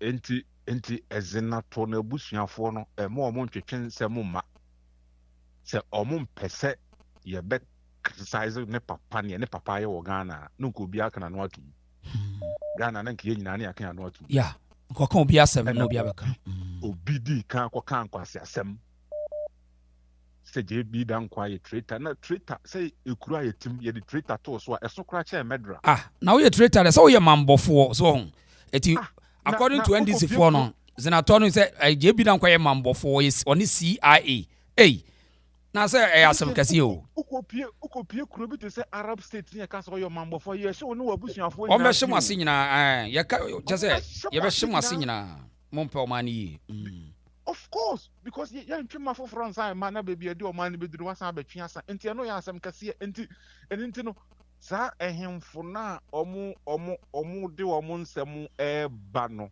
omu nko atiri kakra omu to so omu nko atiri kura just kakra mpo because ni omu de ba ne ko twetwe nsem bibrebe na aba ko twetwe nsem bibrebe na aba se nanka asante mampon kura eto ho omutimi du omu nsasi omu bo se mampon ni akura bia wo no bia udru election time o ma me de nsa bi su bo so unim na oto abama NDC am no wo problem na se muso de Rawlings ne NDC bobi o mampon e me ho se ne ya se nya enipa bi o so mo didi NDC achi but anyway NDC part 2 ni ntia ba wo hwe NDC part 2 ane de etai ane de ba part 2 no say ye kue enu na ase nipa ni bi pa adwuma na ya sa ne mo me da bia me catch me say ye part 2 it was born through violence and into sadie no anytime bia yesusu niema ho yentimi nyi nto nchen yemfa no mata wo mo ho because enumu ne wo mo free enu ntino me sre e friends e Volta region omuko yi asem no kran free agbangbago yanim no mo fa free ho no mo fa nkofie na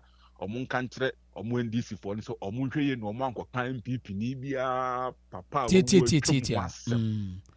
ɔmo yɛ ne saa deɛ a yɛso yɛbɛda bɔ so Rawlings ɔda na sie no obiara no abɛka no ho asɛ because yɛ atantefo yɛtete yɛ nti obi awu a yɛnka no asɛm Rawlings yɛ ne Ghana no yɛyɛ asantefoɔ yɛayɛ dii yɛankasa ɛbaa yɛn ɛna ɛfa no so da bia bibire mu yɛ ho because ɛbaa ne yɛkɔka ho bɛka sɛ seesei na yɛtete hɔ dii na ɔmo di yɛ yɛkɔbie yɛ ano pɛ na ne yɛnya ahemfo ɛne n'asefoɔ no wɔ ɔmo aba ɛna seesei but nkosi hwee na wokae 31st October 1993 asante kɔtɔkɔ ɛne asɛk mimosa so wokae asɛm esi yɛ a yɛbɔ Ghanafoɔ nyinaa asante kɔtɔkɔ sɛ wɔn a yɛbɔ Ghanafoɔ nyinaa me na nna Kofi Kyame ɔno na Ghanafoɔ a na wɔn te Abidjan nyinaa ɔno na ɛdɔ ɔmo ano te sɛ wɔhene Ghanafoɔ kuo na ɛwɔ Abidjan hɔ no ɛne nti no asɛm no si yɛ no ɔmo nyinaa dwane baa ne fie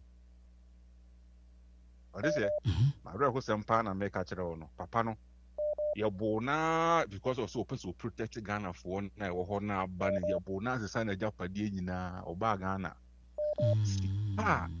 saa time no every coast aman twaeɛ sɛ ɔde bɛma Ghanafoɔ no a saa ato yerɛ ntɛm no too wɔ mo no bɛmu sɛ Rawlings ne na yere sɛ ɛwɔ hefa saa sika no ɛwɔ he mena na ne nsa kan ne deɛ mena na baa deɛ ɔda so te ase ne kunu ne deɛ ɔbaa ɛna ɔbɛwu yɛ ɔbaa ne 3 years na yɛareɛ bɔɔl because na wanyini wɔ ne 70s ɛna woni sɛ mob abɛbɔɔ saa nso deɛ ɔkorɔwa ho ntɔɔ da ɛna ɔde wuyɛ saa sika no Rawlings ne na yere ɛwɔ hefa ɛnwanwampo ɛno nti no ɛma obiara megyina wafidie no so ɛnka sɛ wɔ sɔpɔto asɛm asa papa no koraa wɔde adi Ghanafoɔ no koraa ɛɛtan ɛna ɛnyɛ fɛ because adeɛ a wɔyɛɛ no ɛyɛ history ɔmo ntumi mpepa no ma ne nyɛ yie ɛyɛ part of our history sɛneɛ yɛtumi ka nkrɔma ho asɛm yɛtumi ɛyɛ adeɛ a ɔyɛɛyɛ ɛmaa nipa ani huuyɛ nti na ɔmo ntumi nka nkyerɛ sɛ yɛnka yɛn no ntum nti na yɛpɛ sɛ yɛka ne sɛ ɔmo mpɛ sɛ yɛbɛka ɔmo deɛ no a ɔmo nso retract ɔmo asɛm a ɔmo kaeɛ no because tete ɛfiri sɛ ɔyɛ adeɛ wei nyinaa no ada din obi anka ho asɛm nti sɛ ɔmo mpɛ sɛ yɛbɛka deɛ a because ɛmɛdra yɛ sɛ mɛdra ɛna ade no nso wɔyɛɛyɛ nti wontumi nka nkyerɛ sɛ mɛpa ho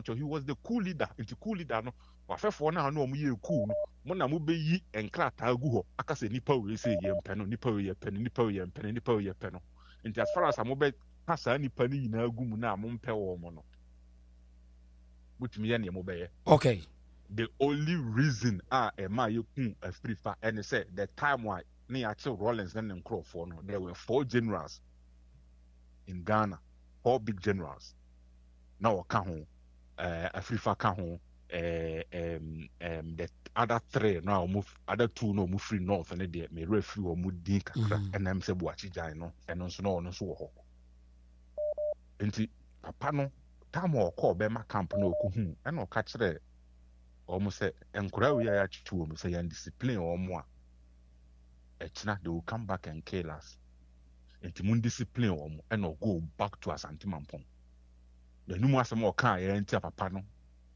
ɔyɛ ne ku wie yɛ ɔbɛkye ne kokun no ɔbɛkye no kokun na wayɛ de ɔnyɛ hwee ɔyɛ na afu ɔte ne kurom ɔyɛ na afu even kra the time no kra na ɔso ɔpɛ MP adi ɔte ne kurom a ɔyɛ na afu and it is history it is written yɛwo Asante Mampɔn yɛwo ɛgye sɛ womfiri kurɔbo na wofiri kurɔbo sɛ ne mefiri a yɛbɛka akyerɛ wo yɛbɛto atena hɔ aka akyerɛ yɛntwerɛ no book mu deɛ yɛbɛto ato hɔ aka akyerɛ wo nti ma NDC foɔ no ɔmo ngyina hɔ nom keka ne ɔmo keka no ɛna Zenator na oposu ɛna sad na woyɛ sad a wo papa no Asante Mampɔn obi a dupɔn a nanka yɛnya no wɔ yɛ kurom a nanka ne nti neɛ na Mampɔn hia biara no ɛtumi ba mu no mobɛkyerɛ no kokun no okay Aristo yɛmfa the next caller meda ase nti no wo deɛ meda ase yɛmfa the next caller meda ase paa yɛmfa caller yi okay hello Hello. Mr. Victor Akwaba. Major said about bring. Aye, Mr. Bakume found now service in internet here next person. Right. And young Kwasabi Biaboko there. Right. And a young Kwaminti also there. Yo, Jedika, many a baby car say, Kufo for Sibine Rawlings, and then Rawlings, then no connect. Okay. Kufo papa, yeah. If Nasi Pie Febrim, or your Kohene Army, that a brim is here, a brim ahimfi, Kufo. Now, would you Kohene, and you be your Kohena, and your claw or your Kohene. Now, on any Asante Hiwafa. And or your Kohene be a Asante Hiwafa. And now, Nana quite so never panel the JOT Ajman, John, or say to 2 Ajman. Okay. JOT or Papa Antoine. Antoine soon or me a daunting. Okay. I don't know ye a Santana. Okay. What yes. Until we know is for Mufra him, feel free. And the Kufos who at a mappa, as we a friend say, fearful. A pejahima, a pejafie. Don't see or Baewo or Hifi. You woman, the business can say, one here. In a man and enema, okay. Fancy, enema. Yenya near to Macampi, enema. Who's I say, President, then I bet can as one, you didn't to bet to just one more. I don't know, security wise, a crown, and I made security wise in a day. And I Rawlings on cross Abra were deep one yaman who huntino as so secure in the family in his own. Enema, no doubt, enema. Rawlings said, no athlete. He no home you no athlete. And the man of only say no woman. Now we say, a dear partner, okay, chair, you couldn't, boy. May I dare open a bar, people, some why you hear. Let ever be asked on my show, I'll roll also. Here, Emra, a friend say, and Chroma, or D, we know. I dear no state sword, no so. The same state sword, and I okay, you see. Fine, but a bit too boozy idea, so no. It was a different state sword. Munti me pa. Lapa go check Ghana archives the papers. And see I'm force the only I can say state sword no or katachia to edin ho niema. The state sword no and what you know. Run be the idea no. Mo hwe lima de or so lima in and no no difference be. And so Lawrence to turn the yana. So tell me pa. And you know. And I almost caught so almost tribe when I had a kangaroo tribe when I didn't see me why but I a champ or Kaya say, me crew, unfortunately say, yes, sorry, me charge and say, yes, me pema, say champ on me pema. Almost have Rawlings or testing say, only apart from the only play baby. That was the question a champ put to the chairman of the tribunal. Me say, you back what Rawlings in far play beyond far, don't make the said that. I don't make play beyond just fight a beyond bit more fast said that. I tell you, you can't for him. Yes, yes, in to contend. Yeah, I can't say the talent yet to tune in several the piano. You can't say, oh, be our baby, Uncle Dojan Coffee, I don't make bridge. Say the city play a bit more last year. Not she video, Jinaso, she video in a Uriana Casa, Jinaso, why? Your phone also, her video, why? Aha, na when I saw video when one. Bank of me phone. Ah, what are you phone? Me both video never said city and we are near to us.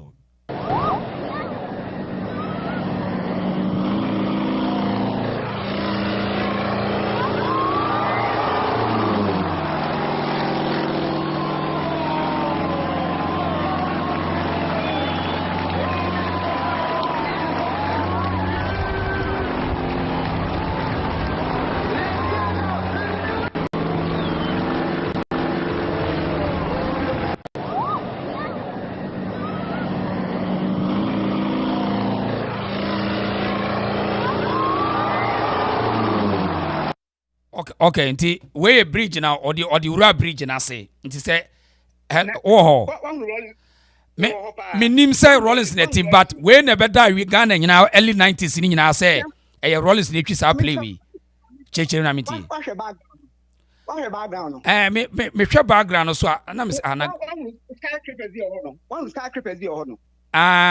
Okay, nte hanya Ghana we dan sisi ya no. The background hwe ade. One abro side dey sisi echi. Abro side be sisi wo. Na se Adomi bridge no ba bi esi na abro side bi ansi wo hon. Debi ewura pa oh. Do that time already. It's nice Ghana for no what the way nyina be scam me kan ni nyina be si ne. What is scam me won?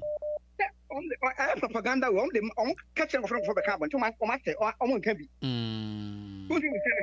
Not in baby. No more mood doing come once again. Bridge and na almost how on you. It's a bridge no here any. And I dance see hanya do me bridge ya. Sa do me bridge baby is in ngurem. Okay. I was for motion video ni yo sa sa na papa my video ni decode o. I say nice Rawlings say what the because hey Rawlings Jesus and hey what the plate you know to me for bridge as some way na say papa ya me hu say nya no say video ni o de what Adomi bridge wa da bia sisi wo ha say we I say India crew bia say India ha kra India he okay to aso open it to aso some dem akasa Rawlings no or a movie actor or be actor na monipa ni bia anya smart kasa na Rawlings and drive a champion enya no kre de ba kwa no drive a champion no de Mr. Yeboa the near friend teacher teacher o we be 4-5 years in Macrebol UK o febrim papa no drive a champion o drive him out drive o but I asama wa kan ene atriki Ghana epacho epanifo nyina atriki wo mo na Rawlings even panifo kra na kato nkra trim na Rawlings or the play fine bridge ase abusafo Proud Africa pacho wa comment section sa asem we e show trim ade anyini no pacho mami hu comment section yen kan we ade why because nipa bebre no asem we eda ne trim say Rawlings etwi play for bridge ase sa video na nem ko we ya me de papa say enya no kre Proud African papa say nya no create video na da so no pacho wa asem ne da wotinu ade nyini mame nte wonka why akoso adwira Proud Africa Kofi Boate mame nte papa to azoma me a ne yenko ai bebe be o maso ai fara kakra kan yenko ebi be kan bia kan mi ba ko be kan pese ya pese me question ta bi one say na ro ya man for so say ene democracy ba Ghana you know em no me palace eyi a champion free ho no the two of is a temple for say na man for brilliant ase na even SMC for they were fed up because there was a pressure on them especially from the Ashanti region Ashanti for the kind of temple free so no man and tribal we be so on hand over a civilian but in a champion people can say 1978 yeah referendum Unigov okay a blue part a blue red a no and also winning. And the pressure was always mounting. Now when a champion was advised, he wants a national unity government. And no more SMC no more 7. And and a man resign. I could take over within 1 week, and I could announce to say the ban on all political parties are lifted. 10 years.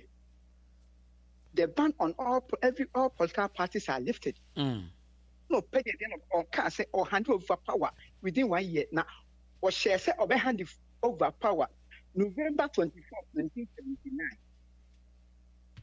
See every NT and my moment to say PNC by UNC by PFP by PNP by ACP by Heritage Party Nabi by. And to me, Jerry, May 15 for a year, about it. People were saying, any pair of a hand over power, and then I'm some more kangaroo and crop for us until almost could get you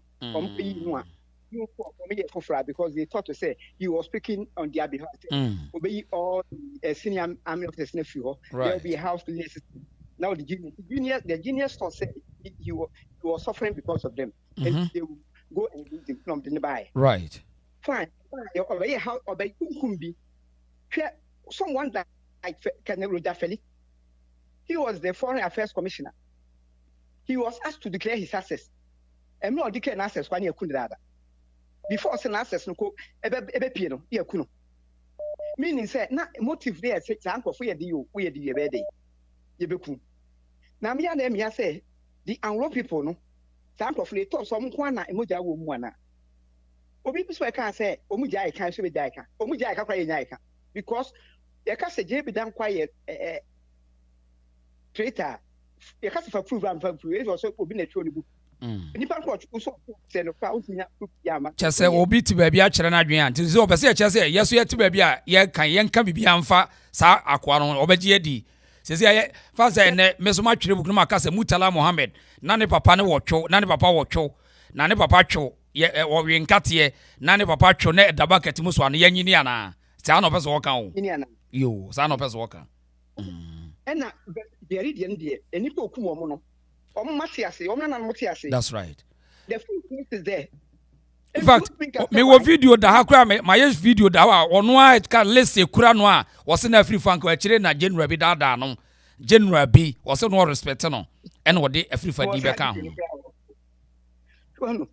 And say be and no be so ka letter a free factual say a free factual letter say onkum jeje no na sanity. Sa letter no free factual no a peer abont e de come a champion. That was one of the greatest mistakes a champion did. Obi aka asas for back am. Obi letter as a friend, as a former platoon mate e wo takrade. On was letter about say hand and amount for say hand over sa o can say be. Sa we na dey hwem e wo munya hia penny. Sa position awon ya master we pen nim city. The one share there will come a time and a junior officer will come and shoot us one by one. And your friend prophetic lecture. And a champion published daily graphic Ghanaian Times. Certain Nippon editor of Ghanaian Times, what you say here, Mr. Jauchem, Mr. Jauchem and Khan 156, 157, I may share with Buhuni Papa. Mr. Jauchem, here. And a free fund or try to make champion sank a champion reason. That was September 1978. Not you for from And it it was pretty now only kind of bomb that says happen in the Omedi. Umbedi. Nedo baby, there was misunderstanding between AFRC for no. And he Kogis Rumbo. Now can come hand over September November October 24th, 1979. And a misunderstanding, you know. They spent only 3 months. And almost change date, you know, about September 24th, 1979. Almost 1 month. But now, on team, because what did Lima did? Lima by no matter what about on control price. Let me be any about a piano credit cross for Kotakwem. Now much a car no more control. So even farmers were afraid to come to send their goods to the town. Right. Not yet. Then she came, then she can't get to petrol.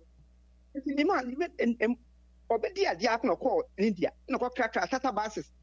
They go gonna be baby. Satin no one now so guno. If you ban a friend say Gary say a trim start in be and must have tongue Kaldanke to guno. The guy will run this time matter I agent Gary. What is your chef from me not as I day and more baby.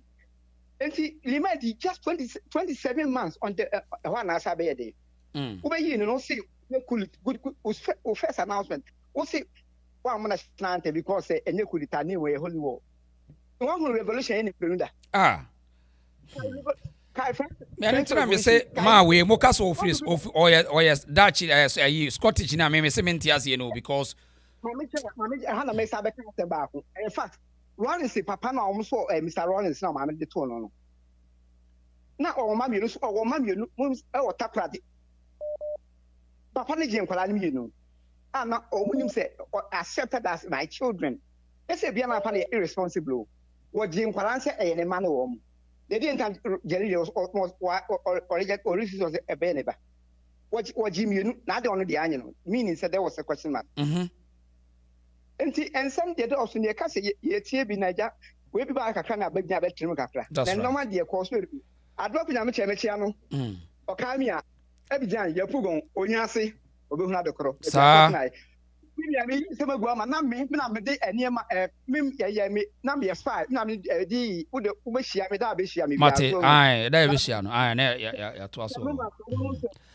People mark bi da ho.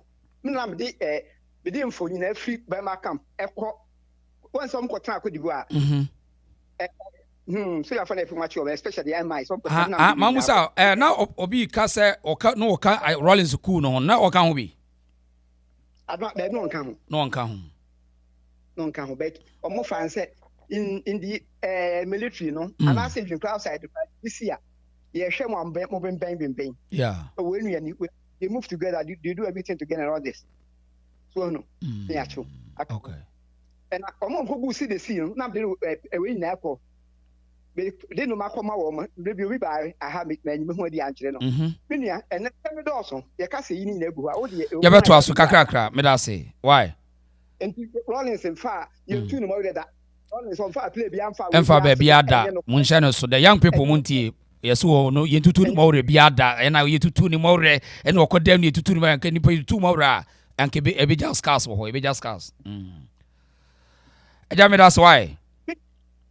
Only my back home. The echo no MPP for you, UP for a problem. Yeah, but the 16 years. And Keba saying the videos are there. Part of our history. Nanke your chance said, your boss are getting the young people who they are sipping. And this is for Nanya bi omo de young boys omo di propaganda some enkoranda so dwen say Rawlings ye obi a ese recognize no enkoranda bebere sa no mo dwen o Papa J Junior Jesus and obi kunkum omo bo Ghana koro ko say o pa oman corruption ma Ghana obetima ye afrim say hwes kwan a penifo bo man koro no Rawlings e de no aduabe no bedua ye papa adua papa nso nkodai ye ka say abrante ma nso wo twetwe ye friend Richmond ye no twetwe Rawlings from Revolution to Democracy by Kevin Juan Shellington. No churches out. Democratic system of government. And the whole of Africa. Now, and no say, and could I win can kind of didn't say that Rawlings did democracy by now. Sister says no cry ban UGC no ban not democracy no care. Eden party multi party. I was CP correct me by. Senate democracy anywhere. As we did the compensate the Quran how we. And then the Quran and symbol also said Rawlings say, or can be so compromise when you compromise the beer. The entire Kokuba continue, Kokuba confirm and this will know. Say hello. Yeah, me too, pa. So why and go to PNP, Lima party, one of the two Guma party, as I can compromise. What's it be that? And you know. And propaganda near more and lines any wabon to near more. American MP before you can't be almost come home, me know ya drain. They don't own person be invest to media, Montina at the piano, most followers in a brain. Yes, what? That's part here. Jerry, yeah, the baby idea, I could find a one. What kind of betrayal is this? Before say your position at your power. Oh, no, with me almost there, no, we a few of them. I know with me almost this. I know we a few of them. I'm not going to clear the market. I'm not guess from cronies in quality. You. I'm not guess from cronies. Meanwhile, the opposition also is scared my media for quite one day turn against you. Offer competition. That's right. Offer me pa. Yemfa call away. Pacho, what about Obetuma like video ni dia my why? Yemfa Robert, Mr. Robert etima uram. Robert Akwaba. Yeah, I mean, I say. Bokopa. No, that's it. Pacho, peja voice mine na kasa my nti wada ma. Okay, that's Robert. Aha. America. Okay, yetiwa. Yeah, Virginia. Me am okay. lady asem no na mpa me kakra eje di ahụ masa ya me nso mo say yes if me hụrụ ị kakra ba so na ọba ya no mata ne o school if me ano just the which they do something that go ya come for so much go about abroad you know couldn't that but che you was the man no na emwa in second coming so no buy no what or train no a train in fact only on me only about that so much that's the first plan that you have say yen yamo not just any you know 90% bia the any so no buy no this out of no ebe share amount for the 80 ana ma gana ho ebe equity yes na we him say they will go and go be under his team so because not say I go I do one more another identity water region no almost say obi a ka say you know madra no obi ayini nyima no but I was so mad. Let me go to my head. Because I'm money be money. So, what do I see as Capuaso? When I know Commander Cabby, I'm not made no matter. Now, if I say, what's my dress? Need I don't care the door, don't doubt the Kumasi, and a set of opposite. Idea, what's my dress? Yeah. The Julian Hiano. So, let them get any more kind of Kumasi. What's my dress than the Jesado and the day? 80, I was housed there. That's how I in the man. The government, yeah, it's that you know, I was top one. The fact that I'm issue, as I say, I often and a solo, even I'm issue so horrible. Right. So, I have a bit of pay game. So, I don't know, so, or tell me what I'm going to say, I don't know. I will tell you, I have like a seat. Men of Mrs. Adam, a slope, and I'm saying. Over than money as a before. So, I what my person made an April, I think of way and Noma, and if I get or don't tell whom. So, I don't tell whom I say, some special account wait. So, Emma, business who can pocket transport. Pocket transport, yeah, pocket transport. Yes, pocket transport. Or then you call agriculture. Just young, that a blue is young, what you call Liberia. So, not that a blue and the biggest power was Africa. Mas can you West Africa? So, because of China, you know, Siam, what they echo Liberia. So, okay. I'm a chemical, I don't be or quite I think you get. Well, no, say no, you know, okay, you know, take it.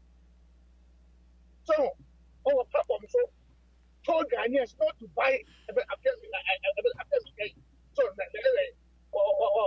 what was on the doctor? What got out here? So, as a matter of 2 years, I will Ghanaians. I'm not with you. So, why not buy a man? Not your you for the school. The school must in your school. Come on, and then you say, one of him. Now we are in our service. We never go as I say. They never because Waco. They don't quite they don't know one more.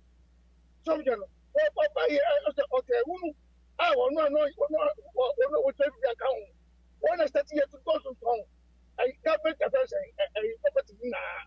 I do not want to tell it now. First of all, I know it's idea. I jump on the internet for you. We touch on. So, we are primary school 78. I could put you on. The nursing command of right. He did well, more than Lawrence. Lawrence ruled for 90 good years. 11 military rule, 8 civilian rule. chicken again up here, and that you so they don't get anything. But he did something for his country. China for Rwanda, Ghana, what is the 24th century? But what did they be? Where's that? Look at the California curfew. This one imposed curfew on us. And here, who and kind of get it to be a young mother early. I don't know. That's what they do here. So, what do you can I say? Okay. Okay.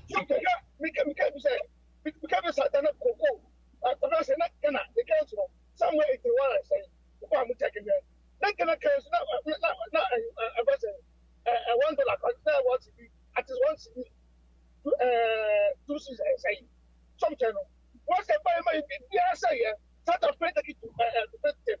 Somewhere it one, yeah, it wanted to start a local land here. That's a statistics. Start a no. Start a necessary. President, so with him. Oh, mass 6,000, and go put 1,000. What's the end? You didn't get what's it okay? I do mean now to talk to Mamma. Would you want that you are gonna? So, I said, my open. Like a large by anchor with together. I maintain that was Patina. The guy take a ton of I had the but the town not able. Dear Mensa, I will be a one more. I my next so, but I'm going to pay more. Okay. Yeah. What is your name for next person? What is your why?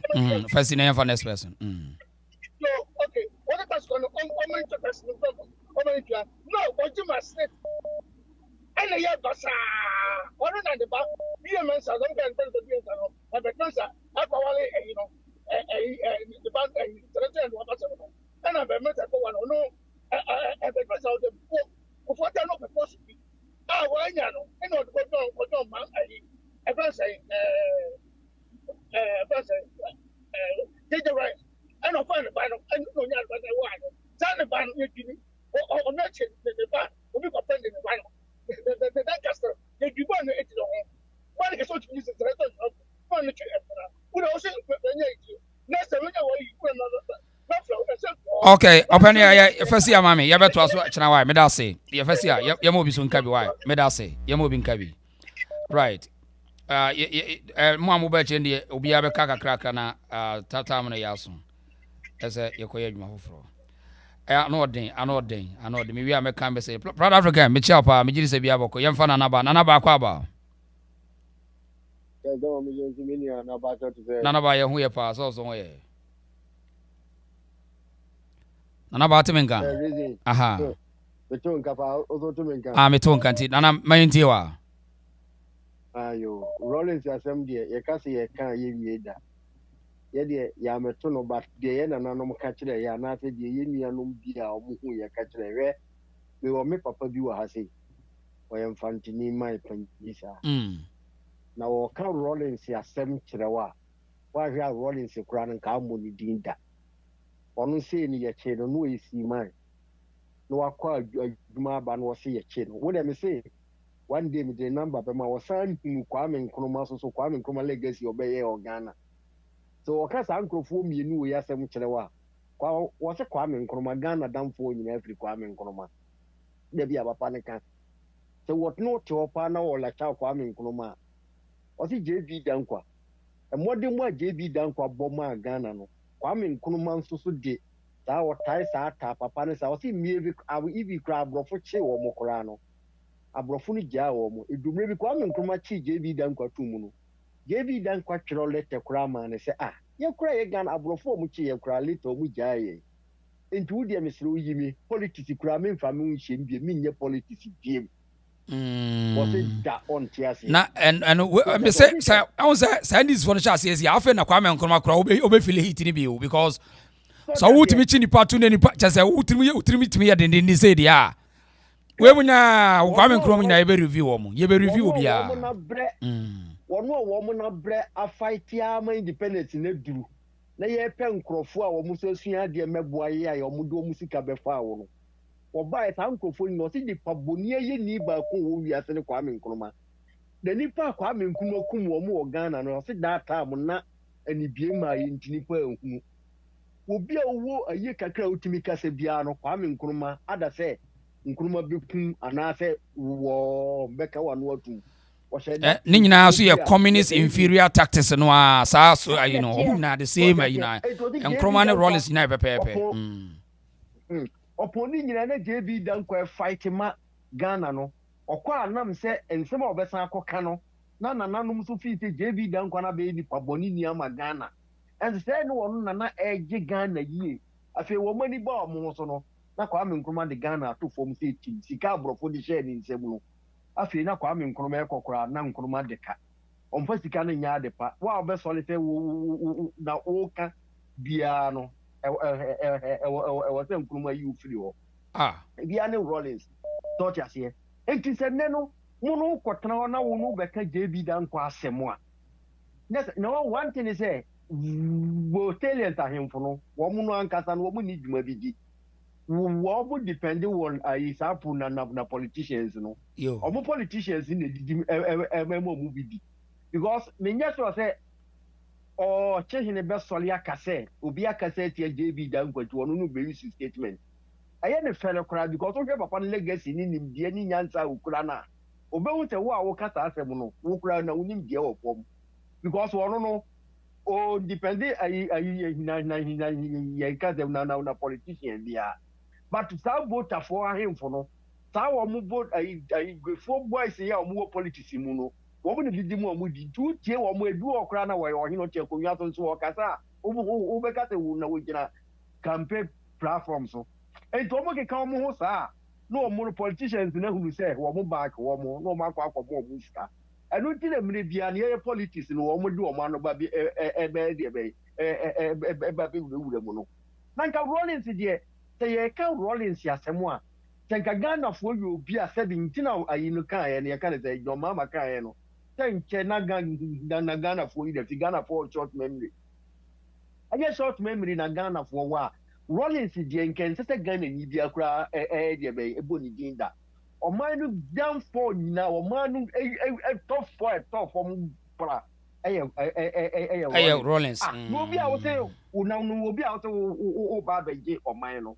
afei obi a wo ba abɛgye ɔman no wo ba yɛ ɔman no mu asikafo a ɔmo kura nnwuma a amanfoɔ yɛ no wɔn na woku no wɔn saa nkurɔfoɔ no na wode w'ani akyi wɔn so that time so kora wɔn kora nyɛ politics mu so na wɔn wo wɔn abɔ wɔn bra agye adwuma ebi kura yɛ akuafo a wɔn nyɛ sika san de abiebie nnwuma wɔsi da wɔnte aseɛ saa nkurɔfoɔ no ɔbɛyɛ deɛ bɛyɛ wobɛkunkum wɔn wɔkyɛ no net okura akan di a wɔ yɛ korɔmfoɔ na wɔyɛ nso so a wohu baabi kura nipa no bɔɔ korɔ no mfiri yɛ na wɔayɛ deɛ bɛyɛ ne waku no wɔn nneɛma wɔn store wɔn nneɛma nyinaa wogye po ne nyinaa do nkomi ɛsɛ wɔn man no da kyɛ sɛ wɔn man economy wotete no pansam no koraa ne nyinaa ne sɛ wode wɔn nkurɔfoɔ a de wɔanya akasa ɔpɛ sɛ ahiafoɔ ne atikafoɔ yɛ pɛ ampanampa yɛhu yɛnam a moyɛ ahiafoɔ a mohyɛ kyale wati a mode bɛdi Rawlings akyi no saa nkurɔfoɔ no aba abɛgya ne atikafoɔ ɛnɛ wowo ba na yɛka kyɛ sɛ woyɛ wo dini a sɛ mo nte aseɛ yɛwo nkurɔfoɔ bebree a wokunkum wɔ mo papa nom wɔ hɔ ɛne adeade ne ma nkurɔbi mu papa nom ada ne nyanka bɛsi nnɛ ɛnɛ saa nkurɔfoɔ no te hɔ na meda bia meka saa ayima yi a ɔmo adabuga ne wɔn nyinaa da so te ase ɛnso nam sɛ Ghana journalist foɔ wɔ hɔ ɛmpɛ history ɛmpɛ ɔfa sɛ na nokure nti no saa nkurɔfoɔ no yɛmfa wɔn ho sɔɔte ase ɛnso wɔn nyinaa wɔ nsɛm wɔ wɔn mu a wɔn bɛtumi akyɛ abia ehunu because wɔn na ne Rawlings anante 101 ɛnyɛ deɛ obi aka nti saa nkurɔfoɔ nyinaa da so te ase. Mo forget that traditional media no deɛ wɔn de control nti ɛmmoa nti ame deɛ ebetumi wɔn ayɛ social media no ebetumi o. ɛnso so bɛn Ghana journalist no atam kum chacha na ɔde kum chacha akɔtena TV so. Awakɔfa kum chacha wɔyɛ abɛtena TV so. Yɛ saa so ano asan afa mic na ɔde nam dwam.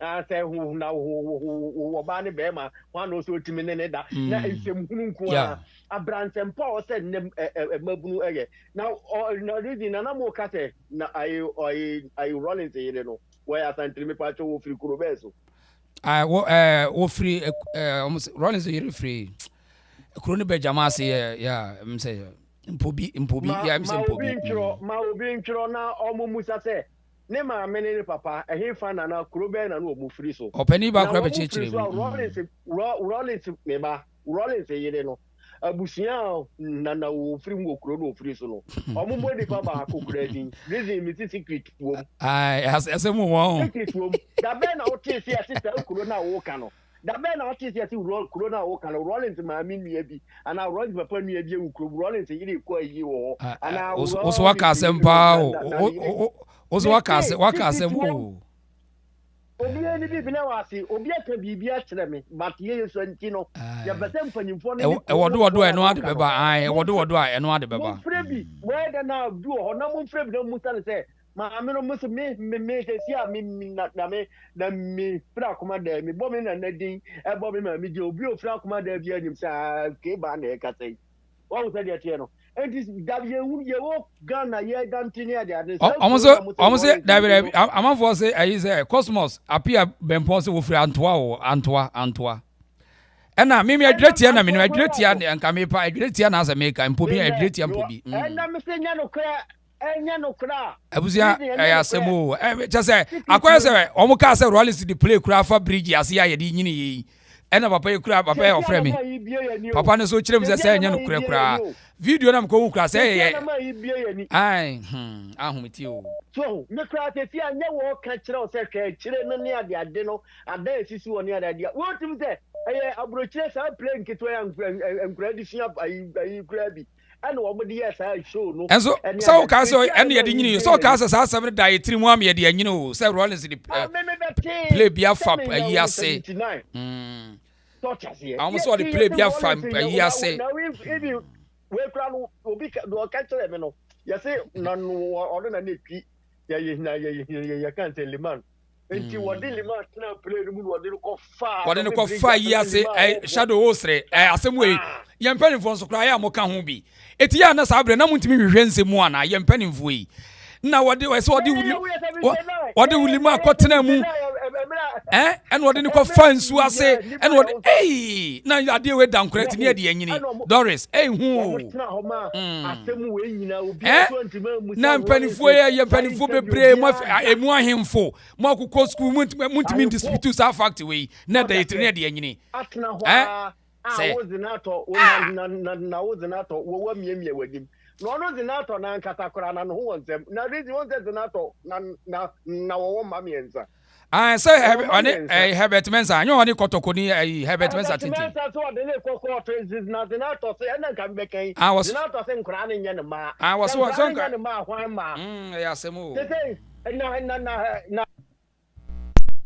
wono no omote eno no krem say Zenator mane ye wono ne ma Zenator say nya ne ma Herbert Mensa ka say wode kokko na nka wakwa ediene wo mo so mo mpire nkokko to ne nko kyera nko esa ediene no e ma atam no konko obesi ne eni say ni po sabusu na nkasa no ensam wo ho sabusu na nkasa ensam ne se no me da wo mo so a amanfo moja ye de na Rollins ba be mai wo so wontimi mani pam wo take glass na fe no wontimi mani pam na se ro mo atata na wo waya wo ja sisi a wo kan ba ni pam kakra wo no wura ni pam kra wontimi nkasa wo no me da wo mo so me na me ka kiro nana me da se ye na fese wo de ye beto aso kira ai e kira me ko video bi aba ha ai na me se Rollins yire no mo mi anya case na ade wa kan na ai obi twere se wo no fira ntoa ho wase wo fira ntoa no ni Rollins abusuya fie Rollins yire abusuya fie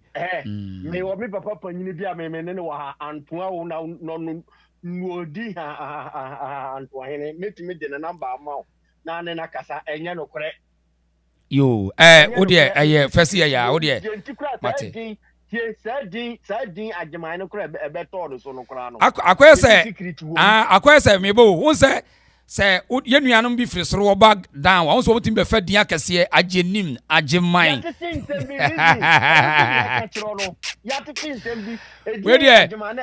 we dey lady bi a afia poku a okoka asantefo okoka kanzi wo mde ne ko wo say me your friend me na no me na chia me afere yes wo ma me free afi was ye de me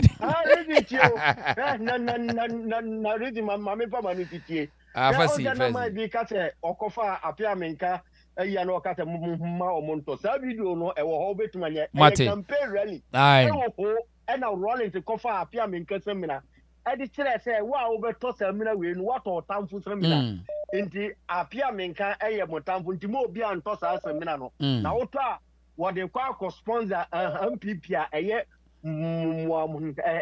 muatamfo de ma na botelent no ebe hiti MPP no okay Rawlings the tribalism ko gina o se eye asantefo no party indi se moto apia menka semina na wo de ko sponsor sa party no nti party ni ya akanfo dia nti mo so no mo ne mo na mo so moto no na mo ne akanfo ya atamfo Rawlings ne ko sete sa di we nyina yo enu nti na pimso say pimso ka say ye nyina ya tefaako ene ade didi bo ye bibia na no ada bo politics ba ye na modern to tia ba mo mfa mo politics no free okay nana me da say ye mo bi so nka bi na ene ya che wa akra ye do 5 hours me da say why me da say yo me da say ene call lady eti video we na o ma edi nyini ye hwe video we na o ma edi nyini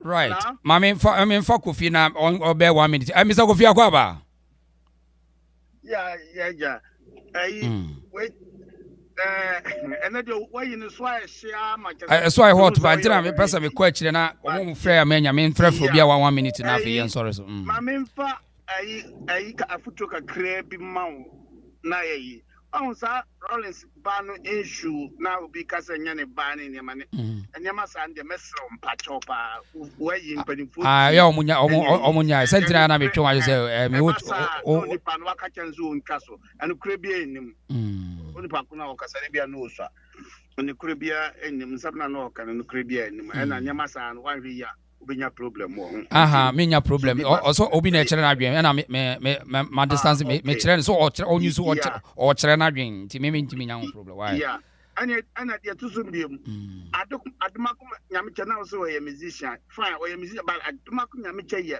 pure sojani na ba se ya de se ye kai we nyutuni ana okoso jani nyina na oto nyom no wo soja mu no say ye wo obi ye wo bansma fo soja ye wo obi bibia ye wo mom if you mom sha shusha nyina wo mu ne fre omudayin classic handles the classic handles no on na head on na the lead na che omo entertaining soldiers no entina ehon mame enkra ne kakra ho na de to so biem Rawlings asamu de say ya na microphone bi fra obu ha was na me na ka kire me obi osu ho a no so wa hu ni ye na ensam no me so obi so wo de obani me ba o ka de wo de ba ja obi ade asi wo na wo de wo kan wo de why kan wo de wo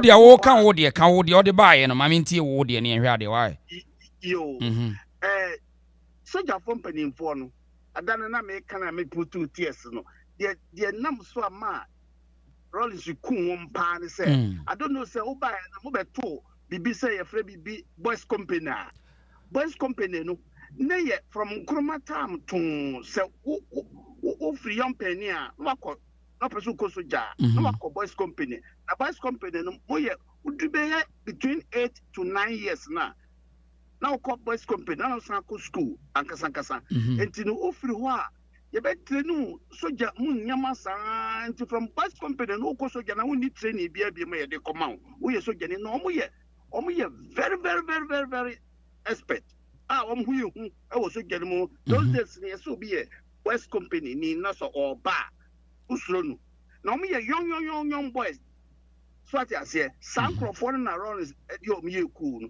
nti a champion ni free funding microphone no ku omo ni nyina They graduated from boys company. Rawlings on one boys company. Or free your friend is saying, or free Achimata school pet and or buy. Now, Mammy can be being true. Rawlings no brofo no technical no abon because at that time no so because Achimata school we get there Obeko University. Right? It's fine, yeah. At that time so be but want to me and call a free. Those days also call Form 5, now call 6 form, now call university. And the Form 5 no they call a soldier. Na ne yire de wa call university. Until you are say ne yire no. Na ne yire ni smart no we university. Na na call do university. Rawlings here just Form 5. Form 5, yeah. Dr. Ray, Mate, I don't bridge there. I video the fake video and I don't bridge baby no ada. Say me sini na Rawlings propaganda ni bia machine o muye ni bi no mo de beto nkura ni tim. Open the kasawa ni nto so. Entino Rawlings de ono no wan courses form kra. Na ne yire de no wa university no academically no ye smart. Na de bia me kan na there will be a more yana more case you tradition for near software so I mean can't you so when ni obia sabi oswa kaya you and na sabi when them the customer man obia venture me and I say boy see am no yi na say wo kano na say wonu kuntokwa no prawa onu so hwe those days na be pemenen ni asantifo na say mfa say twifo no yen na ye wo sika. And to some ye be sadness a young come down near Kokuntokwa. Necronesia. They don't lose nothing. Those I mean control. And they and Obehuno says sabby fracture. Obehuno will be free. But the region was no Skaka no the year show will be free nothing region. At that time no woman Miss Ramon where the money does so. Na and Tessao. Next can giant and the Rawlings no the any brand buy. Well, and Tia no me am say patch my trace now and no dia no me takum for na woman no me middle age for na so mu ye ne say nyuma die bebre say true Rawlings ele ma aboso kan me be tell aboso kan history enti aboso kan ne buy aboso kan no first no na the whole Ghana na baby a ye to second hand papers ya to baby a be nya bi Accra Kokompe and the Kumasi magazine. And don't be baby. Okay. And so Nanya popular. And the say Uba Accra Tudu. Seminim Accra winning Tudua. Mokola and Central Police Station and Mosa your friend say baby Glory Park a lot of choir spare parts. Those days, Obiang knew how to toss peppers. Dada, Papa when I say Ghana and spare parts. Dada in your man, Abai. No, Obiang knew how to toss peppers. Dada, and Mono, Nasas city, area more 2 to 1 mono. I want to spare parts. No, Eston, a walk or talk or Tomono. Nana 79, no, I buy it 1. Yeah, but 2 stone. Yes, what wrong? I'm an abroso. Ya poor son, ya 2 stone. No, what in a bounce near Bay near every stone. Now I wow. One more minimum Kofodia pan. Kofodia, Bine Zongo, a champion, never move home free her. And I would Kofodia says, I want to go up saying, I think take a second, see by a crash station. Right.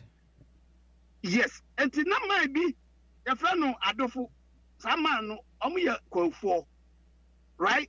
No one in the man, almost Juma, 1 year spare pass. Very popular. And almost I will be was out to do. One will be baby. And Tom, Coco BA. And I'm see a burro, a crop forward 2 to 1. That I'm not so kind now. A 1 year, hey, son, quiet. Right. Quiet. I jump on Crabby Canadian market and the ma, a home area, a BA Kakra. Now, why quiet? And I'm store. A call, no one call her. I'm any pandemic, and almost started here. Baby, I'm prepared for sorry down why if you're Abusoka, Masalachi, a almost that's now national mosque. And I might be a friend, Samisian, who on the first person or called Japan, Kofa, Sas a second hand spare parts be abeka san crofo no mienu enti didimu sana na crofo ba sa na na bo so kan no eyeye ni nyina Rollins na man ba na abra before Rollins beba no uzi Ghana ni abrantie so okwa abrochira ni obi a di fie nya poto wo Ghana ni kwa abrochira no akosua de Ghana ni kwa abrochira no okọ akosua o de abrochira che Ghana ni ompe oma ohia wo mu fie pan ana omo ekaka mo sa no mo de ama obi no okọ abrochira o because we school adwuma wo ho to the sense obi kra wie from far otiminya office adwuma form 4 so we kai those days no form 4 that we from 4 unya office adwuma until one na say ebe district and niema nyina because at that time no where I know mo ka watch mattress near the Accra industrial area one maybe on your plan ward your plan station Accra na chi one ho na ye Accra near friend industrial area I na watch mattress in factory no right na say wo factory bebre ye ko school ni ye check combi for my combi because that time no bolga come when ye combi fu yan cram fra bruchro ye no ye mo bo si abeche bia mamo school right sa papa we be che mu na me nyan kan bi say runs ba na wo London na 6,000 obey you know sa time me ko for some sugar man call London me call Hamburg Germany na kofa na 300 cities na 300 cities from Accra to London na 300 and so won't give no visa free now free Ghana ko here na visa free no buy and no so on pay as I see a visa sa baba no ya bufu na nkofo ni bi kasam na omo de atesam na omate and ya de anyi ya wari ya won kra krom ntini enim ya can be okay so ukọ London na 300 oba no betum call 6,000 from 300 to 6,000 plane na mo de ko na ene dia na da be na grofo free krono de oyem entine grofo free krono yonsu ni nyina free krono to ye den wotum or fly or no negotiate anazo ye den okoto price nim since atam no kwa Ghana West fa na abefa anti Ghana West na mo de ko no ene ono no one toto yinim watum satam yo Ghana West ko London 2 times a week now by Washington na abetop no JFK so I say right me because the first time I make up abroad me the Ghana West na kwa so I say entido ono de ono be se Ghana nyema nyina me si combi now so ho me buy mamusa we tobo Rollins ni main ya wode ahye nkoda na bitim say corrupt leaders oba be pam corrupt leaders omo wi aska ne de kogu he ho ana na ye corrupt no obi omo wi ade kogu he sika ne de satam no no de play no ko your friends obo ase no akofa gold no say every Friday or say no Rollins asem a odijang ne young people no be breed na chi say there was corrupt leaders internal Rollins ba be kunkum wo mu hwan na ye corrupt no hwan for na ye corrupt no from 79 ba no hwan mu abi o pa cha say before say Rollins baba na he for na ye corrupt no me say Rollins say there was a corrupt leaders until I say or getting them away hwan mu na ye say corrupt no wo say also na wo ha obi anya corrupt ono no or a typical poor person entin eya ho ya and o de buy because at that time no when I corrupt Ghana obi aya business enyama na person ofa enyani na hu nsa no right na aduane abu achampo time no na metesa mo ka operation feed yourself no school, even middle school, at that time, middle school bia to secondary school to university, bia or farms. At the university for more farms, no more, no one did feed him. More secondary school, more farms, no more, as also those days, no, a school bia, and then I encroach school land. Now, those days, no, so bia, call a bia. or secondary school be beka actual no mom ko university. So Tobo from 73 a champion 73 up to 78 na Ghana ahokyere ni wo manum na ahokyere ni ho ana.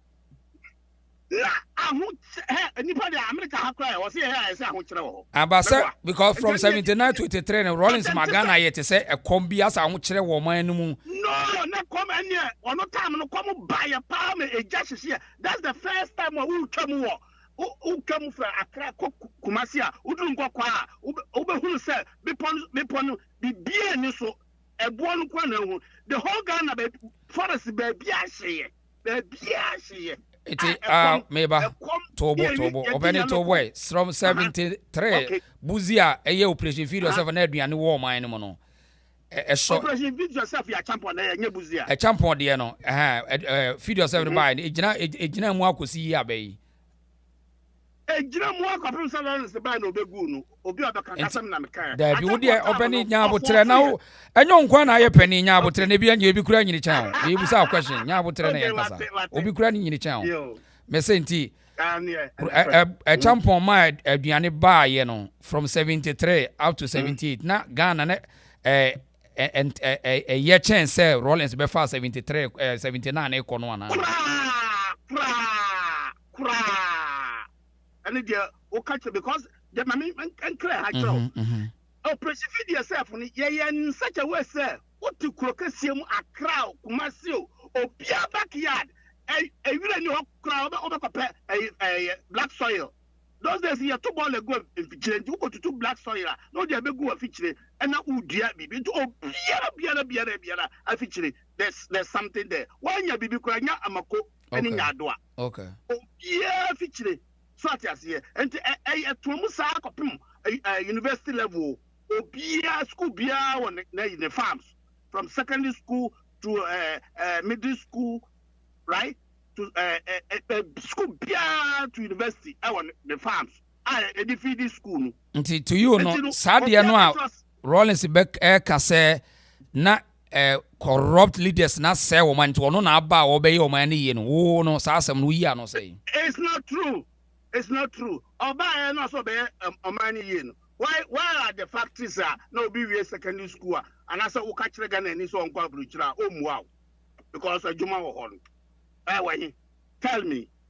I guess I want more. Ya pollute to my green or hunu and if we and on budget. No beer. No, I just also one kind of credit. So the kind of credit pad. Yeah. Ultimate fat. I idea. I could put the only one I check. I could put your buy and Sakufu do now on the champion deputy. And I could put no more than credit. Yeah. A palace, your friend at that time, your friend Palace School. Eya boko mama ni chese champion resign will be a ngu anye the tian say ike inisubium to say kufu na woso. That's how it is, right? No kuno be kuno no me a threat man because some for ni na kufu ni when me ko boss company, right? Ghana soldier reputation no enya no, yeah. Satam general asking those days. Are you starting a Palestinian for war starting here? The whole world, the commander, the whole world peacekeeping commander, no African, I hope so. Asking quite over tiny dance and general asking, Oba Bisa, right? No, Ghana military, and the Ghana military, no, Oyana Crawford, cassette, I'm not saying that the politics in them, and I'm never say, and then I mean, no, say, right? Oko Golan Heights, a Palestinian form, the other commander, the whole world commander of peacekeeping, or your bar or your Ghanaian, or bar Ghanaian brigadier general, or Jesus. We are finished. We are finished.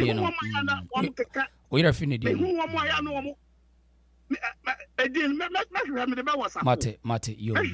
Now, we. Our last question here.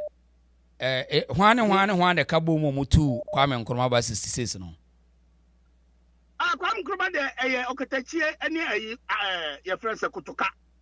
Any atane ya boa. Okay, maybe so OTD we EK Kutuka on the otini di on. Kutuka. Okay. AK Okay, AK Deku so Why? AK Deku. Deku. Deku. Ono die because I'm in dia. Okay. JWK Harley. What in it? Me Harley meeting day. Okay. AK Okran. Ono so Okra ya meeting day. And a J Ankara. Oh, Ankara is an say yan crowd.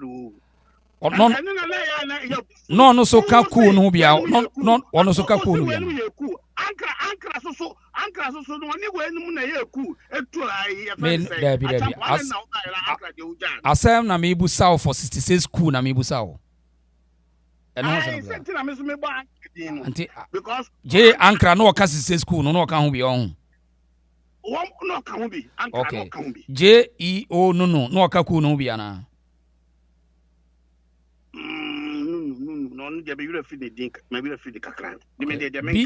okay na BA Yakubu ono so tini di BA Yakubu I okay ansana IK a champion no Afrifa be kan ho bi on yes okay me that's why opening me that say yeah me that's pa Rawlings no odin kwala no na ye ku no owie no san ku wom okay your friend say jiwa ne your friend say me that say and ya bo hu video anto your friend so am ye to aso that ekuru your friend kajabi why how dey kajabi ye beto aso china why me that say right okay bye right right tongo mombali nanga kasongo mbona wewe songa libala oh yeah kasongo mbona wewe mombali nanga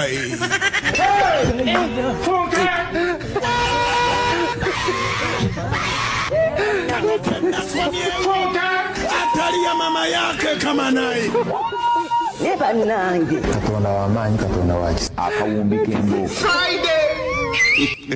kasongo yeye mombali nanga kasongo yeye mombali nanga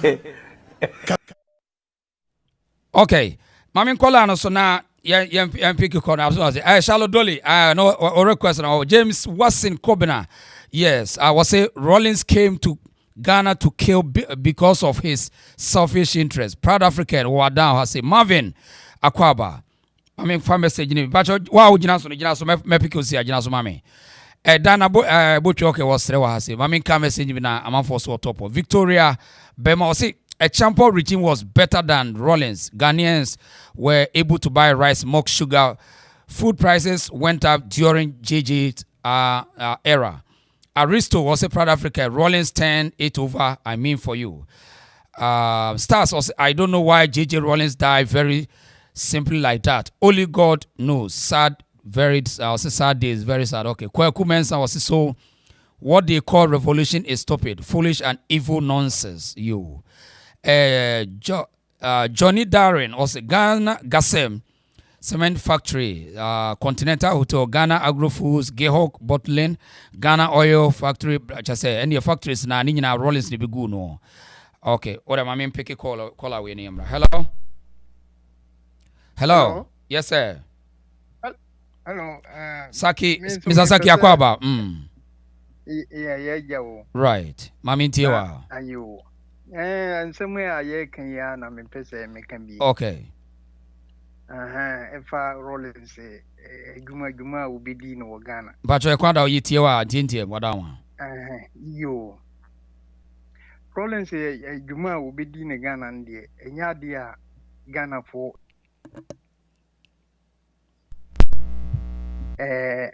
before na woye wo mu nipa no wo mu ne de kwan bia so no they will support you see ye kwan na ye fence anka wo dan a wo se ye kwan yi tene. That's right. E kan wo dan kan wo dan dia wo na hu se kwan na tia afrifa wo kochi no ebeku mire bi metie bo achi nyan ne na yi ne fence ne interview bi say wo mu ye ku to civilian government, they were criminals. ɛno nti na yɛmbɛku wɔ mo na me kyerɛ sɛ yɛbɛku sɛ wɔn yɛ criminals na yɛku wɔ mo a ka ayi nipa yɛku wɔ mo nyinaa no akyampo sɛ mefa sɛ afirifa ɛne akyampo wɔn na yɛm sɛ na wɔn ka eku ho akufu sɛ wɔn ka ku no ho ayɛ sɛ obi government bi aba no ɔbɛfa obi sɛ wɔde no ɛyɛ minister akufu nka ku a etu abuzi a akufu nka ho akufu wɔ so yɛ mu ɛna champion no sɛ ɛyɛ military government deɛ a wɔde military na ɛyɛ ɛna wɔ appointing sɛ wɔyɛ even koraa nifa no koraa akufu na ɔde hyɛ ne nsa Ghana yɛdrabo kɔ right no akufu na ɔde saa ɔbayi no sɛ champion ne bɛyɛ ai akufu na ɔde hyɛ ne nsa na akufu ni government no na akufu wɔ appointing sɛ as a minister yɛ a wɔhwɛ ame yɛ saa nifa no nti ɛyɛ society no na ohun sɛ nipa no wɔyɛ good ɔde ne ba government mu ɔbɛyie na ɔde ne ba government no nti akufu anyɛ ku yɛka wɔn a yɛ ku akufu anyɛ ku nti sɛ bɔkye nya bɛka sɛ ku plus obi ɔyɛ ku bi ayɛ criminal ne ka ni sɛ yɛ fɛn sɛ akufu yɛ ku no anwanfo na yɛ ku no agbo ni solome medjo agbo ani solome na yɛ ku no wɔn yɛ wɔn den wɔn na yɛ ku wɔn na yɛ ku kɔfa champion bɛ head wɔn no dia ibefo de yɛn ku wɔn yabwache wɔn ka ku no utuka wɔn ka ku no ho amedome kora de wɔde ne bɛ yɛ Asante Regional Commissioner amedome nka ku no ho sɛ nipa yi yɛ fɛn sɛ Rawlings ku wɔ mu nyinaa obia ni wɔyɛ ku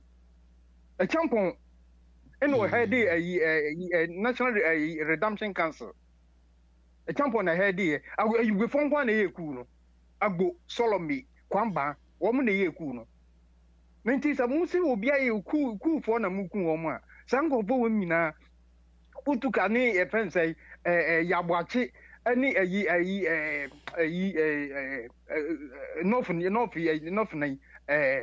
fali wɔn nyinaa mu titi wɔn nyinaa yɛ frɛ wɔn as ministers the same yɛ fɛn sɛ Mahama abayi a wɔn appointing the ministers right the once we are part of SMEs in the 1 and 2 now you say we are target to Rawlings said the proud Africa yeah when you cool one day appointing was so mess seven of mine and what about 7 of mine it is also a cool maker say send pano game cool oh can cool send pano na and they one more less than 40 45 na dey da omutim dodo na ye Rawlings say on the bed Ghana ye stable they are na corrupt leaders so corrupt leaders no na ye hwan omo ye dey omo ye dey no omo ye corrupt na wokeka sa no me pa che wo eno de ye ntimi enwane mfiri fate ho sa time na Rawlings buy no na ema ni modern and to be frank Rawlings be taking from me ba obe taking from hwan anya champion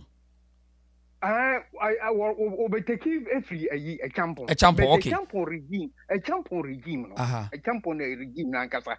Tama a champion betu Buziano. And a man or betuno is 75. And a man started say imu yeding. Sa 75 years started say yes, sunlight top true.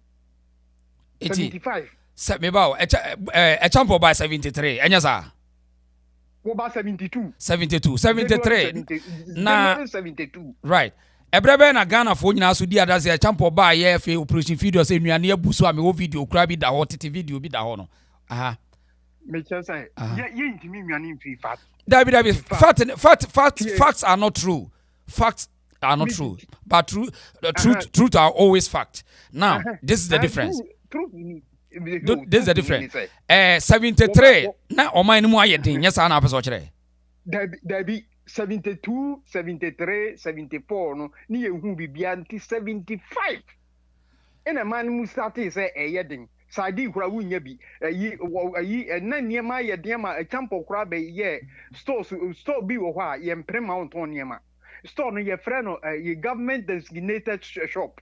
So wouldn't say lances now wouldn't mean tons ID, wouldn't mean ton way, wouldn't mean ton your friends are such commodities, wouldn't mean ton. Eti ebrebe na eti from ebrebe no operation feed yourself na air function na ebrebe na eja function dia na ebrebe na eja operation feed yourself on there no akoye ye fence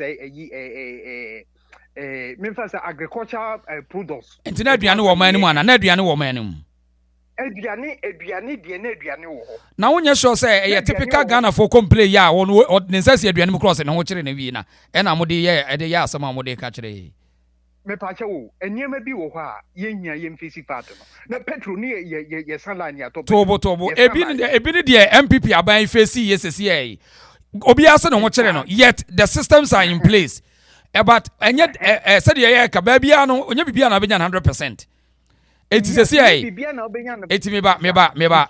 Compared to me buso asem. Compared to 73, 75 now work on. From 75. Compared to 79 up to 80. Dia hin na ho kire wo pa. 79 I call 80 no. 75 fa be see 79. And 79 ba 80 no. Dia hin na ho kire wo. 79 no na aho kire wo. Na ne enti said na wo ka say ye face fact no from a champion breast no hwam na yes a corrupt na ma ho kire ne ba ye hwam a hwam na ma dis a corrupt kire ne ba ye corrupt no corruption ne die Rawlings intimi en kasa corruption wonu de corruption ne die wonu ankasa na life na wonu fi say corruption. But that was Rawlings main ideology, the main agenda what the so say what the bekunkum nipa no a wo kunkum wo mo so they were corrupt leaders, so we need to take them out. Eno na me kire say sa corruption ne die e wonu na yi adia na wo person odi nya support e wo masisi no eno wo this Cosmos number na that's your no here screen as number bi da ho okay open kasa so wo this charges no eto wo mo so won senye be ya wo so ba ye no wo se wo be ma ehiafo ani esikafo ayepe ahanti wo bi ehiafo no so wo bi e say say wo bi ma mani sikania abeyepe dia denti na men support no. So ena ma wonu onya sa e pompo no support wa onya kwan e de ye ne wo pese wo ye no se nipa yi nyina wo chichi wo mukun wo mu ena wo Rawlings no corrupt yi no se si ye asase wo sata mo no a wo ka so mo ye corrupt eni bu sata mi a wan na ye corrupt wan na ye corrupt mimi transante mampon enti wonya sure say mo asantefo ya bi so no ebi a obi ba obi wo koye ni bibi kitwa bi na anya ye pe wogi omo support Rawlings say because say they work as let us face the fact me ya sure say ebi early 70s no sa na said the Rawlings can ye no kro me face fact a champion am ye ho kire ye et say net today akufu arokra me go kokuma sesi ye wasantefo egu akufu arokra me ye ho kire ye mo ma ne nko onye so sa no na mo ye ya early 70 no na Rawlings e take advantage ya na me kire say de wo ye ya e ma wonya support no e na make no ade niam kitwa bia me nka de Rawlings nya de ono ye onya support I know de me mete ase me pesa me kire say said de na wo ka say let us face the fact what dey you why na ye corrupt no why na ye sa corrupt no why me kire say economic challenge de o man bia nya bi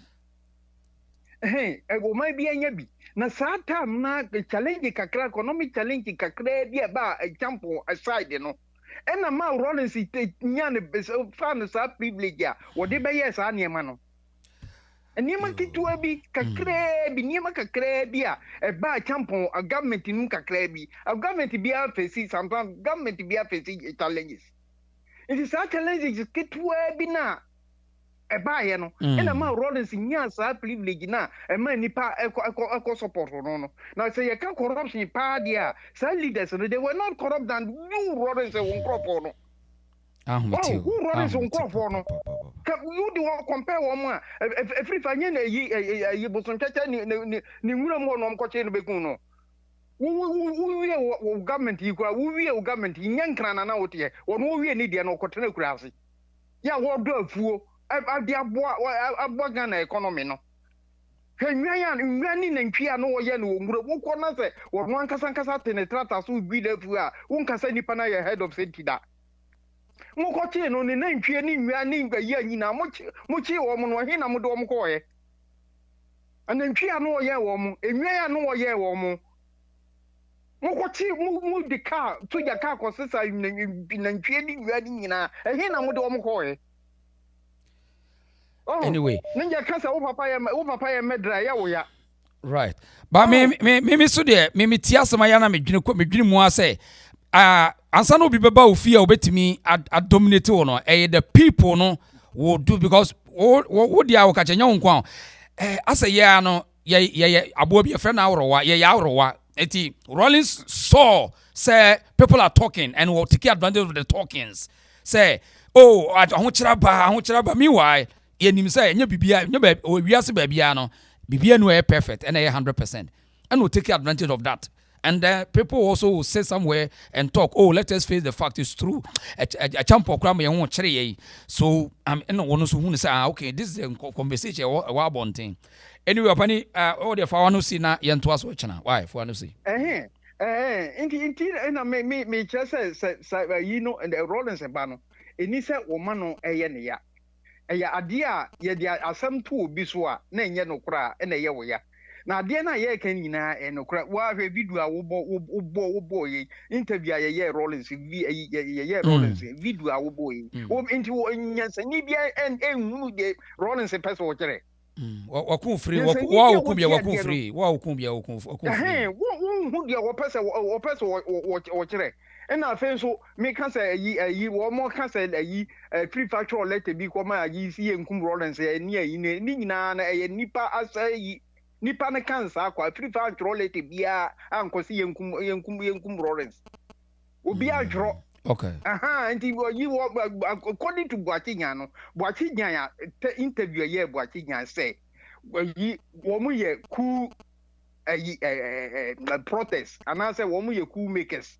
But the Constitution also says a nipa bi obey side in Biano were a criminal was subjected to death sentence. And we think woman. Son or right. And see me no sooner me say, Sana mo candia, I'm gonna phone to a woman to a Buziano, Agbo, Yamreni, Solome, a Yamreni, Aden woman dear one movie. That's right. A good question. Yeah, a good question. So I know to me, but so point is that Rawlings targeted the Asantes. Yes, sir. Yeah, of course. Okay. Of course. Right. Of course, because a Buzia Kuno, a Agbo, Solome, a Kwamba, woman na and a yes, I kuno. Now I didn't think that a cool makers here.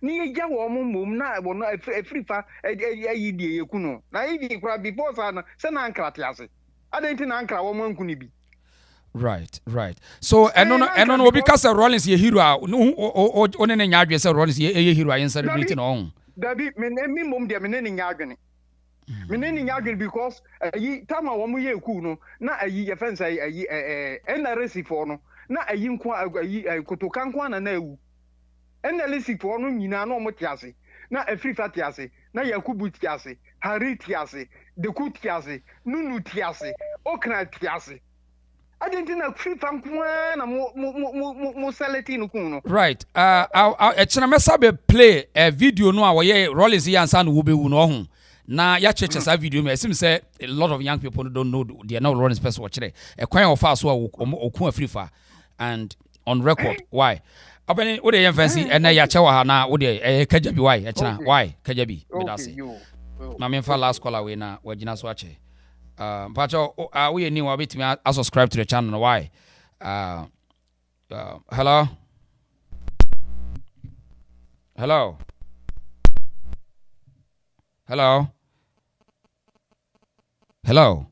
yes sir yeah audition penny akwaba yeah we dey ye be ko bat me pese o kan bi ansa na yakwai mama ntie wa we dey e da was fa na ojuma pa o bomba Ghana man ni Asante man pa wa ya dey right they will be to no ma aja ye sheda eni ka ayi student tradition but right the time I be na mo yi history primary level to ko SS company I say o ye history ni at your elective and sana that's right on your deal change one books other books ni ade which on to them who stand in with me no crepa yes pa ko no who say yes you be on my no crea I was say it's about time you find it serious. No correct. You tackle the way forward to the business out of to any will be. If and some more can my teach my but I said when I'm at my shock. That's right. My baby so my shock to find it's about time. I ban you under 30 me under 65 me I don't know. I was a funny serious for day. You said you my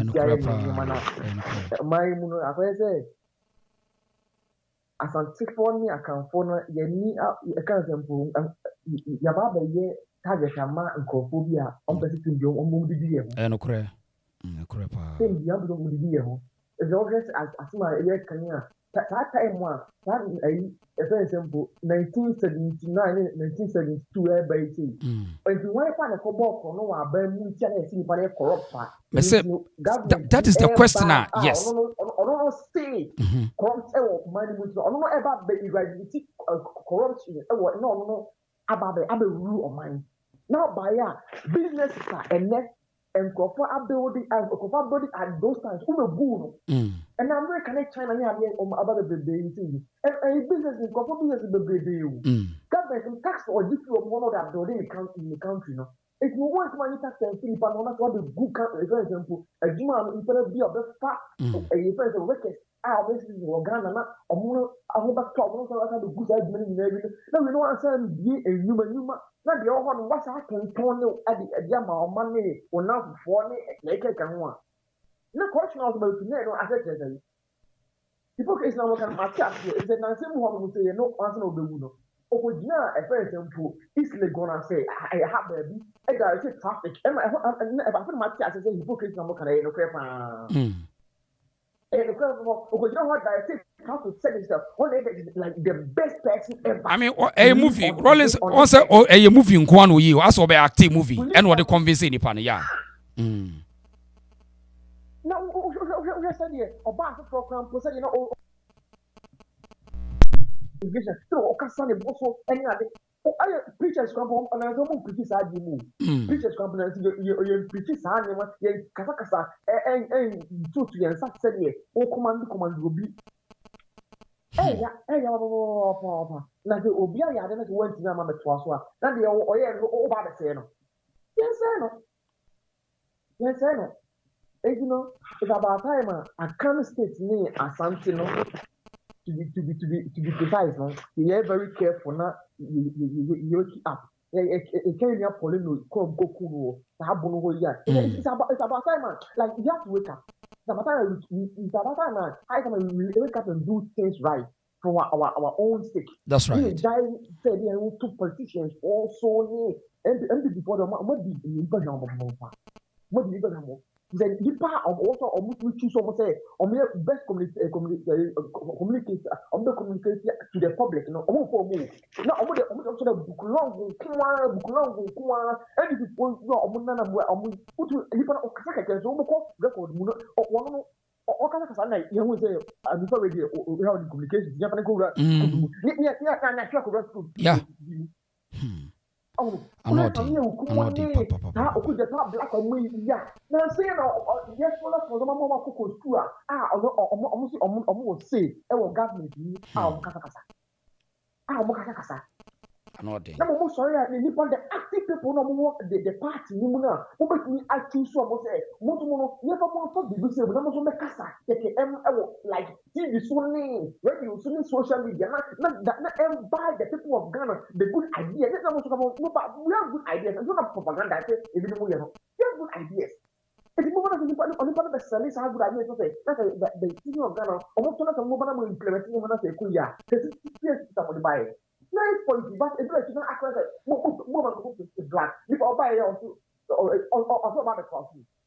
I don't know what was saying, also about the class. Right.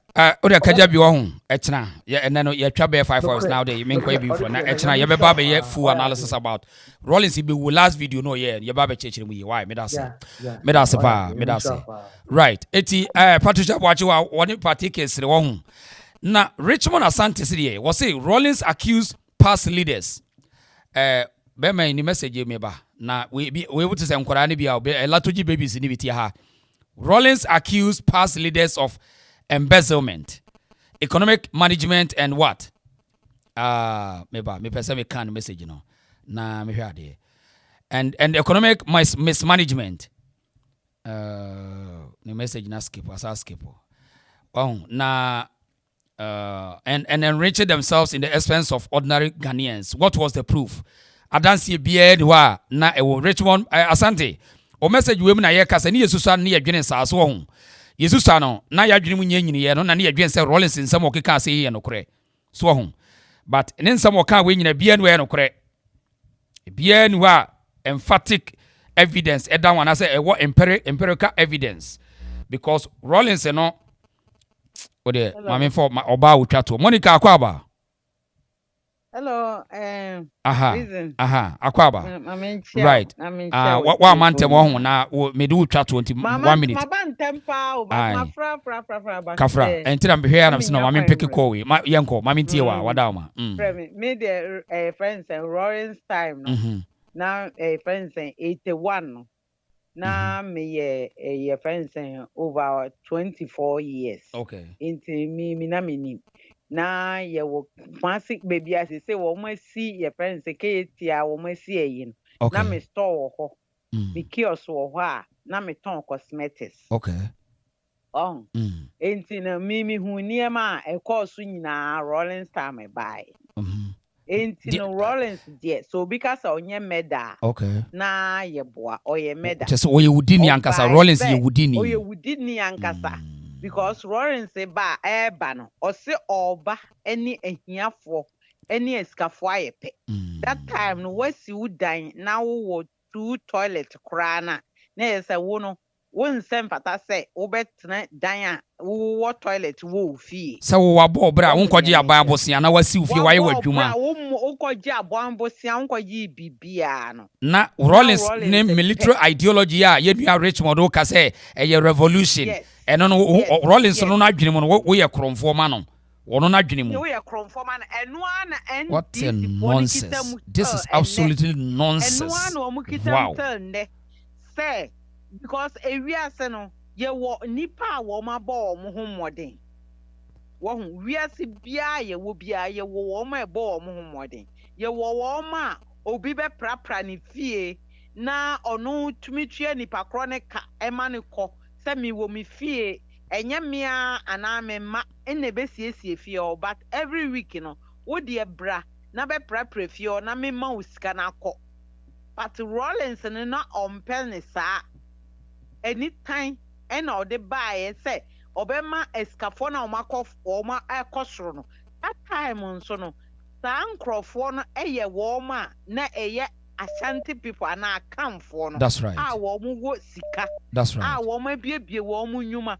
boache mattress eyi e friend is saying eyi e friend eyi cigarette aje kummo ene eyi e friend is saying amankwamu na papa no or your friend say or what your friend is saying otwa timber na osan won niema bebre osan ye enyuma bebre DKC mu nyina say na DKC mu nyina no mutwa timber DKC san crofo no na Rawlings baaye no obegu wo mu nyuma ena enyuma ankasa na aban no nso aye ediasi ho no ti say Kingsway UTC GNTC ni nyina no obegu no wo hu ne eme kire no enti no Rawlings no wa amfa bibia ma meka ho se oba beka ho na emu no be say nkrofo nyuma enti no memom de say ya de un se Europe ha na ye wo no ye wo ma edi bone meme wo Germany ha ye wo no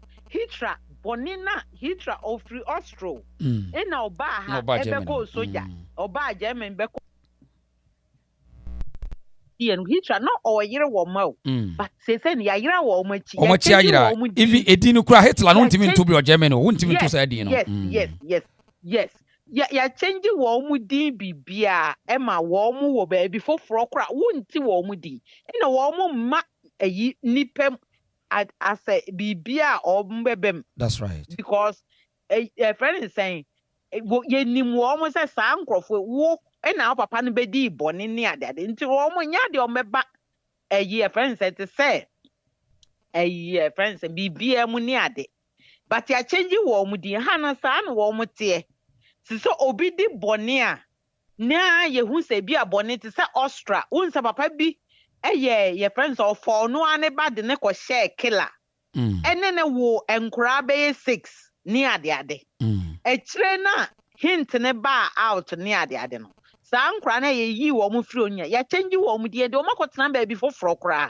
enti no wo enya ade a wo behu wo mu se sa enkura we ena wo papa di wo mu bone anasa odi ne maame ana ono ane ba na ne na no mo odi wo mu bone no na Ghana no senka ye krobia ye friend sen ye history no ekwa enyimu a enka friend sen eyi Rawlings na eni kwan senka ne ma no kra no nko mo ba nipem yeah yes senki edi wo mo kotena ba bi kra na eji wo mo din Rawlings ne yeden efri wo mo so because boni a wo mo di ese oba tan a okita eba 3 months na otua no fo ano sa lawyer judge na ye kokun Judge Cecilia your friend is ne maame that time so na ne maame yare tene nchen o ne maame a owo sa judge no o yare tene nchen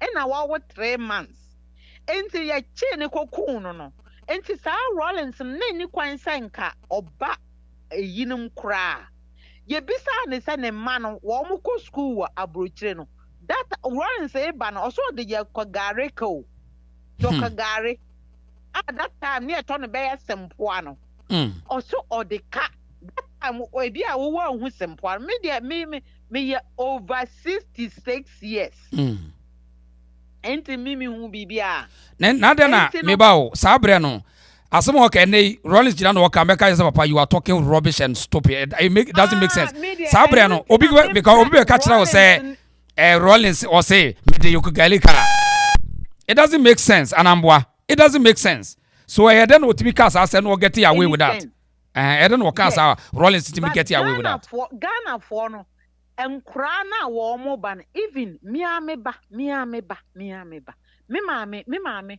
ompe yebusuafo no wo mo mpe because me na otopa no unim say a friend is saying no otopa no de call UTC Kingsway GNTC ni ade nyina ni ete kwada swesti enti no kama a friend is saying me maame ne panu 2 ye that time curfew 3 o'clock na panu na 2 na ofre me wofa ako kwestewia na iti be na adigum na me wofa ako kofi o se anama me panu na 2 awie ne o se be ni akwa abonti akoso phone yes that time na so phone enye ayibia ye so phone o se e be ko be ni akoto panu yakoso ja ne ato panu ne me na asore ne yenyina ya asore ofio ne yenyina ye pre wo hu but untumi mpie abonten na wo de pan no wakoso ja no na de pan na akose ayimu ama na abin wo hu that time na just nipa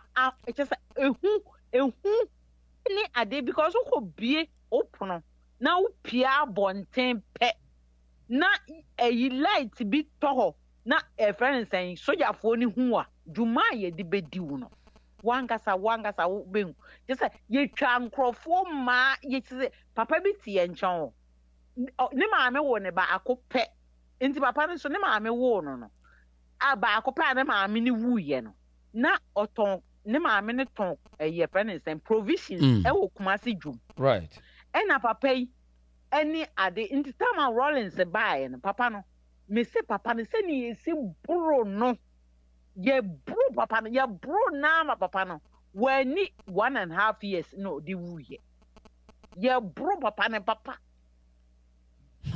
se wa hodo eigesia ne niema just a bonia nkrofo we bedi nti senka ne ma no kra no wo mu sa asem we esi ni kwan senka voter for no mo ba ni ayi senko mbe pacho okay mame yen nya bi on yen kaja bi on yen nya bi na yen to aso kina why na ye twa be 5 hours ye ko 6 hours nti enfensi ya Ghana fo nyina chose ye pacho ye papa wa nye ni ye that's right no mo mfa nche yen but say anwurafo ne beba say ni de enye because JB Danko anya hwe ono so abusiafo ono ne ma Ghana mom ye beje Ghana atom na ya je afra abrofo ni nsem okay enti medase ya beto aso china medase papa medase pa yo medase right ya beto aso china eye menam ase ya twa mo ye ko mo 6 hours na de meta adwuma na bitimi awe ne de nti abusiafo ma menam nyina mo ase wo ho na ye mfansi ase china ye beba na Rawlings obi wo ne nsem wo kan ye no na ya to aso madam we ode ma memfa madam ntwa to na mpenise sankofa yenchi Auntie Patricia na boko mama ma 1 minute na woto eka bi kakra na mehwe na mehu ko no me bi aso ye nua ba yi die okay I was na me ka me say Rawlings oba na me wo 19 years okay me hu de course bia na papa bi be kan say Samwa Rawlings eba de enti a ema Rawlings be yeku na Ghana ye ho kire ye na ho kire bia ni ho bibia ni ho a na wo pato wo Ghana memu a na wunya bi nto Ghana fo ebetu kwan nyina afiri Rawlings enye Rawlings ya Ghana ni yenim akwantu right Rawlings ba ye wose na yes tatam ne yesapet yesaka petrol enye nokore Rawlings ba ye tu kwan ya ye de nantwie ka ene ne tu kwan unya ka ye pake ye ntese sardine ye guka me say nantwie ka ene ne nipa di tu kwan wan ka bi no a ne ye di entabo na aye wato nchene wato nchene enye wato nchene kra de na senko aforo VIP asemo entabo tintin ye di nantwie na gum enu ne nipa eforo enu ne nipa fo crazy wunya crazy to light ni ho bibie ni ho enti de papa ne ka say ne ekomo wo ho no ayo de say ya na ho kire wo ho ansa na Rawlings eba no me si ni hu woboa na me wo 19 years me hu bibia de se me ka anto sister yi a wo be kasa se si yi de so Germany asem a wo kan Adolf Hitler woni nasefo bi ani baabi a me mata jama hoda nasefo ni baabi a wono bi esanse boni a wodi ye nti no before se wo be ko wuo no efi a wotim wodi jato mu se woni nasefo nyina because na onu say se woja ne yire ne ne ma ho a ombe face the consequences no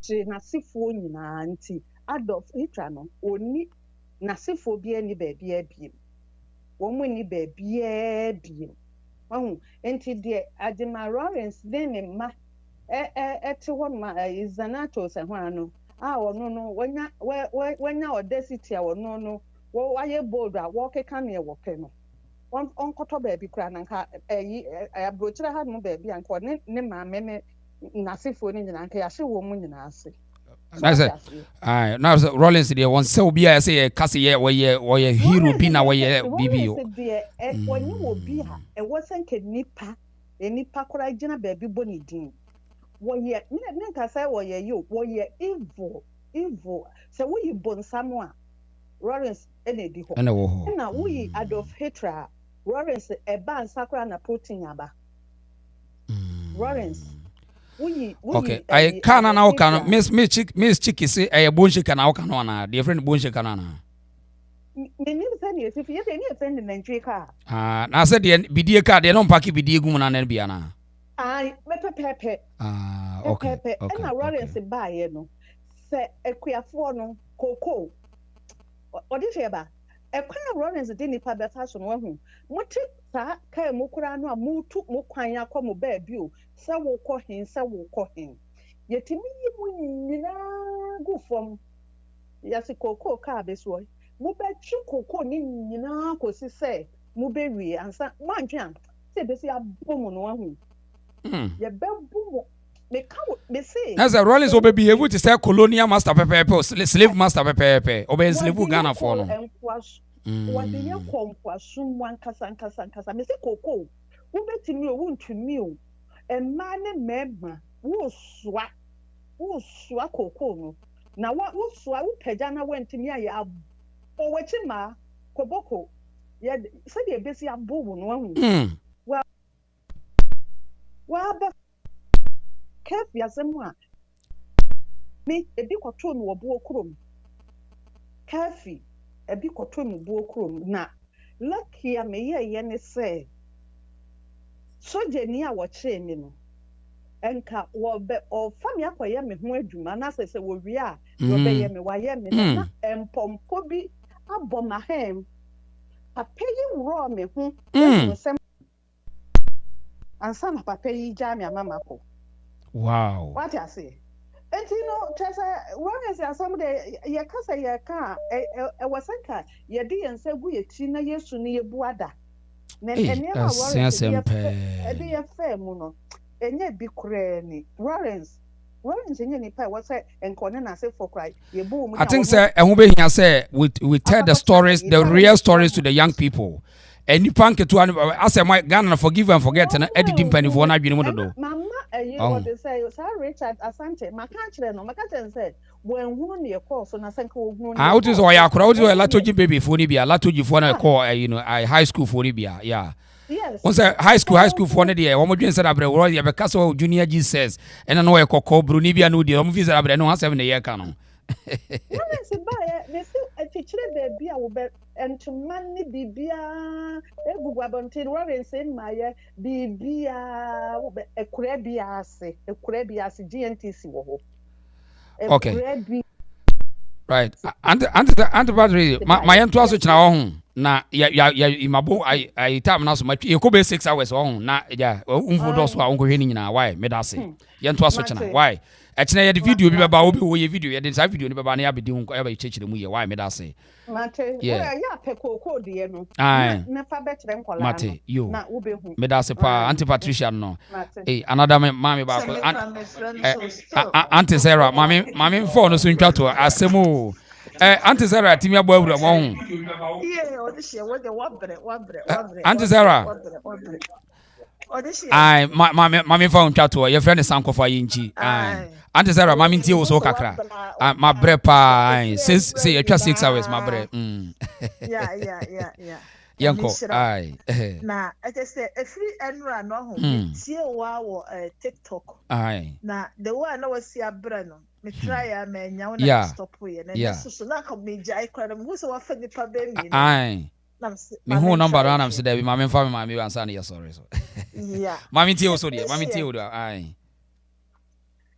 se Ghana e kuro bia wo ho enka jema kwadu ene ne mma enka sisi bu wo mudi kura enka wo monti asisi me chi se me dwina se bi ho se enti wo de margin se asantini bema na kokko ware anwona ni ba na ka boni a Lawrence di ye no sa asantini bema no kodi na anwona mem kunkum anwona fo sikafo ma boma deja na ka wo oba no wu asa anwona ni ba no wanya kwan se me sa komikro mu anwona chese wo kwa ka be ku asa na wako ye be ku na asantefo ye wakoma papa ye wakoma entina nyakopo wo hira ye no yakoma penti no nyame wo hira sante o se ron se ba ye na otan no hwe be data na me ko school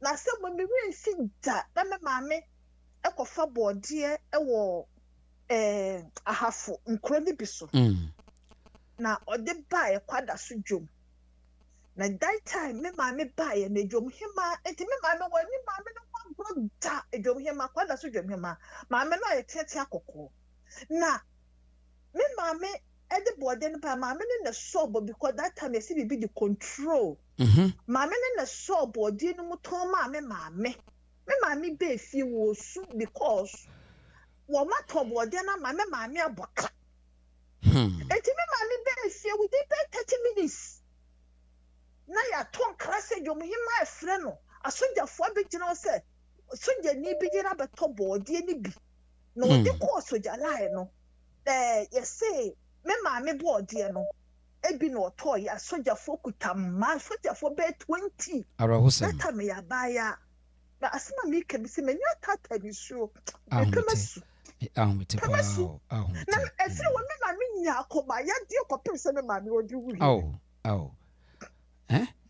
Na Lawrence ya me be chia de makwadu ni nukunu ne maka na ebe se me ma me wiya nwemre bi da me ma me tire me ka no okokwa da so dwom na ne tire nkwa ne se dwom he ma so me ma ni wasi debi mo mfa mo nsa nkante akoso ya ono na oto ne board ya me na me gina ho ton ye enti ne board o de ba ye bi nie wo de wonya ma na na ton ye wonim se de kanene cities wo bi kan wo kora wo timi ko report ma so ja me say video ba kwa Rawlings na amanfo di konkonsa kyerɛ kɛkɛ na ye babu ni bi kun konkonsa kɛkɛ na can you imagine that time na wo twa mana ko bebo me ma me de ja e wo ni pen na ko ma bro me ma me na se kene nyankopɔ ne so ma me mu a e ma ba dwom he ma so me ma ni ma ke bro me ma me gu na ni mu ase na can you imagine abaya mesisu me ba na me ho se me ma me ya boda de ja ne ya bodo nti ka ma dwene be ya dwada na nti dia pa na beba se a leader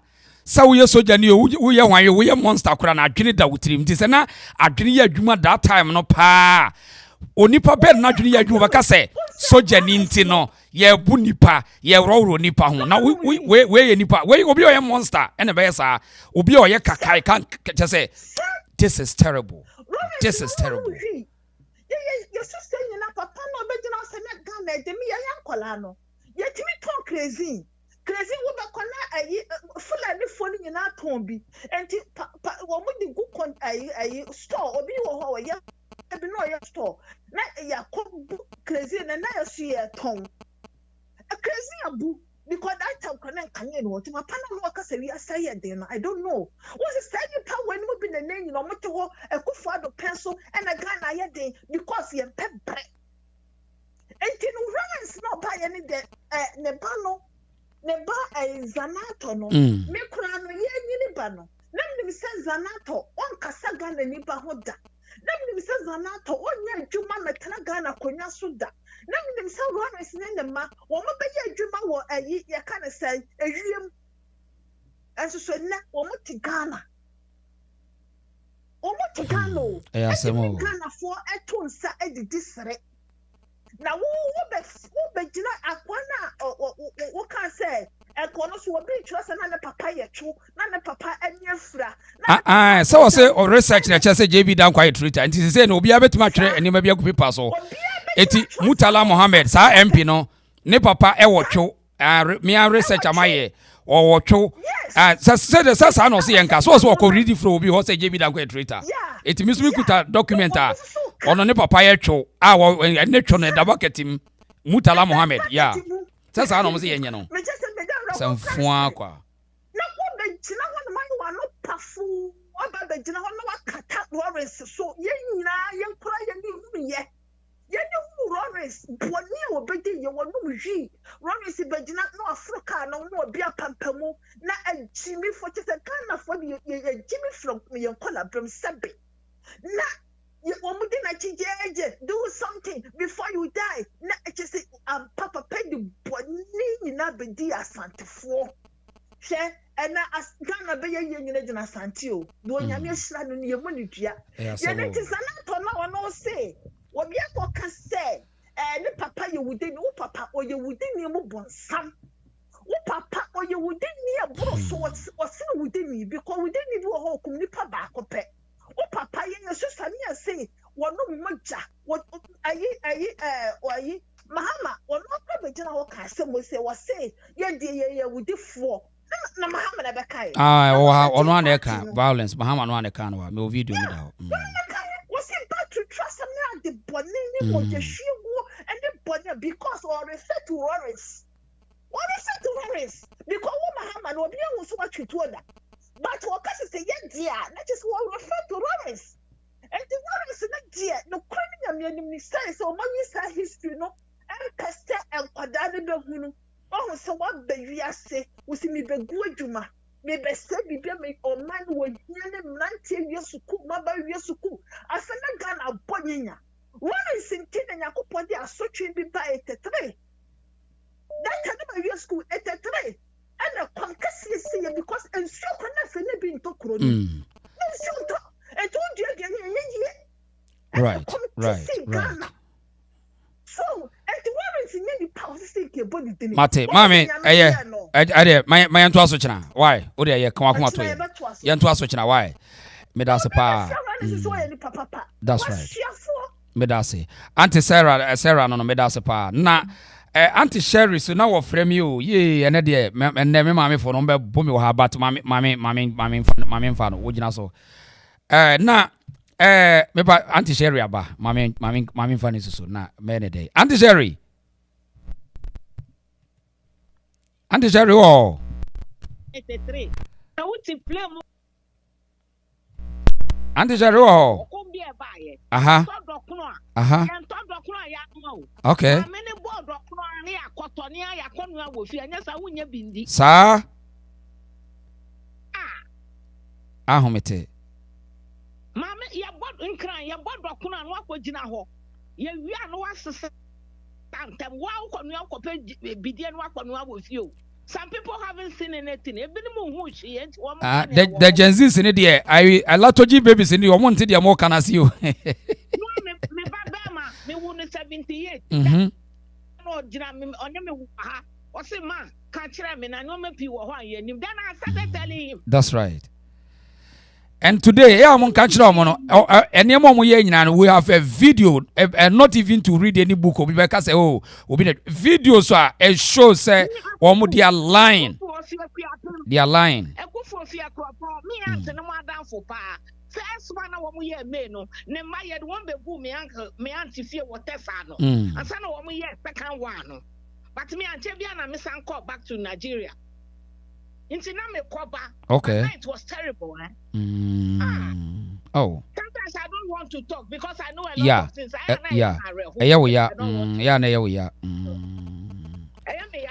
But I think say yakata kata niema so ama Rawlings in the family na form who dinti amanfo who still see them as angels into who the young people know they are defending Rawlings atrocities. So I say people deserve to die. In what planet, in what calculations or any which philosophy, and I will bet my say people deserve to die. Today, what is the results? The dying in the wu and a dear and fast one the aba mami. Zurich. Nigiri broni to Zurich. Zenator no one woman go school. Oh, yeah, I don't want to talk much. I was Switzerland. I don't want to talk much, so it's okay. Zenator or Zurich go school. Okay. My uncle here. Okay, Auntie Jerry. Yeah, you better ask now. What do you mean through? Why? Me that say. Auntie Jerry, thank you. Pope, what to say? Hello, Pope. Hello, Pope. Yeah, Mr. Reze. Yes, sir. I come here call back to him. Sanko Fantina, me say no, mama house on count. That's right. Right. That's right. Your friend say, well, is there Obama Santa for They said, you saw now I for our media to preach. That's right. And I'm a Satia too. That's right. I will share a new mapa, free as far. Free as far, Equa Tunsu, a new man or members say, I want quite an industrial area, Ankasa. The wood near here in Royce, the big good in that's a big good in near Pam and Kamajuma said, the new man there was outside one and any Makutua. Every good in the mind. And I do what the end also. Yeah. Okay. Mister Ochunoku, AEB, I'm a Ochunoku interview or mammy. Many that years, I live Jua. Now, mammy, no, any easy. There's a say, and or pair say, Naka, or Mutimisi, the Bannerman and Sakwan, and I'm best friend now, friend. I don't know. Others say, my year, and I saw one year. That's right. That's right. That's right. Okay, medase pa, medase. Ever to also. Yemfa Auntie Margaret. Hello. Auntie Margaret, yemfa we. But I'm get to what right, they say. right. Yem we pass also me hoye. o kasa rolling song obaye no obefa nkola abone yen Ashanti no ta boys amo ho a no mo no mu wi yen nkola abone atutuboto fo nkola e na obeboabo mo ano e na na o mada na o hu so mu se wo bibi wo fie a no makọ akoka no mo ne asojafo na odonko miane aba bebo wan hwe ye kra na mbetimi atwa watum na de ese de ye one de ayoti no omo ye saa ma akire no aban no ano brass na o madane akronfo because omo nya adwuma bia omo nya sika enten na bibia loot ni ni hosta na afiada na omo akro no ba ni sojafo ni nyina right na omo hwiade enti Rawlings de ade obeye no Ghana no obia oti ho na obeto abakra ma NDC no se sa nipa no sebe wonya Ghana ni no free in neighboring countries na but because those days no yes sorry 2 o'clock ekoma yanka enam 1 kilo peo ekofa 1 kilo ekofa ka abu station railways ho na ye fi ho na ekoma yanka ye beko no 2 o'clock na nkrofo de bo asa ho na share de bo akwa to aso and stand ya twen na ma precontre 1 kilo na ntwinam 1 kilo na wo dia bafie semina ye small grade enam ye small grade bibia ye small grade that secondary school boys no ko yi force e ma trouser no ma change no zip no ye free ma side ne dia kwa akoto ma side ese bibia nkoso boys ni bebre dwane koi varsity nyina Rawlings to school mu nyina mo kan mo ankan school asemo ototo varsities ni nyina mu ma students ni bebre dwane ko alata ebi ko kira de that time na Ghana na ya bon ye ko kira yi 1982 ye papers cry ye twem because adwene ni wa odi be hia de wow adwene ni wo ntinipa bebre dwane ko alata na teacher fo no bebre so ko hokoko sua e ko kira alata fo na de Rawlings ba e se na bra bi kan sesia se ahoju area ho na enwuma ho bebre that time akwa long vac na e ko ho ne ko ye adwuma Rawlings be gu ni nyina na se ya anhwe yi a the NDC for ye ni nei ye hunu bi 79 sa looting na de bia omuhuna nipa omo pese obekasa ehunahuna na waka no atu eno no ma start no se Ghana fo anhwe yi a na esi 79 no sa NDC for no mani PNDC for omani AFLC for because akronfo na no more that time no man na wo say because Obama hia for ama ye nyina ye pa ede na hia ni no obe hia ni kwa na sikani ni ye sikani pa Rawlings oba na woni hwe say when you sika ama o manyina anya sika ama o party na wo mukum obi just because of 50,000 no say bi kuta billions and millions of dollars omo ye funny omo ye funny Ghana for say it no mo hwe ye Ghana for me de meti abrochira ha enkame me pa me ba Ghana me peso amemba mo hwe ye na 79 no ansansi bio because any NDC for ehunahuna mo na moto na mwaka no atum akrache for MPP for adabia moye mo ho bibia mo nka we mo de ye campaign kura nka mo anwe sa mo de sa nyema we ye campaign adia Rawlings dia ye na di bie ni pani a nka nya ne se mo ko opposition okay mame na wase na ye nto aso ya kina o de jare aka no why kina na ya to aso me da se pa right okay afede my fair to bia na Mr. Young so na Mr. Young anyway abusianti the omni say as ade we nyina na ye the review of Jerry Rawlings Mutala Muhammad na was one the okofa book bi wo form na kire say JB Dankwa or ye traitor ye beto aso Mr. Young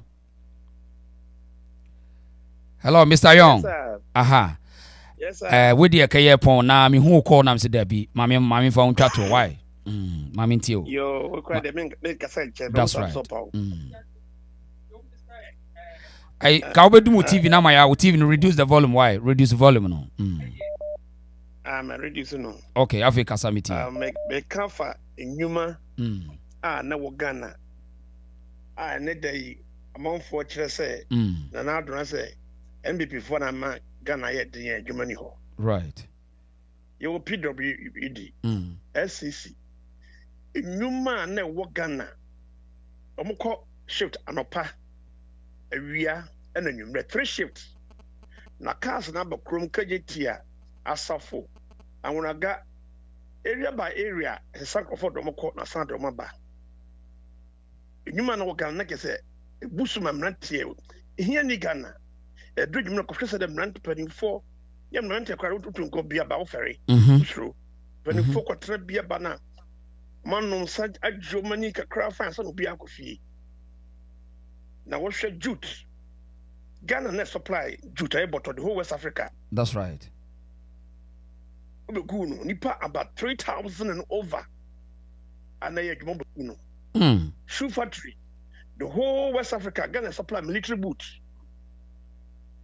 They can't say military boot pure leather boot and pabwa and no more. What's it leather now ya shano ya leather the paper one. Asan fa de be be wole say kawro na ma fo so ade atom omom ya gate no ye begu side so na e wokuma ase no mo begu no a machine si gu wa say ne kwa wo nyina e basa enwuma na wo Ghana runs de ni bre because na wo asan fo no etu pon more Lebanese for nyina mo so a commercial no moba fatu sakasiye sawmills tam scrap no e wotetek no ho e fa kwa adwuma ne mafaka derika so me fa Einstein estate na ko adwuma at least abrante be ska kra me de call disco very weekend. Sad Just say so sad to say comfortable D and this achi I mean, yeah, it has an indoctrination, political deception. I conquer the Nipani, especially in Peniforium, almost affected the young people, because I mean, the situation we shared that dance here, bad one thing, not still. I mean, I know the Rawlings. I mean, if we're infected Nipani in the wrong way, cry, we're infected Nipani in the wrong way. The chili for being who are working for my or mine. Wow, among crowded suya, and your bonnie said you see dear wood, see some said my Americans are pepe or more informant, or no more so your for no informant. To much in prosperity, in him so scarce until you got so many bigger cry. And the urino and aside you may now know the kind because Rawlings don't must until you Oscar. As a baby was sick, I see be always sick and you will be ano. On a chair, send prosperity or have one cofano. Hey, sir. No more bar. Or mono this answer on the no. On any champagne, what to champagne with you. Now, I'm in a soya santin. I don't know where soya santini. I don't know where. Oh, my name because I almost say half a sante, half a dime. My name, dear, so we're full as sante, dear. I cannot say. Hey, I say more. Oh, half a sante, half a dime. Maybe Saddam the minimum. But me who sent you on to be dear anymore. Yes, the secretary are cried here. So until I others who could be been a Debbie. Be a mukunjai. But sir, if you are papa, so said the enemy so she and say, be a miniature so bit my control, you couldn't say. So we had the said now Rawlings said so she. Or don't you papa. To also send Casa come America be beach at home. Of course. So when we've been in Yab, about Saforo, or Freddie Kunu, case that be almost saying one man of Cosso, and Madam Yansa, you're calling me dear Yansa, ma in Yansa, or Banya Safo to look for. Said that be a scaffold and the woman that bore mine. No, almost my corrupt, no, and also what you want. One of the military euphony now, a cop bank will be just 5,000 cities. I will check out and crowd on a crouch in the corner. A free fire, no fear, only a military that you move. Because the time I'm watching, no, second time, no, or say, or fresh up on catcher, say, I'll cry you. Or best answer about the communion. If I said it, I'm so dear dreaded that be to be a she. I'm going to remind that what the almost Okay. like you cool. Pani ya to aso chira ho ne ya see the motor over 6 hours do ya chira no na ya to aso why na ya no abantem why ai me da se pa why ai ya to aso chira why me da se pa right okay ya fa course ni sia na baye afede em se nipa na friend na matimi ne obibra kasanti ya fancy ase right abusia mame na munyina mo ase wo ho ye koso ye tie Ghana fo no asem die nti a yetie Ghana fo no a 79 no wo ho no a na ne be ma ya wugina ye we MP en wo sa ye minister en wo no so wakofa krata bi wo fom ada ya JB dan kwa traitor nti ye pese ye find out ono nso ne leader no a obi ka se ne ba ne Zenator to ye medra no yetie Ghana fo no a 79 no wo no so we will let the people talk sabre no yes no mo se de let the blood flow today. There won't be no blood, but there will be intelligence. Wisdom will flow. There will tear no opa tiemi, opa menti eye wasem. Se sabre no. Papa J ne yere eka se let the blood flow there. Ene die enye blood. The wisdom, the intelligence will flow through the media. So umpo ti binyawe. Nti odi omon koso no munye omon throw garbage ni ngo system no. Na me wuchidi se mpanimfo a wono mutie ne ye woni ye kasa no wo no asem no eno so beda ho na accounta nipa bonfo no adwene ye frem ode sheba amena wase muntina mo hase ai ti wono ai fo no latoji babies ne de ma hu se na abrantie bi wo ye rofo ase o ye friend se Richmond Asante we wotu se latoji baby fo ni bia o usa nti woni wono nhede nim de course nti munya no ho abotre why ono usa tutu say onim kura say ebia nipa bi wa wo business ye grown bi 50 years 20 years okwa America o ma grow business Walmart Costco musa no so o ma grow nti say obi Rawlings buy obi gugu no so we ya branch na wunya adwuma anya ko bisa Papa J ene na busuafo eno safoma me da say Auntie Cecilia Margaret mo amwase proud African I salute you. Mom was the rest of it. Thank you. Shadow, me that's why. Aristo, thank you. Thank you for your time. Akosua, thank you for your time. Alberta, baby, you'll be a Michelle. Sasana, Auntie Lydia, I will New York Michelle. I was therefore, Mamma Namuina Masi. Ye divisi na ye dia ye besaba. Echna ye be show video bi a chere mo why. Me da munyina Masi. Me da Masi pa.